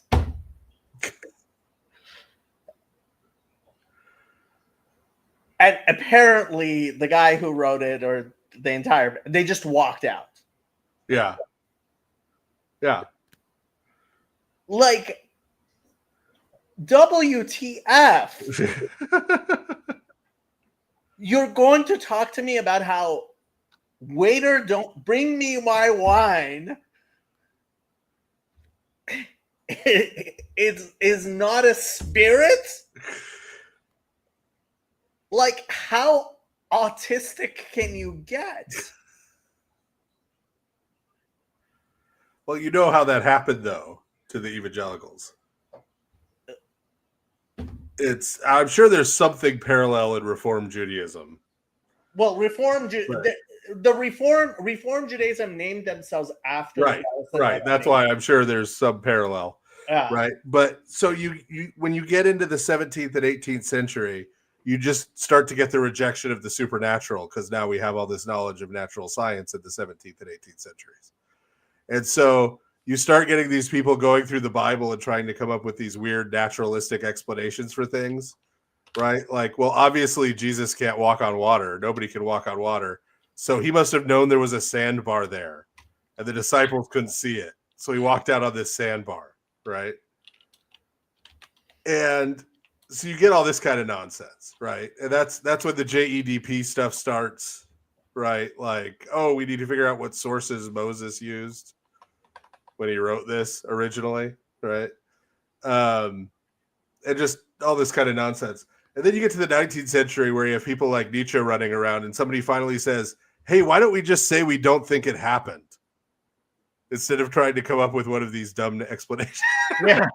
Just say it's fiction, right? Like, right. And so that's what they started teaching at European universities. Mm. The really good scholars who were going into Protestant ministry in the 19th century were going to European universities and getting taught this stuff. And so this liberal Protestant stuff that, well, all of this is fiction, none of this is real. And science is why we know, right? And the reaction to that among what then started calling themselves evangelical fundamentalists, right, in America, the reaction to that was not like, you dummy, this has nothing to do with science, you're tone deaf and this is music, right? Their response was, oh, no. If you understand science correctly, then this is exactly scientifically correct. Right. And that produces quote unquote creation science and Ken Ham. And unfortunately, that's happened more within Orthodoxy than it has, especially Haredi. Among the Haredi, there are people who have taken that tack recently. Probably in response to like reform and conservative. This is a post. Yeah, this is a post-war. This is after World War II reaction that has found a certain grabbing of itself within the ultra or and it is a reaction to reform and conservative. Yeah. And it's just as, what I keep pointing out on Lord of Spirits and stuff is that is just as modernist as the alternative. I agree. You're conceding that science is the arbiter. Right. Right. You're conceding that mathematics is the arbiter of truth. Right. Like, and so it is just as modernist. You're just trying to use the same methods to arrive at the opposite conclusions. Yeah. Well, okay. So was I actually showing the Malbim on screen when I was reading from it? Yeah. Yes? Okay. Yeah. Good. First thing. Second thing. Have you ever read this? Halachic Man by Rabbi Soloveitchik? I watched chunks of your reading group going through it, but I have not read it myself. I think you would actually find this incredibly interesting, and I would be really interested on your reaction to it. It really, because frankly, I don't think the vast majority of people, Orthodox Jews, not like philosophers, have the grounding in all of it. So Rabbi Soloveitchik, not only is he the scion of the Briskers, like he was Talmudic scholar bar few, but he also got, well, I think he finished his PhD at the University of Berlin in philosophy. And so the problem with reading him is most people simply do not have the breadth of knowledge to understand what he's saying. And I think you are uniquely placed to actually understand what's going on here. And the third thing, have I ever shown you the Pittsburgh Platform of 1885? Yes. Yeah. People don't believe me when I read this that it's verbatim. Yeah. It says God idea. Yeah. And they're like, they couldn't possibly have done this in 1885. It's like, no. No, trust me. That was the peak of, European religious liberalism like that. Yeah. Yeah, the Protestants, the liberal Protestants in Europe were referring to God as like the ultimate concern.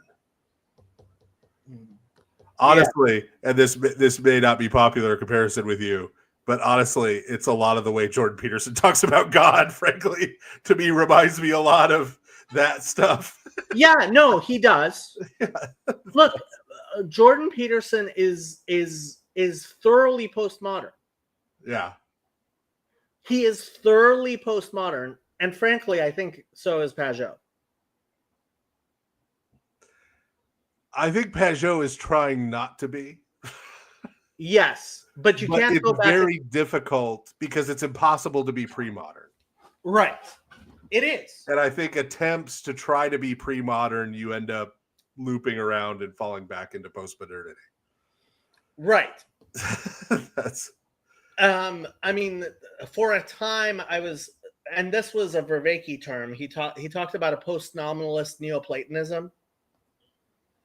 And I tried to get people to talk about post-Platonism because postmodernism is just a solvent. Yeah.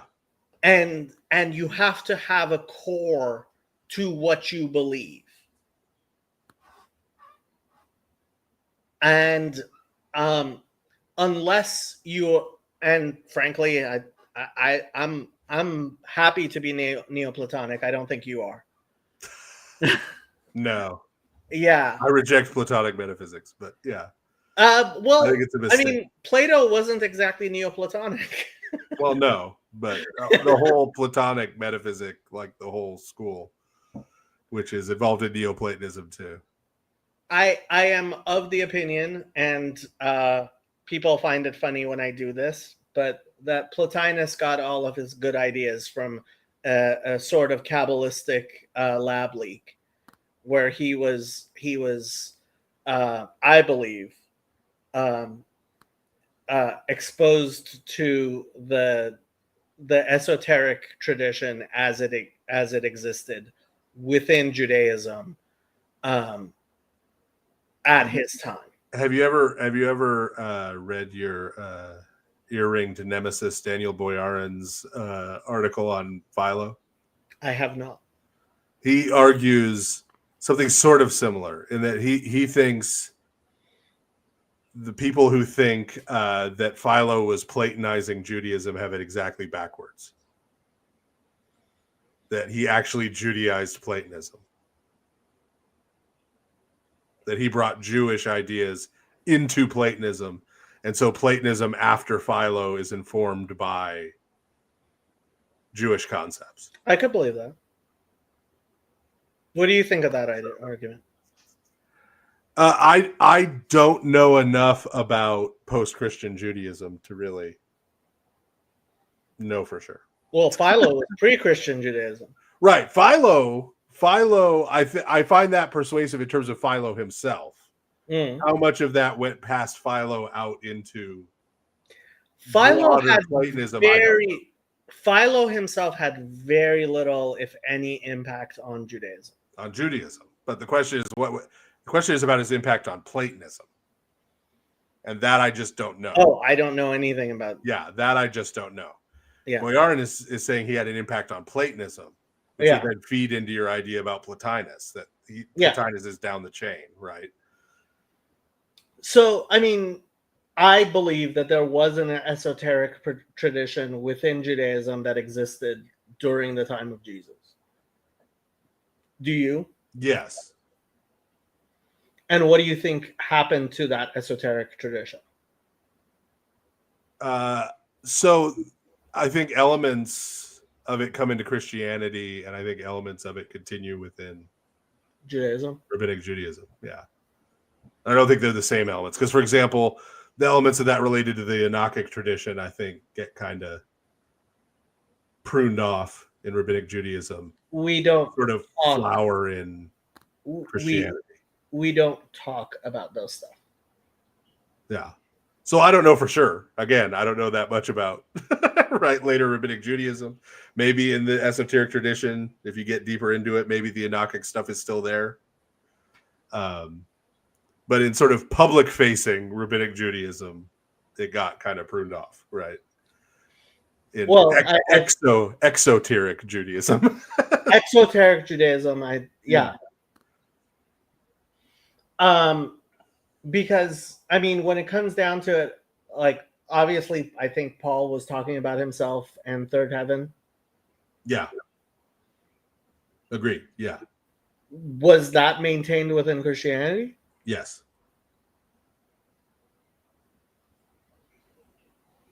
Well, the Protestants certainly. Yeah. If you go to the Macomb Project stuff, I'm sure I've sent you a link to it before. You have.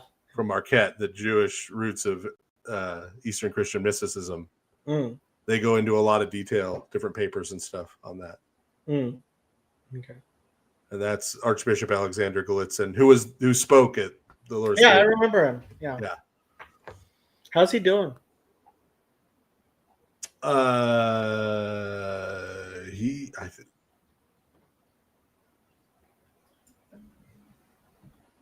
don't want to say this before I double check. He was pretty ill. Yeah.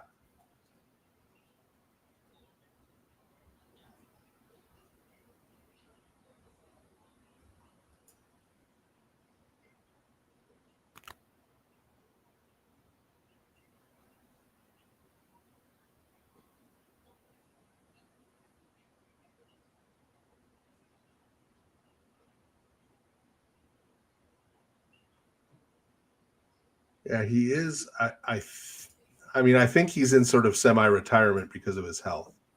Mm. Meaning he's not traveling a lot and not doing a lot of things. In fact, I think our Lord of Spirits conference was probably his last major like speaking engagement that he traveled for like that. Yeah. But yeah, so that's his work, and his students have done a lot of work in that area. But yeah, Plotinus was very deliberately anti-Christian. That doesn't mean he wouldn't use Jewish ideas, because there were a lot of people in the pagan world in the third and fourth centuries, especially, who tried to sort of play Judaism off against Christianity from the pagan side. They didn't really like Judaism or Jewish people, but they tried to use it in different ways to discredit Christianity if they been there, done that. Yeah. Yeah. That's so yeah. I don't know. Not an expert on Plotinus. I'm not an expert on later esoteric Judaism in Plotinus's age. Neither am I. If someone had some Kabbalistic leaks, it would probably be Ammonius Saccas and not Plotinus himself. You know extremely little about the guy, though. Yeah. Okay, it is going to be midnight in 5 minutes, and I will turn into a pumpkin. Apparently, Foul Footwear has pressing questions, like what you think about the new Thing Johnny team up.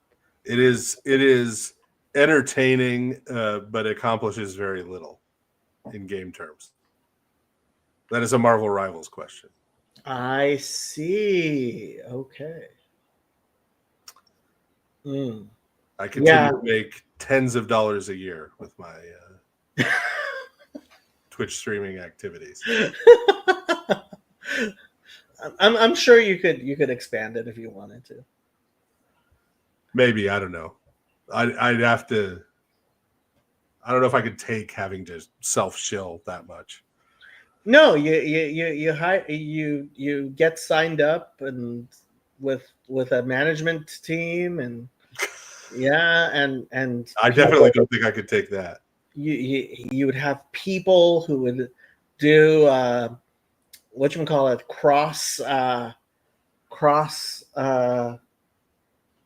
promoting with other channels. You're talking to a guy who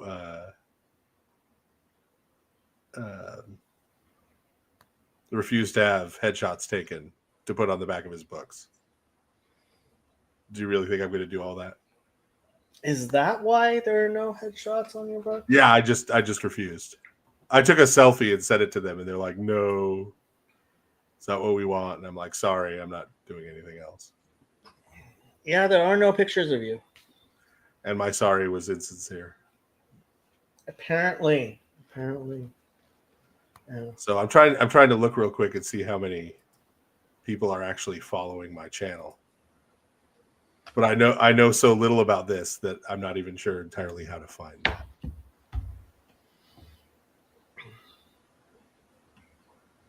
Well, we are streaming to Twitch right now. I got all these analytics here on my Twitch channel. I peaked at 39 concurrent viewers in my last stream. We have 16 viewers right now. Well, see, obviously, I don't have a mind for marketing, or I wouldn't be. I'd be going on the big channels. I'd be on with Hassan Piker or something. Get my numbers up. I think you and Redeemed Zoomer should do. That would be an interesting conversation. You with Redeemed Zoomer. Have you been paying attention to the stuff? I don't know about that kid. I don't know. That's what James White says.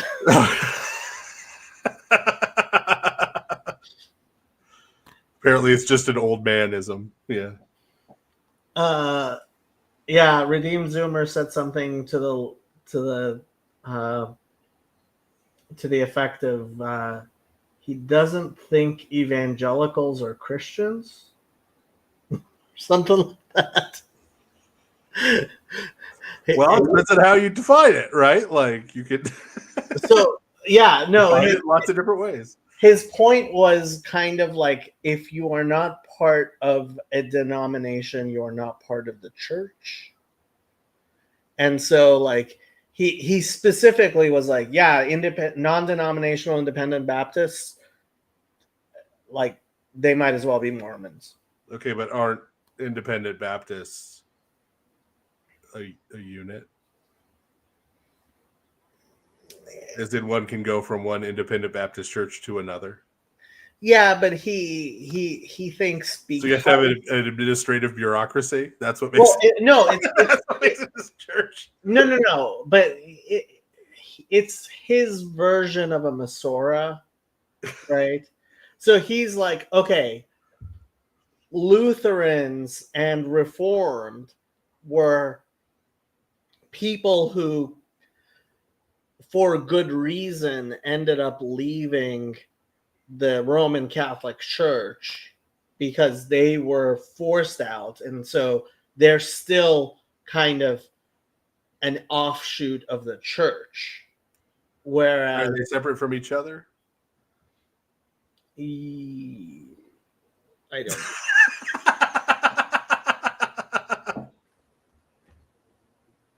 He said they aren't Protestants. Well, that I agree with. I think evangelicalism and Protestantism are two different things. I have no idea what Yoav is laughing at, but apparently he found a pumpkin emoji. Oh, okay. Yoav makes incisive comments, but oftentimes they're too deep of a cut for me. Oh, okay. Yeah. Fortunately, you're the right age for my pop culture references. Yeah. Okay. It is midnight. Good night, people. I am ending the stream, which will end up on the Jacob friend Jacob list. If you the greatest hits playlist. Yes.